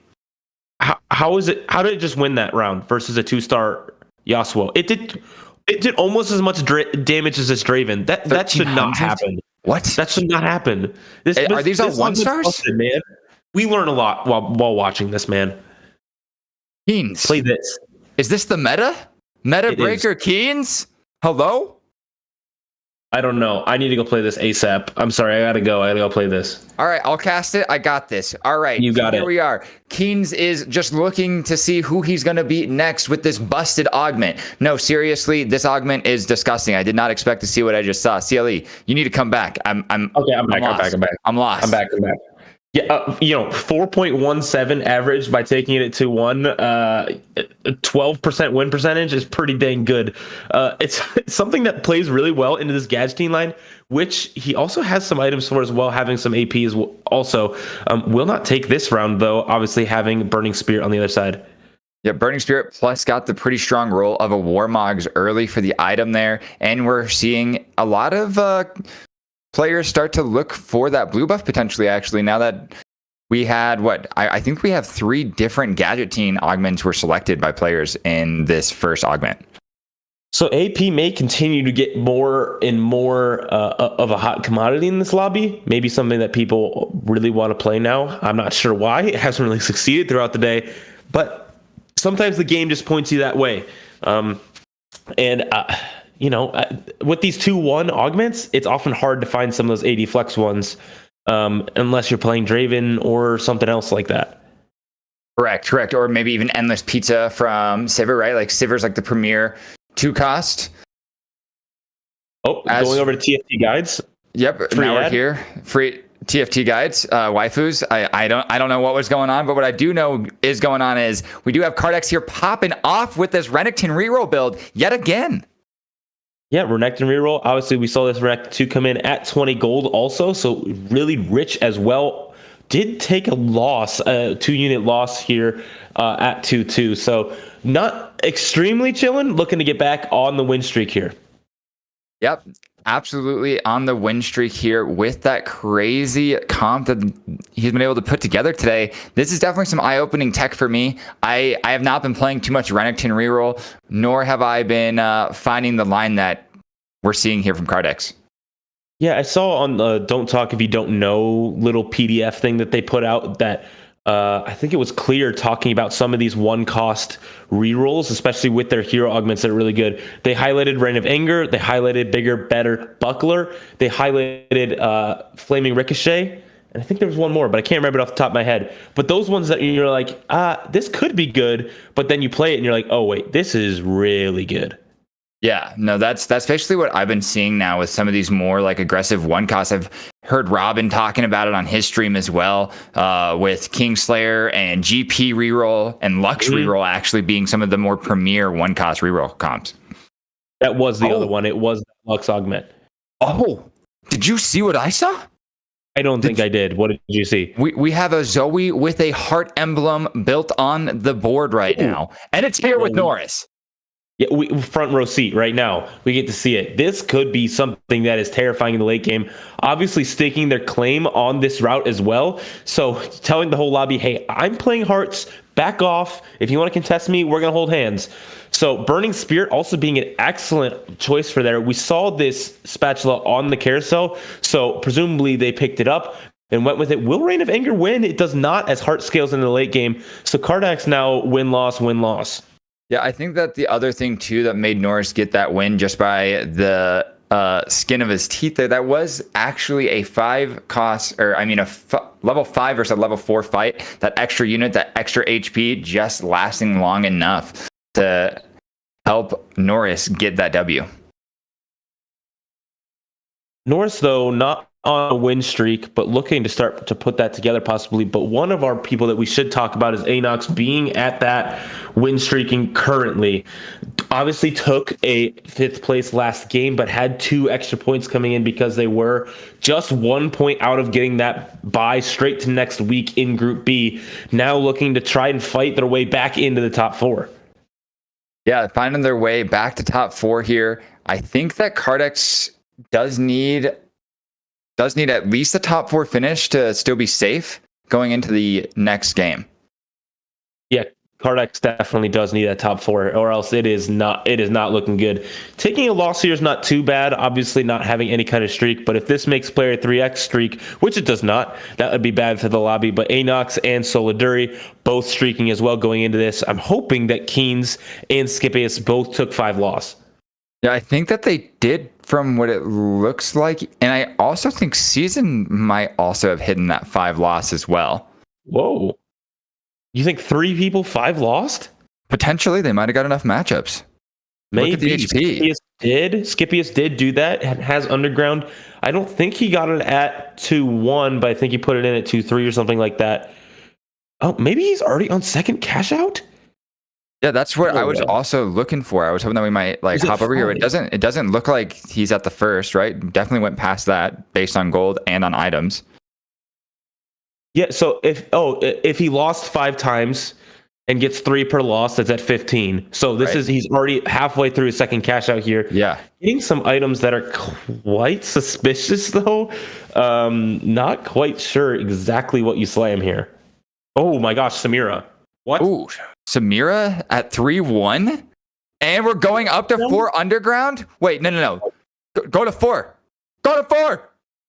See, these are the things that bait players like you and I that, we're just here for the fun and for the content. And so Skip might actually just make a correct choice here rather than the fun choice, which is a little sad. I'm not going to lie. Yeah, no, I do think that Skip's probably making the right choice here. Also is helping with finding probably a better augment for themselves. Yeah, maybe trying to get their augment choices better, but they already have a hero augment chosen. So, Kardax, though, has some really good items now on this Renekton, giving some healing, giving some sustain, giving some scalability with this augment, and then with Titans. So this Renekton could be scary once it hits 3-star. Obviously sitting at 50 gold as well, and just absolutely destroying into this later stages as it heals up throughout much of this damage will be enough, not quite because Smear's broken. Samira broken, plus with broken item makes Samira even more broken. She had that Black Cleaver gifted to her from the spoils of the Raiders on that beautiful, easy augment. That's one of my favorite augments to play in this meta right now. It sure is. You can flex into this recon board, which I think he's still going to flex into, even though he has this Samira. Oh my gosh, that would make sense. Oh, this man is just play everything. But finds another underground. Are we going to 4? Just go 5 while you're at it. He's got all 5. Just do it. How many locks do you get with 5 now? I think it's 3 a win and 5 a loss. That sounds about right. Oh, we do find Sona 2, and we do slam in the civilian as well with the Galio 2 too. And wait, we didn't cash out, right? So we're almost to 3 here. Yeah, I think if he takes another loss here, I believe he'll be at 2 because he took a win. Okay, yeah, that's right. I forgot about the. Yep, I see the win. Yeah. No. I'm following now. I'm caught back up. I was a little We're getting confused. Yep. Yeah, he It'd be did hard not to want to follow win that round. sometimes. It do be like that. You did not want to win that round, but the Ezreal gifting like the perfect item to Samira didn't help keep that loss streak alive. So Samira will be cleaning up a lot more of these units as the Vayne is now in the opposite corner. I'm not even sure they got their recon sometimes smart, sometimes super dumb. So we will see a cash out here from Scipius. And Scipius getting this cash out. Hopefully it's a bunch of gold, maybe 2 items. Oh, completed item, some gold. And a little extra health, too, to go with maybe a redemption here. Yeah, that is a cut and run if I've ever seen one. I hope he sticks with this sure shot line, though. Now having only purely AD items, no AP or attack speed really in sight. Yeah, gonna have to maybe pick up the Senate here. Wants to get that in. I don't know what this Vayne is doing. All right, does it like to get that Vayne out of there? I would definitely like to see us continue to maybe even transition away from underground at this point too, but I guess we can get some extra free units. I mean, extra free gold. Sorry, misspoke there. Sometimes just getting that one cash out is pretty good. Often just injects 10 gold into your board, which is really good. We'll be going on a win streak here, hopefully, right? He's trying to turn it around. At 63 HP is not too bad. We'll be obviously breaking the win streak of Anox on the other side, which was one of the strongest boards. And so that's looking good for Skip here. Yeah, looking very good for Skip here, and does continue to grow that econ now, does get to 50 gold with selling the Vise on the bench. We do see a little bit of a weak front line right now, so I don't know how long Skip's going to be able to continue with this win streak that they're currently on, but this carousel is looking pretty juicy for AP routes. Yeah, now gets a Gunblade on this Samira, so extra healing coming in for that unit and the rest of the team. So starting to get some direction here. Obviously, those items are fantastic on the Rammus, but only Rammus 1, not really cutting it at this point. Yeah, definitely fallen a little bit behind, but I think that the rest of the lobby is actually not looking too strong yet either. We did see that Skip was able to beat that level or that high health player, the most streaking player in the lobby. So I do think that Skip has found a pretty strong line here. Keynes is continuing this defender build, and I really haven't seen too much of this comp yet myself. How are you feeling about the reroll Poppy with being stuck right now on Poppy 1? It's fine if you can hit poppies, but only having 2 poppies here, kind of a grief. This is an excellent way to play this, though. Defender is excellent right now, especially going into all these AD comps with Sure Shot and stuff like that. But though, on this board from Soliduri is quite scary having a bunch of these laser cores. Yeah, no, this laser core comp is definitely going to be devastating, doing all that AP damage, but we are seeing a lot of damage coming out of that Draven here, and almost kind of has like Samira items on him. Yeah, those are basically BIS Draven items. You want an IE to make these whirling axes do a ton of damage. Not able to clean up any more there. So now taking another huge loss on a 4 lose streak now at 3-5. So Keynes did not lose streak all the way through stage 2 either. I believe he won his last round, which is not good. Oh, it's saved. Poppy 2. Wow. 2-star Poppy. We're 1 away from having a 3-star Wukong here, which will then give even more health to our boy, the Lord, the Savior, Draven. Do you need Poppy 3 to be truly successful with this comp? I don't know, man. He wants to reroll for so many of these units, so I'm figuring he might still do it. But it's gonna fall behind tempo, maybe too much here. So it's going to be an interesting decision, and I'm interested to watch. Keynes is definitely in a very, very, very interesting position here. Obviously did not get that perfect loss streak here, and that's definitely hurting him quite a bit. But if we do know anything, it's that Keynes does know how to get innovative, does know how to get creative, and this comp is surely that. Yeah, this Rammus now obviously being able to tank through this Draven on the side of Scipius is not ideal whatsoever for Keynes, now being below 40 HP going into stage 4, hoping to get some of these crucial items, hopefully to get some of these crucial units to spike this board and hopefully stabilize here early in stage 4. Stage 4 is going to be very interesting here for Keynes. Probably going to have to roll down here on 4-1. So that'll be our last chance to probably stay on level 5 before we need to push to level 6. What is Keens looking for on level 6 to really spike this board? Riven is huge, giving brawler buff. Defender 6 is probably what he's going for. Hopefully this lobby is going to tempo towards more of these AD boards to help him. Now Gold Orb coming through, finds a Riven. And so now it's the Nikos were a champ duplicator, so that's going to be huge here, actually. Might get a free 3-star. Yeah, we'll be rolling down for this Poppy now, I would imagine. Oh, 2 Poppies in a shop with a Riven 2 now coming through. Rolls past it, though. I think he's trying to save bench space. Oh, my goodness. He's just finding infinite Poppies. Oh, my God. Okay. Mortdog, please, just hit. This is the roll down of a lifetime. This is what I want to see when I'm rolling down. Doesn't matter. We already have it. Oh, my God. Just hit, man. What is this? Those are some crazy rolls. Now at 40, he's going to go to level 6 here and put in this Riven, I would imagine, and then keep rolling for Draven 3, then level to 7, play Defender 6, win the game. There's the play. That's the line. That's how we get there. That's how we get it done. But will we have enough time? Do we have enough HP? Do we have enough gold? I'm not so sure that Keens does. But this Draven might be able to just pull off enough units down here to keep Keens in a healthy state. Yeah, I'm sure Keens wouldn't mind losing here either. We'll keep the gold high. Obviously, a 1-unit loss would be preferred. The Gangplank just chilling there, waiting for its turn, now able to join the fight.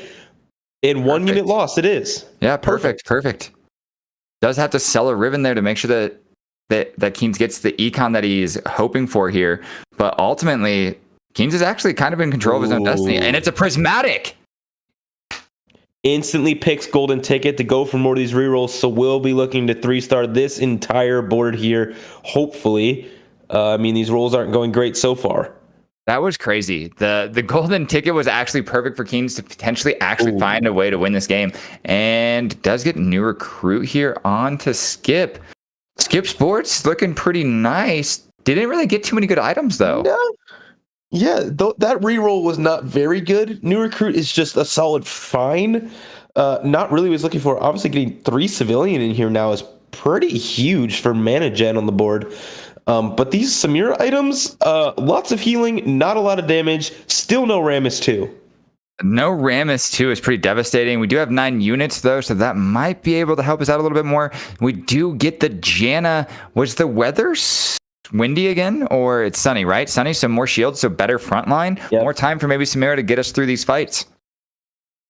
Yeah, more front line is always a good thing, especially on this board with Sure Shot that just continues to scale throughout the round. The 3 civilian Sure Shot board is something that I always thought would be good this set, but I really haven't seen much of it whatsoever. I think it's because Mascot's not good, and just, 2 low-cost units are just not great to run in your late game comp.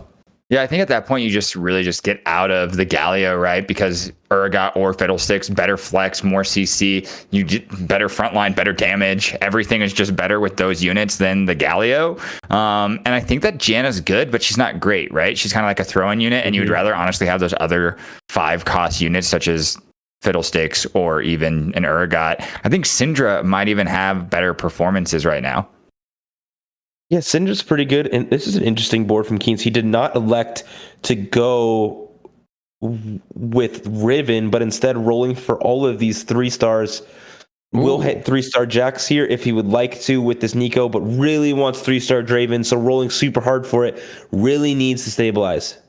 Yeah, needs that 3-star Draven to actually get to the damage to be able to kill these higher level boards. Still stuck on level 6 here. That's going to be pretty rough here, and it's going to be taking a lot of damage because of it. Yeah, lots of damage going to be coming through. This Belveth too, with an extra Belveth as well. Oh man, this is looking pretty doomed for a last game winner. And Keens is down to 1 HP. I don't know what Keens can do to really navigate out of this position. It's looking pretty grim. It is looking grim. Needs to hit this next turn, hopefully finding what he needs on this carousel. Obviously getting the choice that he would like. Hopefully getting IE here would be my choice. Wondering if he's going to agree. Oh, the sword gets instantly grabbed, so I don't know if IE is going to be available. I think that Keens did have a glove on the bench. Maybe just going to grab this Aphelios here. Making sure to take a 5-cost, kind of trolling. Okay. I mean, does elect to grief the rest of the lobby. Maybe that's the best play for him. After no sword, I don't know what we can do. Don't need it. Just griefing it because I'm 8 anyway. That makes sense. Oh, he I sent that respect. message too. Sometimes, I love when they just communicate with us through chat. It's really funny. So Yeah, it makes me laugh. I was like, okay, yep, Keen, thank you for the insider information. Oh wait, you're telling everyone. Okay. Ooh. Whoa. And thankfully, I have. If you need reading lessons, you can go see PH Dan on Medify. He offers reading lessons, so that's how I was able to read that. Oh, beautiful. We love PH Dan. Also, how do you read? What is reading? I don't know. I'm a TFT player, man. Ask PH Dan. He's an I just English know professor. letters D and F. Mostly D. Which one do you press more? D. Ah, got it. That makes sense. I understand now. But you know who may be pressing F here? Keens. And we should all be pressing F in the chat because I believe this is going to be the end of the road for Keens in this game. Going first in the first game, now going 8th in this one. It is going to absolutely flip this lobby. It is going to make it so close in game 3. Is it safe to say this is the reverse Soju? Soju went 8th, then went first. Now you go first, then 8th. Is that what that is? Paying respects? Probably. I'm down. We can call it that. Reverse Soju here. Soju. Ooh. Got it. Got it. This Brawler, 6 Brawler, this Renekton 3, the Blitzcrank 3. I love this board. This is so fun. Yeah, like we were talking about, Cardax is constantly bringing innovation into this tournament right now, right? Like this is how you know that we're watching some of the best of the best. We're seeing plays that I've honestly never even thought of, and it's amazing to just see popping off. It is popping off, keeping him really, really healthy through this game. Seeing this board from player 3X on the other side, being this Belveth board that is extremely stable, having this really strong set 2 as well in the front line. Set 2. The premier tank that we had for so long has kind of fallen off in the recent patch, but you still see that set doing what set does best, and that is not dying. Holy cow. Look at this Belveth freak show. Dude, sometimes Belveth is the best. Sometimes Belveth is the worst. I feel like every time I play Belveth, it's the worst. They dash into the backline and don't hit the backline, just get eliminated by the backline. Yeah, I kind of agree. I just skip over that unit, and then my chat yells at me. So now I just don't even talk about Belveth. What's Belveth? What? I don't know what that is. The Void Mother? Something like that. Yeah, bad unit. Until you see it like this, right? They buffed her? Oh, okay. Still ignore, or sometimes it's good. I don't know, man. I agree, man. I think that it's just forever in a place in my heart where I was betrayed by Belveth, wanting it to be good. I lived for the Belveth, and then the Belveth betrayed me so many times. The anime arc, man. It's just what it is. Facts. I know you love anime, and you and Honey Bear need to talk about that. If you've ever watched the Aegis Rolldown, which you should watch after this, because it will be after this, they talk about anime all the time. And every time I'm on, I have nothing to contribute, because you know how many anime I've watched in my life? How many? I watched Arcane. Does that count? Yeah, it's a French anime. So you've watched a French anime? Well, that is what I've watched. Wow. My man, we need to get you cultured, buddy. Yeah, I'm sorry. It's okay. I know it's you okay. love that stuff. I know you're busy. All right, in the world of Master, Grandmaster, Master, Grandmaster, and I'm busy watching anime, so I can't even get Master. So here we are. It happens. We spend our time on different things. Both may be valuable. I don't know. But what is valuable? This win streak from Anox that will probably be coming to an end here, maybe? Oh. No, the Kaisa able to take down this really tanky Renekton. Will this Blitzcrank be able to do enough? Not looking like it whatsoever. So Cardax will be taking another loss here unless MF can clutch up. Doesn't quite look like it. So Anox continuing to streak here. Absolutely chilling with Raider Spoils. Yeah, Raider Spoils, man. What a freaking augment. So awesome. Does so many cool things. But ultimately, what it really does is it really helps you with your eco through the entire game, right? It sure does. You know what's not helping right now? Seasons taking a 7th place here. Now a Ooh, second hate to see 7th that. place in a row. So they're not looking too good unless they can pull out a miracle first here and maybe make the tiebreaker for that top 4 spot to get through to next week. Yeah, I could see Seasons, like we were talking about, some of those like desperation plays.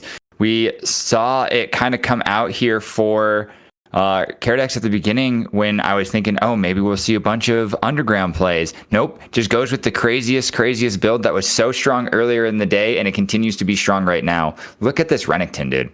I cannot believe it. This Renekton is actually insane. It is insane. Not having a ton of healing, though, through the augments to get through a lot of these rounds. Heart is continuing to ramp up, so he will take a loss this round, but killing a lot of units along the way, keeping the HP fairly high, hoping to squeak out a top 4 here. Where did that damage at the... Was that a Lulu just chunk of freaking massacre on the Renekton? What? Dude, Heart does that, man. It just infinitely ramps, and then all of a sudden your whole board dies. That was crazy. And that's just the power that I was talking about earlier when we were touching base on that. Yo, I am the Zoe king or queen here. I'm going to be taking down your entire board. She's hearted up. She is the best of the best when it comes to doing damage over time. Yeah, definitely damage over time, but not something that's been super successful in the meta currently with a lot of burst and a lot of healing, like this board from Skip is. I don't think the Zoe board would beat this one because of the double Hextech Gunblade on that Samira. Now with Giant Slayer as well. Decker, thank you for the follow on Cardex's stream. I'm sure you appreciate it. I'll say it for you. You're a fantastic caster, by the way. Your last cast, it was real good. I appreciate you being here. Anyway, this Leona cannot kill this Renekton.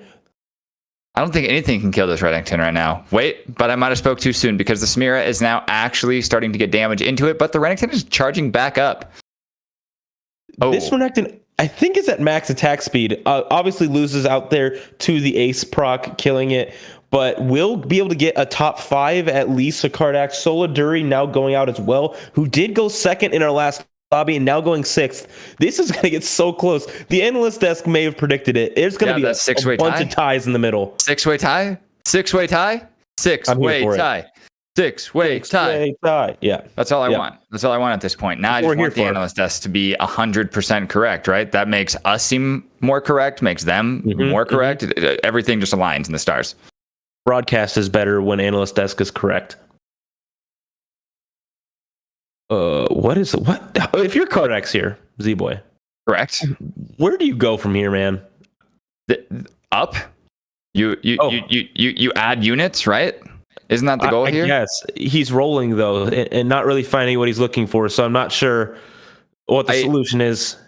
I maybe. Oh, it's probably look for Soraka. All right, I found the line. I think that Cardex was looking for Soraka. I think that was all that Cardex could really do to actually buff the board from this position.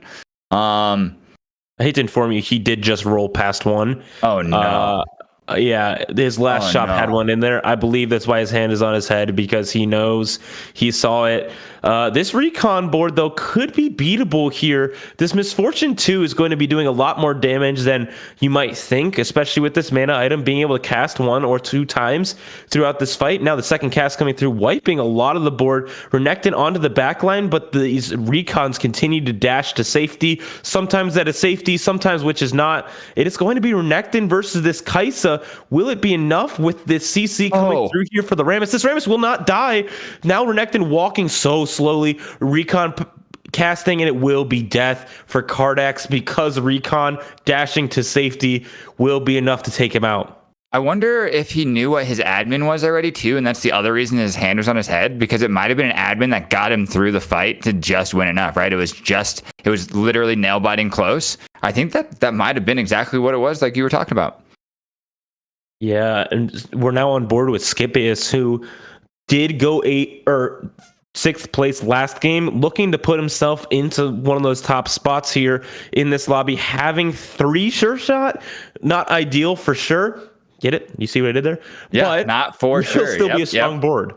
Well done. Nice pun. I really like to see you in your element there, CLE, being, the best dad joker around.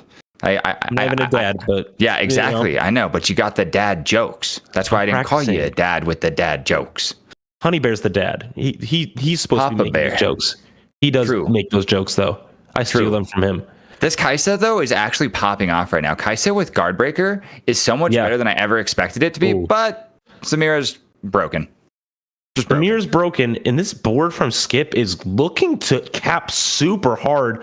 Now wanting to just find a single Senna. I think 3 civilian is absolutely carrying. Yeah, and it's allowing the Leona to actually get extra cast off faster, more relevant, and the Leona is kind of being a Giga Chad. Yeah, and I don't know if you saw it, but Skip was talking to us.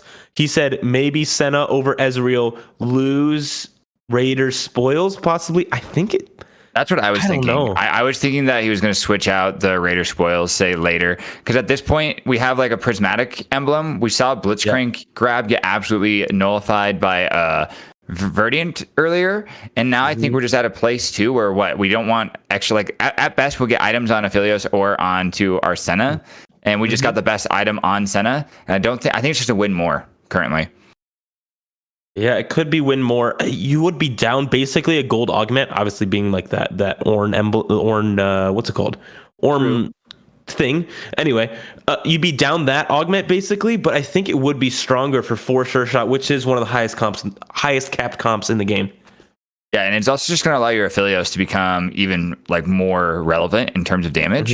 So I don't think it's like bad, but I do see where you're coming from with the 4 or with losing a gold augment there. That does kind of hurt. Obviously, we lose an item, but I do think that just having the extra damage now at this point, allowing our Samira to be our true carry, a true focus, that might be exactly what you need to carry out and get first.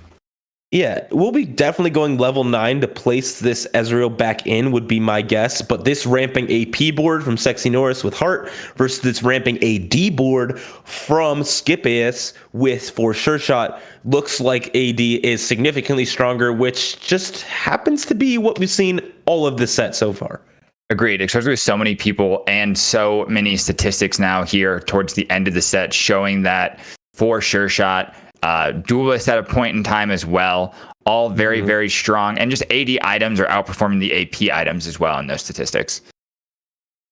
Yeah, it just continues to be the same old Samira Sure Shot being so good. I'm ready for a little switch up myself, being an AP enjoyer. But a lot of these comps in this late game that win games are these Sure Shot boards, these Belveth boards, a lot of these AD variations. Yeah. So with these AD variations, sorry about that. I lost track of my mind for a second there. But with the AD variations that we're seeing, like we were talking about earlier on in our first lobby, just that nerf to Spellslingers and really the big nerfs to Annie kind of made AP fall off pretty heavily, with the best performing AP unit actually being a 5 cost in Fiddlesticks. Yeah, Fiddlesticks is an absolute beast here, but this Belveth is smurfing with that prismatic Knives Edge giving so much more damage. Skippy is taking a huge hit there, down to 3 HP. Will Sexy Norris be going out here? The Heart board beating this Kaisa board? It does look like that is the case. So, oh man, 3 people below 10 HP. Who will come out on top? I have no idea. This is too close to actually pick. I think it's going to come down to matchups. We do see Skipius go to level 9, which will be 10 units. Will it be enough to find his way at least to a top 2? And it looks like Skipius will be facing Anox. So player 3X, who is on a win streak, will be facing that Heart board from Sexy Norris. Will it change now that Norris has that Zoe 3? Will it be enough that now Skipius has 4 Aegis in versus this board from Anox that has this Kaisa, but it's only a Kaisa 2, only a Belveth 1, so not a ton of damage, but this Rammus 3 will be a ton of damage. Can Leona now get on to this Rammus? It is not looking like it right now. The Echo now into the backline, Fiddlesticks into the backline of Skipius. Neither of these tanks have taken much damage whatsoever. This Kaisa continues to ramp up though with Guardbreaker, and now this Ginsu's Rageblade gaining more and more stacks. Leona absolutely takes down this Rammus. Now this Samira is picking up steam as well, executing units everywhere, healing almost the entire team. Anox will go out. Sexy Norris though out in 4th place for a 2nd time in a row. 4 Aegis. That's the story of that round just now. 4 Aegis is what kept the back line for Skipius alive with the 4 Aegis. I just want to point that out. 4. all of them, keeping How many? beautiful. 4 of them. 4. Oh, thank you. Yeah. 4 shot, 4 Aegis. We got a lot of 4s on the left side of the screen. 4. Yeah. As a musician, I can only count to 4, so that's just what it is. But it will come down to this last fight here. Probably can Scipius beat this Belveth board for player 3X, who now has 2 Belveth 2s on the board. Oh man, it is not looking too good. Obviously, don't want Aegis in for this fight, but doesn't really have an option with the way his board is set up currently. I'll find 2-star Senna may be able to do a little bit more damage. Yeah, 2-star Senna does add a little bit more damage here. I would expect to see this item get slammed onto the Aphelios, but it does go into the 2-star Senna. This was a huge Shroud. Huge Shroud coming through here will make a huge difference in this fight. This Belveth, though, as long as it doesn't grief itself, will not be enough. But this fight is looking much closer than I think. Leona absolutely smurfing, now taking down this front line. There's only 1 Belveth left. The 4 Sure Shot's still alive. It has not been enough so far. 2 Belveths now versus the world. Who will win? It will be 4 Sure Shot. No 4 Aegis.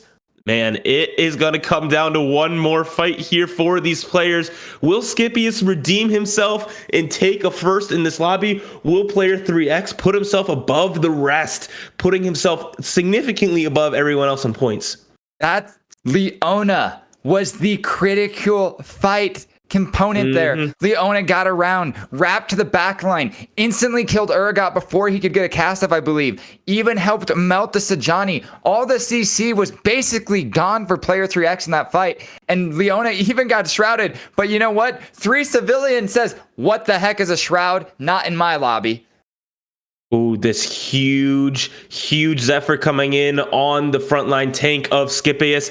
The Belveth, though, in the back line now onto Aphelios. That could make a big difference. Aphelios, though, healing up so much there because of the Samira cast.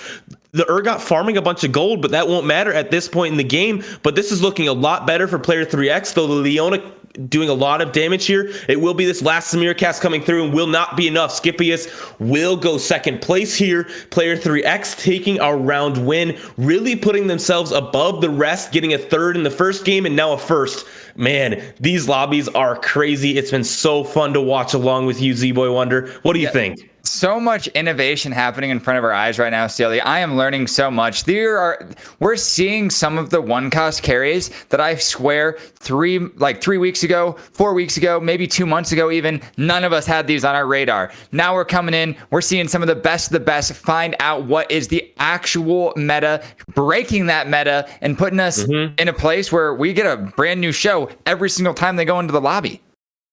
3 Civilian, 4 Sure Shot, also 2 Belveth 2s. I mean, they're just innovative boards that we haven't seen much before. I can't wait to hear more. I can't wait to see more. I can't wait for game 3 to see who will make it on to the next round. But we're going to take a little bit of a break here as casters. We're going to get analyzed here for a second. So, Honey Bear and team, take it away. Thank you so much, CLE. I'm doing my best over here, getting prepared for the ties. But unfortunately, I thought we were going to have a 6-way tie. We only have a 2-way tie. So while you guys break down the game, I'm going to get my second tie on. But tell me what happened through here. There was a lot of, 2-1, Hero Augments just make the game really volatile. We saw the Reign of Anger, a broken reroll comp, unfortunately, place, I think, 6th? I don't quite remember. But I believe 5th. But it bought forward, and that just goes to show the strength of the lobby. There was a lot of AP in the sense of reroll Kaisa and reroll Zoe, which were honestly extremely powerful boards. But our top 2, our Sure Shot player and our Belveth player, prioed the Declaw, prioed the extra sustain with the double Gunblade on the Samira and the Gunblade on the Belveth, and it just ripped through it all. Yeah, absolutely. Expired. What do you think of the scores? Where are people at? What do you think's going to actually happen here? We got a stark difference top to bottom, but then middle looking a little interesting. This is about to be a very volatile game 3 that's going to determine the rest of the standings. Obviously, there's a lot of movement that can still happen. Player 3X, your dark horse, all the way back to week 1 playoffs. He is pulling through, though, at 15 points right now. Yeah, it is pulling through for sure. It's going to be interesting to see what actually happens. Reminder, you only need top 4. Top 4 moves on. Bot 4 goes home. So we'll have to see what is actually going to play out. But player 3X looking really good. Talk to me about a little bit of this middle of the pack, though. We got Keens, we got Scipius, we got Soldari. What do you guys think is going to happen there? Couple are going home, couple are staying in it. I'm looking for Skip and Keens to have a strong game. Cardex, I don't know if he can have any result that pulls him to the top 4 from 5 points. I haven't done the math, so I'm not sure. But those are my 2 in the bot 4 right now to keep an eye on. I'm pretty sure Cardax needs both a first and a miracle, so I'm not entirely sure if it's at all possible. But Keens for sure. That game, he played fairly well, but if Mortimer will not give you poppies, you will not get placements. So I don't know what else to say there. Too, man. That's true. He had the Nico the whole time. Oh man, but Feels Keens bad. and Skip for sure. Seasons should be watched, but I don't know. Sexy Norris has been really consistent. I would expect Sexy Norris to stay top 4, and then Skip and Keens to eke it up. Definitely. Yeah, that's I feel like that's pretty much what I would assume is going to happen. However, I think this lobby is so close. I think anything can happen. And again, looking at Sexy Norris, you can never count this guy out. For some reason, he always shows up. He is the most consistent player right now. He has gotten 4th. I believe this is his 4th game getting 4th. So is it going to be a 5th? Is he going to break the 4s? Who knows? But to find out, we're going to hand it back to CLE, Z-Boy Wonder for the final game. And we'll got to see you guys afterwards to break down what actually happened. But Z-Boy, CLE, take it away, guys. I don't know about you guys in chat, those listening. I'm currently traumatized by 4s. I keep hearing 4 in my head. Jin is just speaking to me. Four shot. Wait, my bad. I apologize. No more 4 shot. Less 4 shot. More 4 Aegis. Yeah. I love it. I'm so excited for this last game. It is coming down to it. Z-Boy, let's talk a little bit about these standings. They touched a little bit on it on the analyst desk, but we have lots of people currently tied. We have 2 people tied at 10 points to get into next week. It's going to come down to these tiebreakers. It's going to come down to this game 3 performance. If you top 4, and especially if you're in this middle range, you're going to go through. If you don't, you're not going to go through. It all comes down to this one game after so many games played so far in the ACL. Yeah, I mean, when we're sitting here thinking about all these 4s, right? The one person that's scared of a 4 or a 3 and probably even a 2 is our boy Cardex, right? Wants to get a first, needs a miracle. I've been loving watching Cardex play this entire time. Some of these comps that any of these players are putting together are absolutely mind-bending. And I am so stoked to see what some of these players are going to do now that they're in these cutthroat positions. Yeah, these players need to pull out some of these first or ace strategies. Keens being one of those players who's currently 1 point behind the break point. Seasons being someone that may just need a miracle to get out and a first place, as was so eloquently said by Expired on the desk. But Soliduri, Sexy Norris needing some of those solid performances to get them through.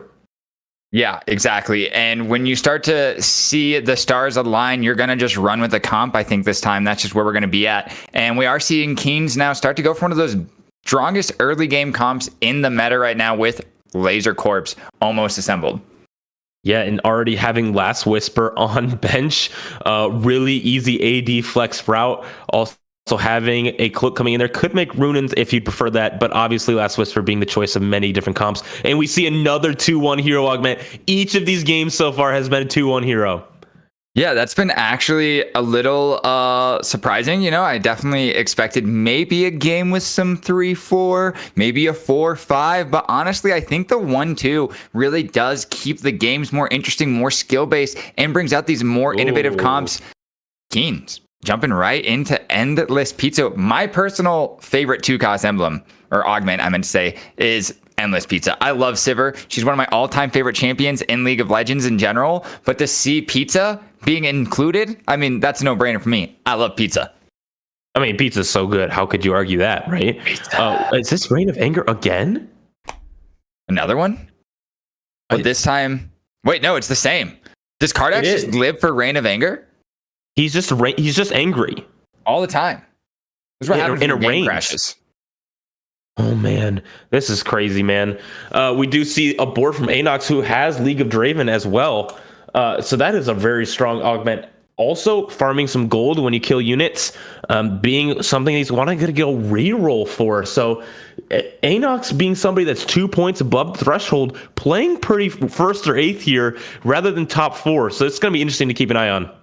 Yeah, that's exactly what we were talking about too at the start of the game, is what players are going to do that are kind of in these more cutthroat situations. Are they going to play for it all, make sure that they can possibly get a first with their comp, or are they going to play a little bit more safe, play for that, I can guarantee myself fifth, right? Mm-hmm.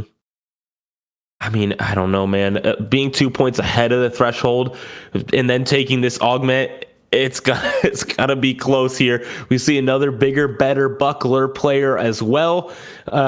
Man, looking to upgrade this Poppy. Hopefully doesn't get stuck like Keen's was last game on a Poppy 1 forever.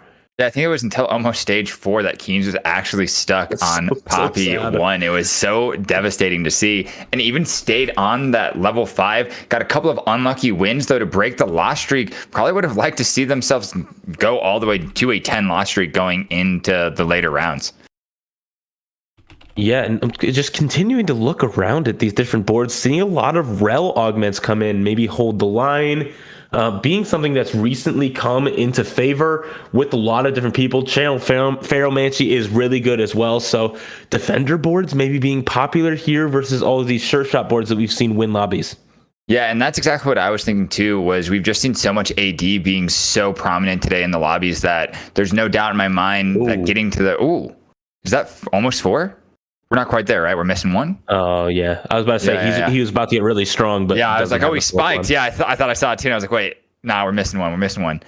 Still really, really strong board though here for Cardex. I mean, this Renekton carry, I'm playing it tonight. I'm telling you right now, I'm playing this tonight. Yeah, just get 2-1 hero augments. Play this comp. Dude. I just want to play bigger, better buckler, but actually hit. That sounds so fun.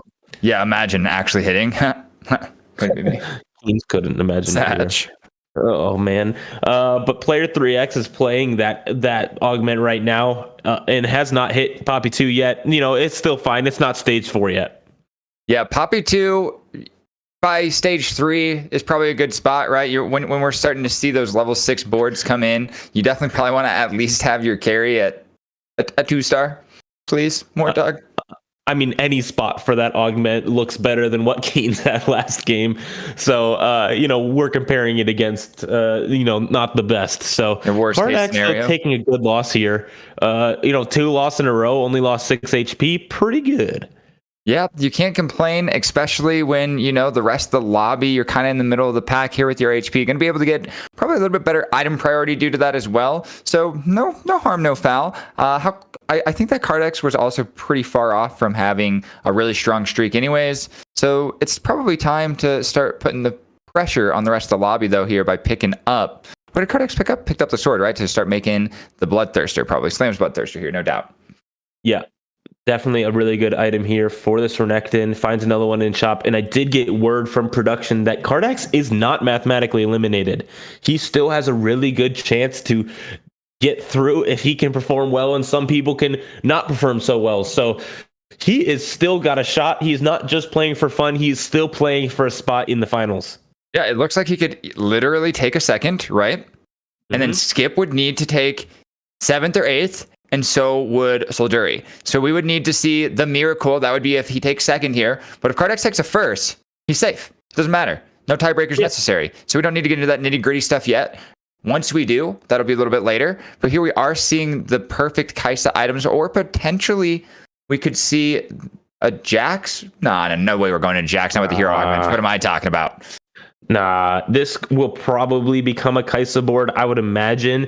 Just playing 3 Spellslinger with Hold the Line. I believe it says this is Hold the Line or Channel Pharaohmancy. I can't. This is the channel. Hold the Line's the carry augment for its channel, so it gets stronger over time. Yep. Yeah. Really so good with Kaisa. It is really good, especially with those comps that want to ramp into that late game. That really helps so much as well, especially with the low mana costs. So they will continue to get tankier and tankier throughout the round. I just get excited every time I see double bow. I'm like, oh, rapid fire cannon. Doesn't matter what the augments are, rapid fire cannon. But then I realize that's like obviously one way of thinking, and that's why we're casting and not the players playing. Yep. And oftentimes, like, rapid fire cannon is one of those like unlike any other item in the game, rapid fire cannon can just absolutely transform a unit from a melee carry into a ranged carry, and it's just so fun to watch. Yeah, like Olaf. Remember Olaf? Oh, Do you remember my boy I Olaf? played so much Olaf, man. Yeah, scale score. I was an abuser. Oh man, Olaf abuser, Olaf enjoyer. Sin Olaf, man, bring it back. Yeah, that was fun. That was a good time. Don't bring assassins back though. We don't need them. I'm curious to see what they do with that. I'm gonna be honest. I don't know if they will ever bring it back, but I feel like they have to. I don't know. Hacker was definitely a pretty interesting mechanic to try to have that value of assassins, but not be as good or as broken as it, right? I know Void Sin's really hoping to see assassins come back, kind of in the name. You know what? I'm sure Scapeus is hoping to come back. That win streak. That is, again, not an ideal spot to be in. Soliduri, though, is win streaking. Finding a lot of these defenders here, though. Maybe we'll see something fun with 4 defender, maybe 6 defender. That's what I was thinking, too. It'd be fun to keep an eye on. Yeah, this comp is actually starting to pan out a little bit more now that we're seeing it. And I think we're looking for the Echo to kind of start to complete this, right? At 6, we'll put in an Echo or another Recon. This at max is going to be a 3 Recon backline. And we might just stick to trying to go with the old style of 3 Star Guardian and 3 to 4 Recon. Yeah, just defender Recon kind of sounds pretty good. I'm kind of down. No, I like that. I like that a lot. And we did find a potential jeweled gauntlet, or actually probably going to go with the guard breaker here. Already has the belt on the Kaisa to slam that. And then we're just a tier away. Oh, freaking Echo. Why don't we just run Nyla? That gets us to stars, right? And we get duelist off of it. That's pretty good too. Yeah, that would be excellent. Obviously, when you find a Vayne, it's going to be even better. Now on board with Keens, who has a Draven again, and I'm quite traumatized from seeing that unit on his board. But it is a very strong item holder for these sure shots, especially early in the game.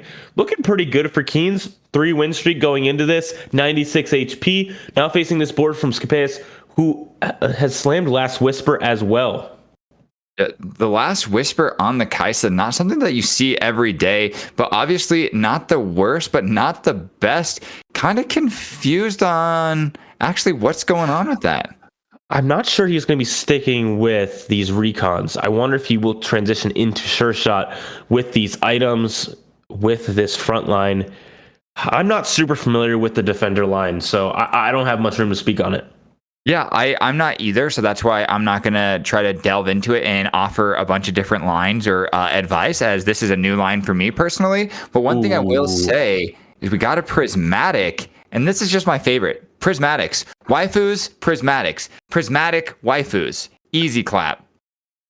Checking odds here. Thank you, Keens. Hero into Prismatic means 100% gold next round. So just providing the info for us. We'll reroll and not really find what he wants. I mean, gold is always good. We'll push levels here and try to get to Samira as soon as possible. Now running this mech here. This will be a pretty stabilized board going into the rest of stage 3. But with the rest of the lobby also having Prismatics, will be interesting to keep an eye on to see how much the rest of the lobby has spiked. Teams also trying to keep these 1-cost carry augment takers off of their 3-star units by kind of griefing a little bit here. You're seeing that XDD come in, that rat style play that so many high-level players are actually known for. And there's nothing wrong with it in terms of, like, people think, oh, rat, like that's bad. No, it's like you're actually finding yourself into a position to make sure that you're the one smiling at the end. You got the cheese. Yeah, Norris, though, took Think Fast. So took Think Fast, be able to hit a lot of these 2-stars. No sight of 3 stars other than this other 2-star Rammus on his bench. So obviously it stabilized Norris huge, but maybe not the spike he was looking for, now not having a Prismatic Augment. Yeah, and honestly, the hindsight might have been 2020, but it almost looks like Skip was looking into the future and was able to get off of that Kaisa reroll strategy just in time. Yeah, because obviously it was contested, definitely scouted and saw the information that he's able to gather through much of the lobby, and obviously the right choice. Yeah, it really paid off here. And now Keen's trying to decide if he wants to sell off on this Rammus or get the Rammus in there. And I do think the Rammus is probably a little bit better right now in stage 3 with the defenders in. Yeah, most likely. Oh man, Knife's Edge Prismatic coming through from Cardax with Reign of Anger. This is fascinating. This Renekton, which he has 2 of them on the board, will be doing insane amount of auto attack damage with ramping attack speed and healing and sustain coming through here. This could absolutely decimate the lobby through much of this mid game. Yeah, and we might see a lot of the lobby start to fall down to low health here going into stage 4. I think we might see these bottom 4 players around a 30 life total, if not lower. As you see from Anuk, it's already looking pretty low at 48 down there in the bottom slot. Yeah, and all of these players, every health is going to matter. And with the Prismatic coming through, the pace of the lobby pushed really fast. Everyone got significantly stronger. Obviously, you saw Sexy Norris hit a lot of those 2 stars to absolutely stabilize through much of this mid game. Now able to probably go level 8 or level 9 with that board. Solidary still win streaking. Curious to see if they got something that also helped them stay stable. And a lot of these other players that are at the bottom really needing to find something to push them into a spot where they're feeling good. Yeah, we're going to need to see some stable boards and stabilizing them quick with how low people's lives are with these prismatic emblems and with the fact that Cardex and Soldari are both just absolutely powerhousing right now with the strength of their boards. Yeah, I'm sure Cardex is looking to win streak now through the rest of stage 3, hopefully. Not hitting Renekton 3 quite yet. Hoping to get 6 Brawler in here shortly as well. Needs to find a Sejuani. Or I believe a Jax to get that, or 6 Brawler in as well. He's got Jax on the board. Looking for Riven. Riven, thank you. Riven's Edge, you're good. That's why we got 2 of us, BB. But we do see that Poppy did get found here a little bit earlier. Yeah, that's a good spot to be in. And now having Sure Shot Crown as well, which is one of the highest performing prismatics in the whole game, I believe, if not the highest. It's the 4th highest. For Sure Shot Prismatic, yeah, 4th highest winner? Sure Shot Crown at 3-2 is the 4th best. Oh, God, yes, it is. That is insane. That is insane. That is a really, really good spot to be in when you're finding that for your Prismatic and when you actually have a lot of the units and items that really make Sure Shot busted, right? 4-shot. So you drop usually when you're in the Crown situation, you drop off, don't run the Senna anymore. What do you think the best unit to put that Sure Shot emblem on is? Belveth's Sure Shot is absolutely insane. The ramping AD, dashing around, healing themselves up. If you can get Back for Blood, which obviously they can't because they already had Hero Augment, but Back for Blood Sure Shot Crown with 4 Sure Shot on that Belveth is absolutely insane. Would recommend trying that as well on your ranked climb. Yeah, that seems really, really busted, actually. Scaling AD on Belveth. She's busted, does busted things with more busted things. Yep. Just makes sense. Just put every busted thing together. Yep, just do that. And we're also just seeing how devastatingly strong this Renekton is, but is actually going to fall to the Kaisa and the rest of the recon team here. Sexy Norris was able to actually put together a pretty strong board thanks to that Think Fast.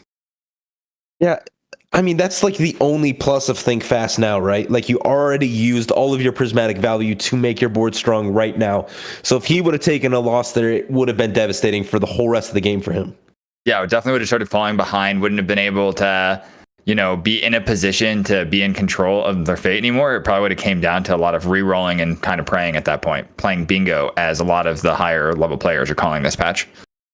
Yeah, bingo is the name of the game right now. And Cardax is playing bingo with this reroll button, trying to hit a lot of these 3 stars, finding some extra gold to roll, as well as some extra healing items as well. Oh, thank you for that Blitzcrank game. That is very helpful. Mort Dog, we take those. And we're going to stick around for a roll down here, hoping to find Renekton 3, hoping to find Blitzcrank 3. There is the Renekton 3, so able to stabilize there with that.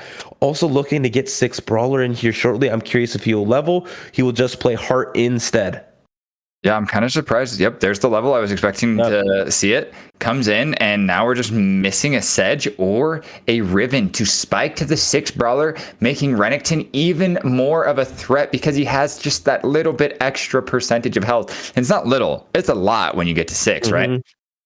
Oh, but Anox getting High Roller, in which is excellent in these Draven comps. Having, is that 8 Jaxes and 8 Wukongs on the other side. So really close to spiking super hard.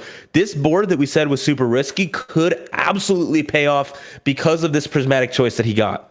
Yep. No, it's actually looking really, really, really strong here. Actually, we were a little worried for it, but now that we see that high roller came down for Anox, is it going to come down to Renekton's going ham? Oh, Ace God. coming through though and absolutely taking the round win for Anox. That was so close, man. That was nuts. No, I thought Renekton was actually going to maybe find his way with that extra attack speed coming in. Was at that full speed, but big friend, best thing you can get with brawlers, actually. Yeah, I believe everyone will get that value. Double Knife's Edge with Belveth coming through for Skipis. Oh no, this lobby, man, is going to be so doomed. This is something we saw do super well in our last, or I believe it was our first game of this lobby, where we had the 2 Belveth 2s go at it. And now, oh man, double Knife's Edge frontline. This is crazy. This board is devastating. There's so much attack damage being added to these units right now from the double Knife's Edge. I actually need to see damage at the end of this. It's going to be insane damage. And now we'll have Defender frontline to beat a lot of these AD players like this board from last Cardax. And we'll have AD himself to absolutely spike this board, being the strongest way to play the game currently. Oh man, this is going to be a fun finish to the ACL Week 2 playoffs. I can't wait to see how this finishes up. Yeah, me either. This is just getting too close for comfort. We're seeing Cardax with his most comfortable comp today, absolutely excelling at it yet again, but things are kind of starting to slow down for Cardax's mega giga chat of a Renekton. What do we think that Cardax is missing to finalize this board and get to a stable position? Needs to get to level 7, play 6 brawler. That will provide a lot of help for him. But I'm not sure this board can stabilize enough without hitting a ton of 3 stars to get a first place. Skip here on actually quite a bit of 1-star units was able to outmuster the 2-star frenzy that is Cardax's board. That was pretty incredible to see, and we're going to actually hopefully see Skip continue to win out here in stage 4. I don't know if I'm not seeing a whole lot of things that's beating Skip's board right now. I'm not either. We did see on the bottom right that last Cardax got a 2-star Belveth also, so playing that brawler frontline with a Belveth as well. There's Belveths everywhere, man. Belveths everywhere? Are there 4? Yeah. 4 Belveths? Solidary had one. I saw the sure shot Belveth on somebody else's board. So everyone is playing Belveth. So now that Cardax has Belveth too, and it's a super contested unit. Oh man, this. Hover carrier Ash. Yeah, we keep cursing people, man. Yep. I almost feel like it's just time for us to take a moment of silence. No, I'm just kidding. So realistically, though, there is going to be another Belveth 2 coming down for one of these level 7 players. Did we see Cardax go to 7 yet? Or was he still rolling on the 1 cost? He might have went to 7 to put in that 2-star and something else, I think. Might have found... No. Yeah, Cardax did go to 7 there. Yeah. Cardax did go to 7 that round. I couldn't see it. So he is playing that unit, that 2-star Belveth, which will provide a lot of secondary carry value for him. Hopefully he sold that Jax and was able to put those items onto there. We'll be interested to find out here soon. But we need to talk about this lobby. Keynes being one of the players who's just outside of making it through, down at 25 HP. Yeah, and this is what we do see here for Cardax. Now having another really good item here. Knife's Edge, Belveth 2 with this really strong 6 brawler frontline. He is kind of chilling now. Whoa. Oh, wait. Whoa. Oh, wait. No, that guy's chilling. Seasons? Hello? 6 heart. Cheating? Cleansing Safeguard, 3 Lee Sins. More like cheesins. He's straight cheesing this lobby right now. You were talking about my dad jokes. That was excellent. That was supreme, I know. Yeah, and you get a raise. How's that? Thank you. Oh man, Solidary on this other side though, having a laser core board maybe in between a bunch of different comps, was win streaking through much of the game, but now it's taking a big loss to this board from Cardax. Cardax is smiling in the bottom right corner. He might be chilling. Yeah, Cardax is actually starting to find that really, really beautiful board that we were talking about, and did find this Ajani as well. And that's actually really something that they were missing. They didn't have much CC. Yeah, didn't have much CC. I do want to call something out though. Player 3X currently is in first place in our lobby. If they go 8th, it is anybody's game. Is that where we're at? How many points does Player X have exactly? Well, he'll have the extra, 16. so has 16. Yeah, wow. It's going to get real crazy interesting. Close if he takes 8th. Oh, he I don't could even be know what to think. dropping out. I think he could be in danger of dropping out if he goes 8th place here. Yeah, no, it's Everything falls perfectly. Close, super close race. It's going to come down to tiebreakers 100%. Oh man. Oh, but this season's guy he's not out of it, but this is a first place board if I've ever seen one. This is crazy high roll. Our seasons was at only 6 points going into this game. So first place was 100% what they really do need to make the dream 100% attainable, I think. Yeah, will this Bel'Veth, though, be able to chew through any of these Lee Sins? This augment is not fair. Mort Dog, please watch this. What is happening? That unit is taking 0 damage. It has almost its whole health bar in shields. What is he supposed to do there? Nothing. You can't do anything. That was unkillable. Welcome to a broken unit in TFT right now. Broken unit, broken augment. I don't even think the unit's that broken. I don't even think it's the augment. You're right. It's the augment. It needs balanced. That is ridiculous. That's the holy trinity right there.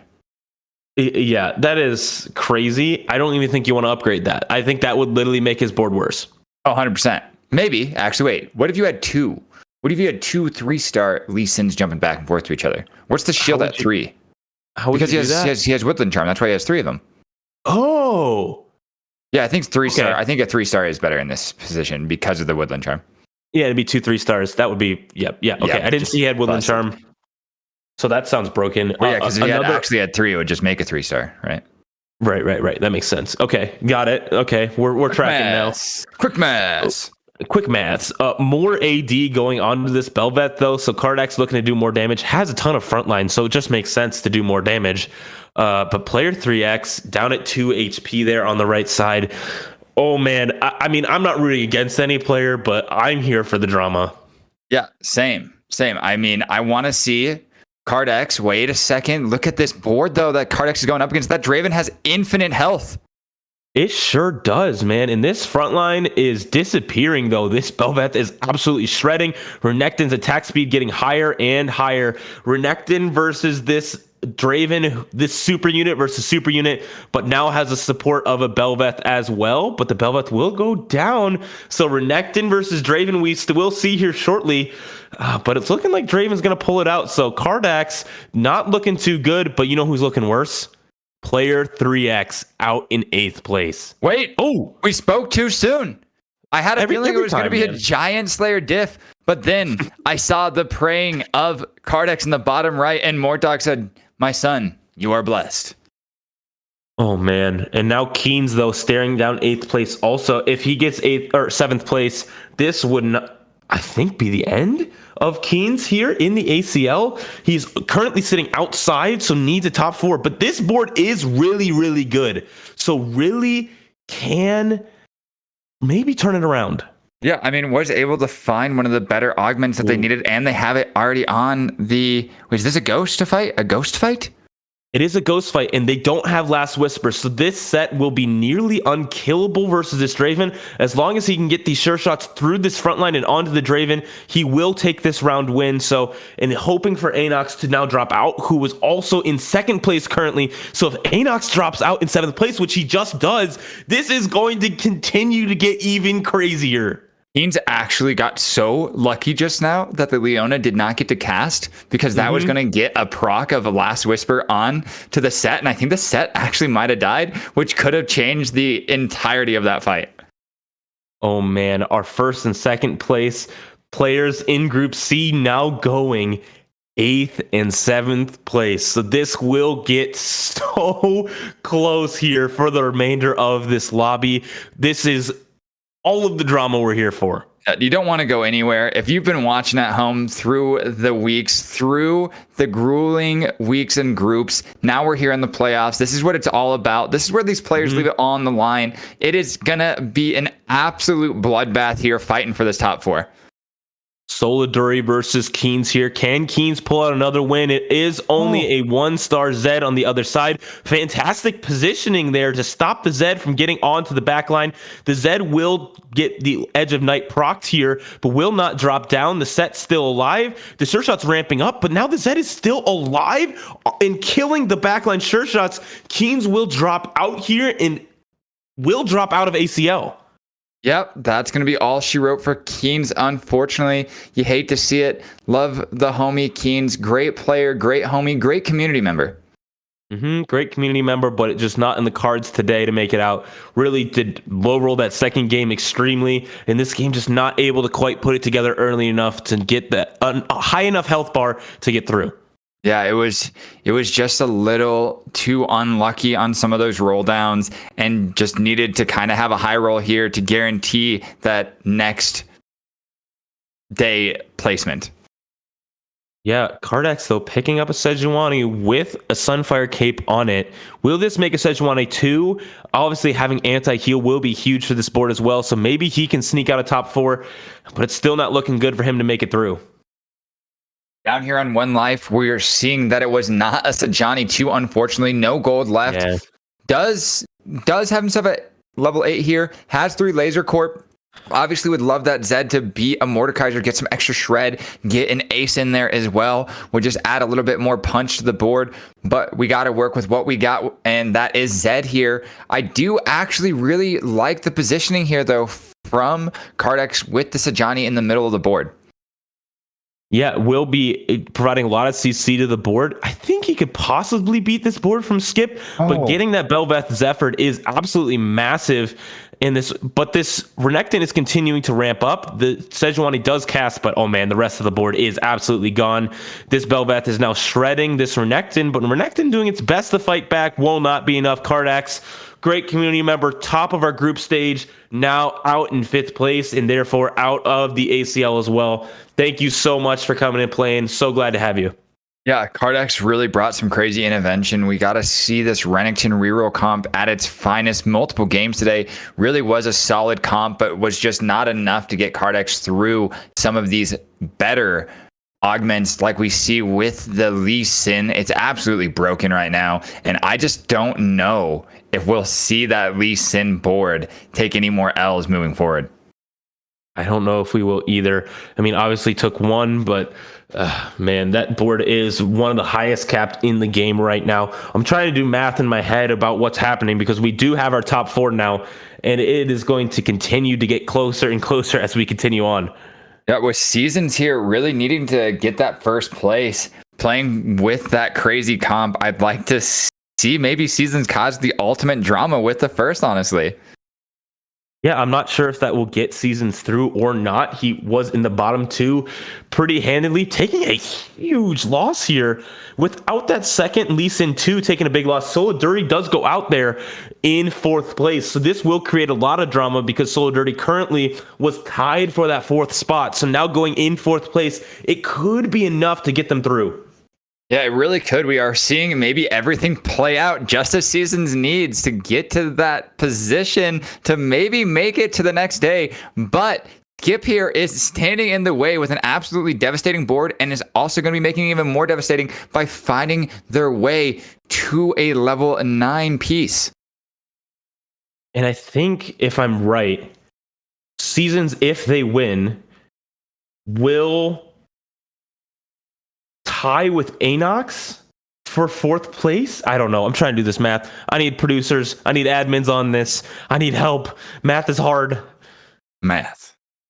It is hard. I agree. I only know 4. Skip did get a nice tank item here, though, and does have the 2-star Rammus finally. 2-star Rammus is pretty huge. Obviously, a great unit to slot in. Having 2 civilian again, I wonder if Skip's a fan of the civilian route now. Maybe this last game really did just show them something that we didn't know before. But we do see a 3-star Kaisa. 3-star Kaisa for Sexy Norris, who did have Think Fast. I don't think has lost sense. So has lots of gold that he used to re-roll for these augments. Having 2 of these, wow, I'm blanking on the name of them. Zeke's Herald, that's what it's called. 2 Zekes, yeah. Ooh, but the Rammus gets Zephyred here. That's going to be huge. Now able to get onto the back line, get some of that access. Wow, this Bel'Veth is doing its best, but the Kai'Sa goes onto it and does take it down. So Skip will be taking a loss here. Sexy North continues that win streak. Sexy Norris's board is just out of this world right now with Rammus with some of the best in slot, if not the best in slot items. It is actually crazy if anybody will be able to kill it. I think that we're starting to see seasons now fall off. Might need to find that Lee Sin 3 to even have a chance now with how strong some of these boards became. Oh, Yep, getting close to that level 9. He is getting close. I keep looking at the scoreboard, man, and I keep getting dizzy. I don't know who's going to make it through. It's anyone's game. X is on the edge too, man. Oh, my head. Yeah, no, I mean, it really is so hard to figure out. I looked over at it. I tried to do some quick math. I was seeing that we were getting really close, and then it was going to come down to tiebreakers. So I'm waiting for all that information to be provided to us from the producers. And hopefully we'll have that for you guys on at least a pretty close idea of what we'll be looking at and what it's going to take for some of these players here in the top 3 to come away with a potential chance at making it to the next day. And what we do know is that every placement will matter for each of these players. Season's really needing to get that top spot to have a chance, but this board from Sexy North just lost to it. So he does have a really good chance. Man, it is going to come down to it. This is insane. Like, this is actually just so crazy. I was just talking about earlier, man, we haven't had any of these crazy augments. We didn't need crazy augments. We have crazy placements because we have some of the best players in the world playing each other right now.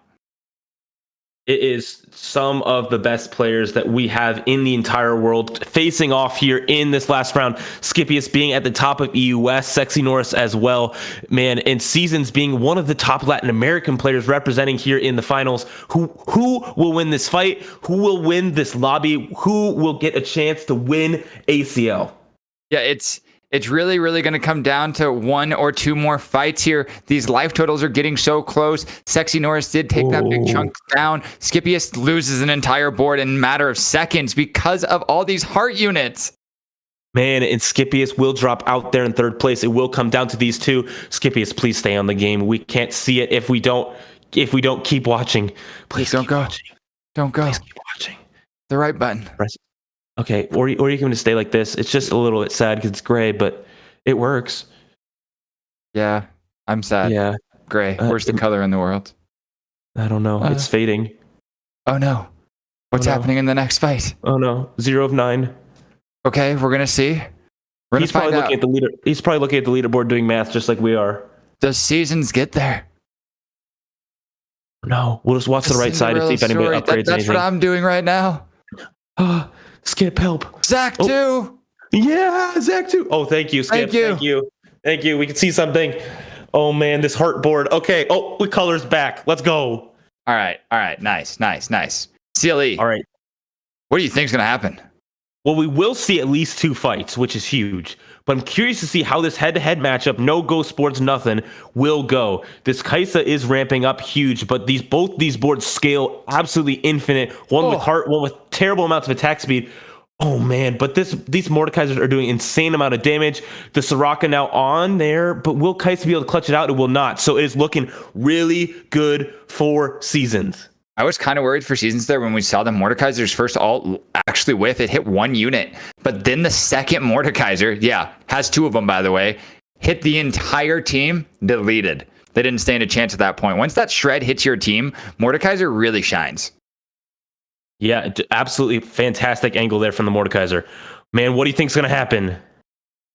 I think that Seasons has this one. I'm not going to lie. I think that it's just too much HP right now for Kai'Sa to get through.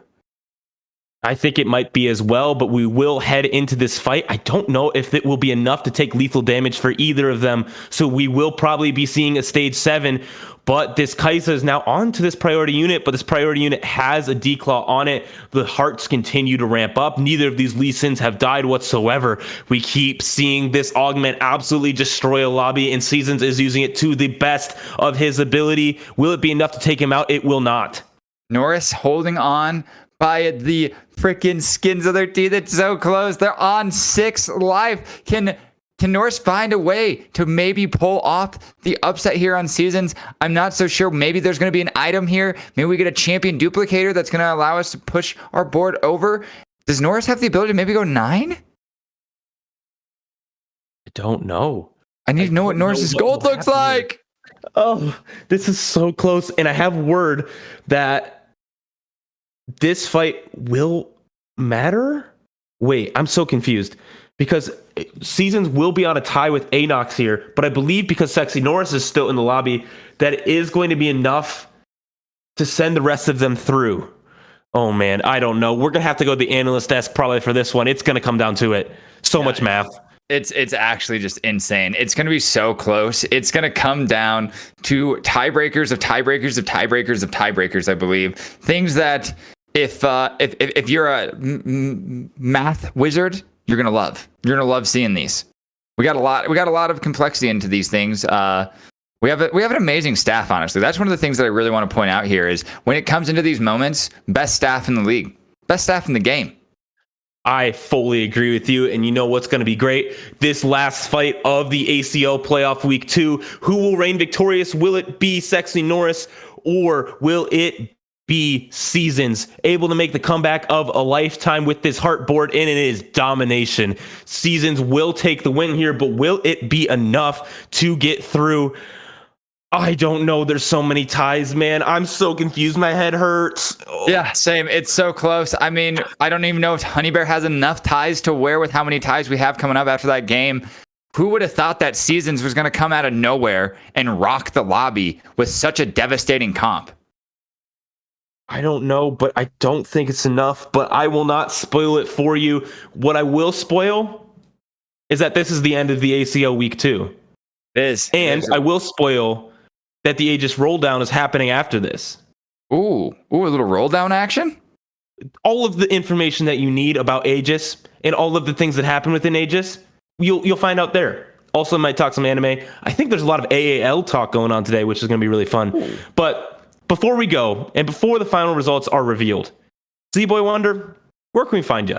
Yeah, you can find me on Twitch at ZBoyWonder. All right, that's twitch.tv/ZBoyWonder. You can find me on all of my socials at ZBoyWonderTV. I love casting here with Aegis. I think we have something amazing happening here. So make sure you're telling everybody, get more people tuning in because we got some of the best TFT plays in the world happening almost every single week in here. Absolutely. And as you can see by my hair, I'm so stressed. I literally was sitting here like this the whole time trying to figure out and do math. Jaw dropped. Hair pulling out. Yeah, basically. But I'm sure the analyst desk will let you know who's moving on. But you can find me because I'm moving on. You can find me on Twitter at COLE_TFT. That's where I mostly exist. Sometimes I stream. Sometimes I post something. I don't know. You can find me there. But you know who you're about to find on the screen? The wonderful analyst desk.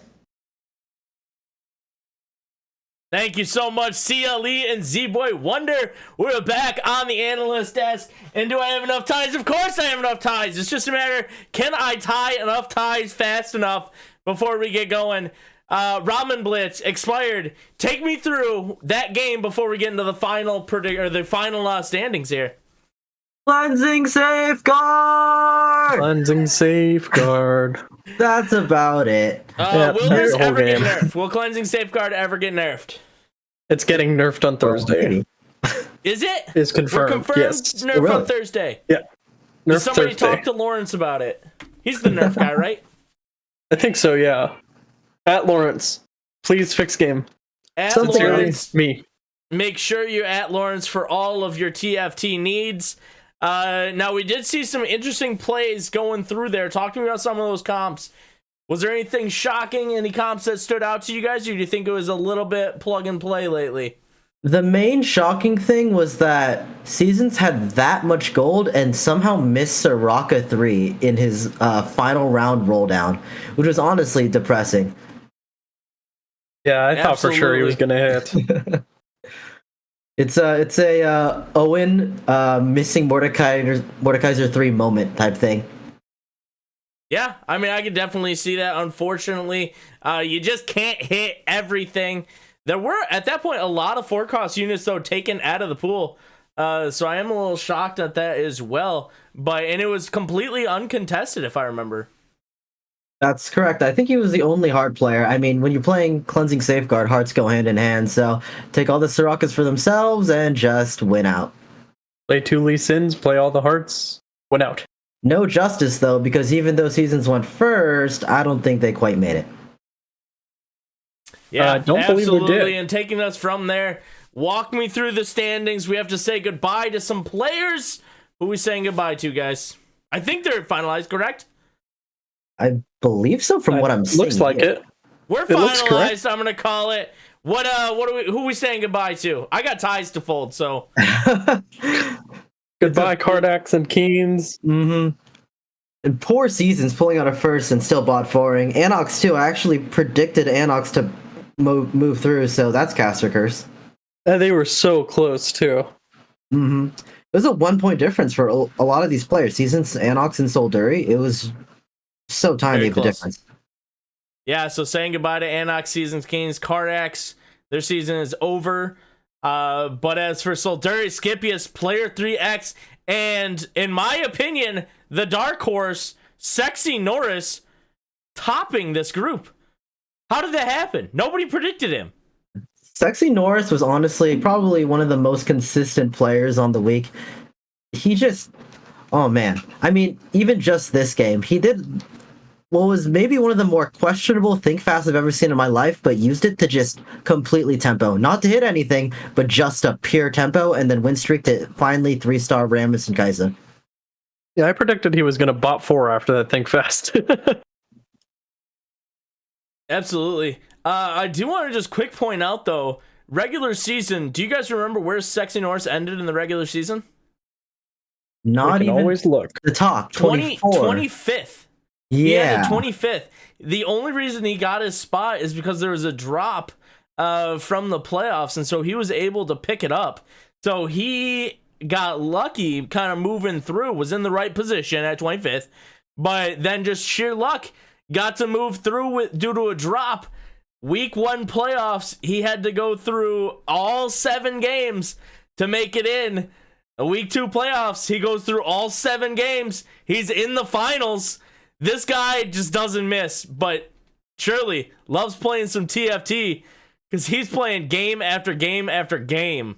Must love the game. I mean, love Norris went from 25th to knocking me out the week after to finals. So Here he is. Whether you like it or not, here he is. Absolutely insane run from him. But we have the final set. These 4 players, don't forget, are going to be joining Joshi Chan within from Lobby A, Super Flames, and Shining Star from Lobby B. Super Flames, as we did find out, was the weakest person in Lobby B, from what I heard. So talk to me about this finals. What are you guys thinking about it? Give me a little bit of up front for it. well, we've got quite a few big dogs, right? We've got weakest player in the lobby, Super Flames, the one and only. We got Skip, of course, Shining Star, Within. These are all huge names. Yes. Absolutely. And then if Joshi Chen did anything to go by today, he's going to have a killer performance in the final. Yeah, Johnny? one name I do want to point out is Player 3X. So Player 3X was a little bit more of an unknown quantity on the international stage, if you will, but a player who's played in a lot of our weeklies, has won a lot of our weeklies, has top forward a lot of our weeklies, and just a player that seems to be always around. So I'm excited to see. This is their first league. This is going to be their obvious first finals. So it's kind of really cool to see a player that comes from, more of a just casual tournament. Every Thursday night they're playing and winning, to now he's in a league fighting against all these top players and winning. That's pretty cool to see. It's nice. It's really nice to see your work rewarded, from performing well in these weeklies to actually trying to be as competitive as possible and finding yourself in the top 8 of ACL. I mean, I have distinct memories of being farmed by Player 3XL. I gotta give props. Same. But when I was able to play in some of those tournaments before I was staff, I got destroyed by Player 3X. So I'm with you on that. Expired. Any players kind of sticking out to you? Sticking out to me, honestly, out of this player pool, I got to call Within to win it. You're already calling winners? Yeah. Within? Why wouldn't I call a winner? We're a week early? We're a All week right, away, well, I mean, man. we The have another deadline's analyst here. test, so nobody will actually see this. We can just, call another one next time, and then we'll clip it, and if we're right, just play the clip back.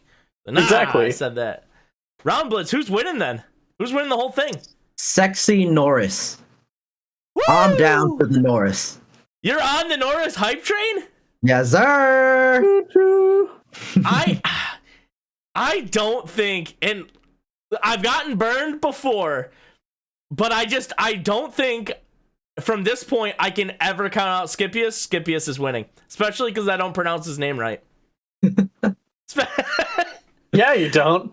I don't pronounce his name right, but I've never been corrected by him, and so I'm like, you know what? Scipius and I are friends.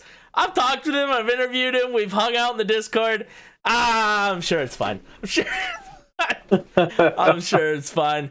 We're good to go. But final thoughts about this whole day as a the day as a whole. The whole day as a whole. Whole day as a whole. The whole day as a whole. Meta started to form. We saw transitions, but give me the full breakdown before we head off for the day. Just some great games on the day. We saw the meta sort of be wide open in the first two groups, but Group C it just kind of narrowed back down to kind of what we were seeing in Corruption Cup, with a heavy emphasis on Belveth and Samira. A lot of these sure shots, some of the more esoteric AP boards not really performing as high as they can, but of course Cleansing Safeguard at the end of the day will always be number one. Yeah, I have to completely push over a degree on Cleansing Safeguard, but by next weekend it won't be as strong, so I'm really curious to see what the meta is that develops on the actual final, because there is a patch between point A and point B. For Group C, did we see 2-1 hero augments every single game? The entire time. Entire time. Yep. And then it carried over from Group B, didn't it? Or Group A, excuse me. I feel like we saw the fourth game in Group A was also hero augments.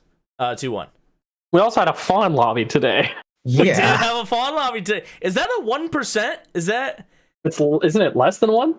It's exceedingly rare. I don't know the exact percentage, but we had nothing but variance today. Lots of variance today. You love to see it. Love to see the metas coming together. North American meta, the EU meta, the LATAM meta. We're going to have all of that coming together for the finals. Finals are going to be next weekend. Make sure to tune in. You're going to have familiar faces here on the desk. Though over on the cast, it's going to be absolutely amazing. If you guys thought Corrupted Cup today was cool, this is even better. There are some best players in the entire world that are going to be competing for the ACL finals, but I would be remorseful if I did not shout out KPK. An ACL member is working his way right now to try to get into that final lobby. I think they're going to make it. I haven't fully checked on them, but go check out KPK. I know the podcast is going to be right after this, but go to their stream. Support them. They're an amazing ACL member. We're rooting for them. We're cheering them on and really hope that they can pull one out for us and make it to the final lobby, possibly even further. Maybe we can get a little Aegis shout out, if they do well enough to get the interview. Maybe. But You want to hear where he's at, Honeybear? Well, yeah. Before you wrap? Spoilers. There are spoilers. If you don't want spoilers, ahead. Plug your ears. Okay, La, la, spoilers la. for the next 30 seconds. Expired spoil Go. things. He's currently ranked 6 between Setsuko and Replay at 23 points with I don't know how many lobbies to go. It looks Just like they're this wrapping up the one. last He has lobby the now. top 4 of this lobby. He's in it right now. Where's he at? I'm not watching his stream. I'm going You're based off supposed points. to have the info. He's currently I was told saying oh, man. we have the not to win this info. next fight. We got no info. Corruption Cup This guy. takeover. This guy. Oh, Jokes. All right, pull up his stream. Can we get Oh, it? did Can he- we did get he? the confirmation? oh no, You no, got no! it? They're both 1 HP. 1 HP! What Go is check out Twitch? his stream! That's gonna be it for us today here on the Analyst Desk. I hope you guys have a wonderful night. We will see you for the podcast, Aegis Rolled Out podcast. We have AAL members joining me. It's gonna be a blast. I hope you guys have a great one. We'll see you soon for the podcast. Peace out, everybody.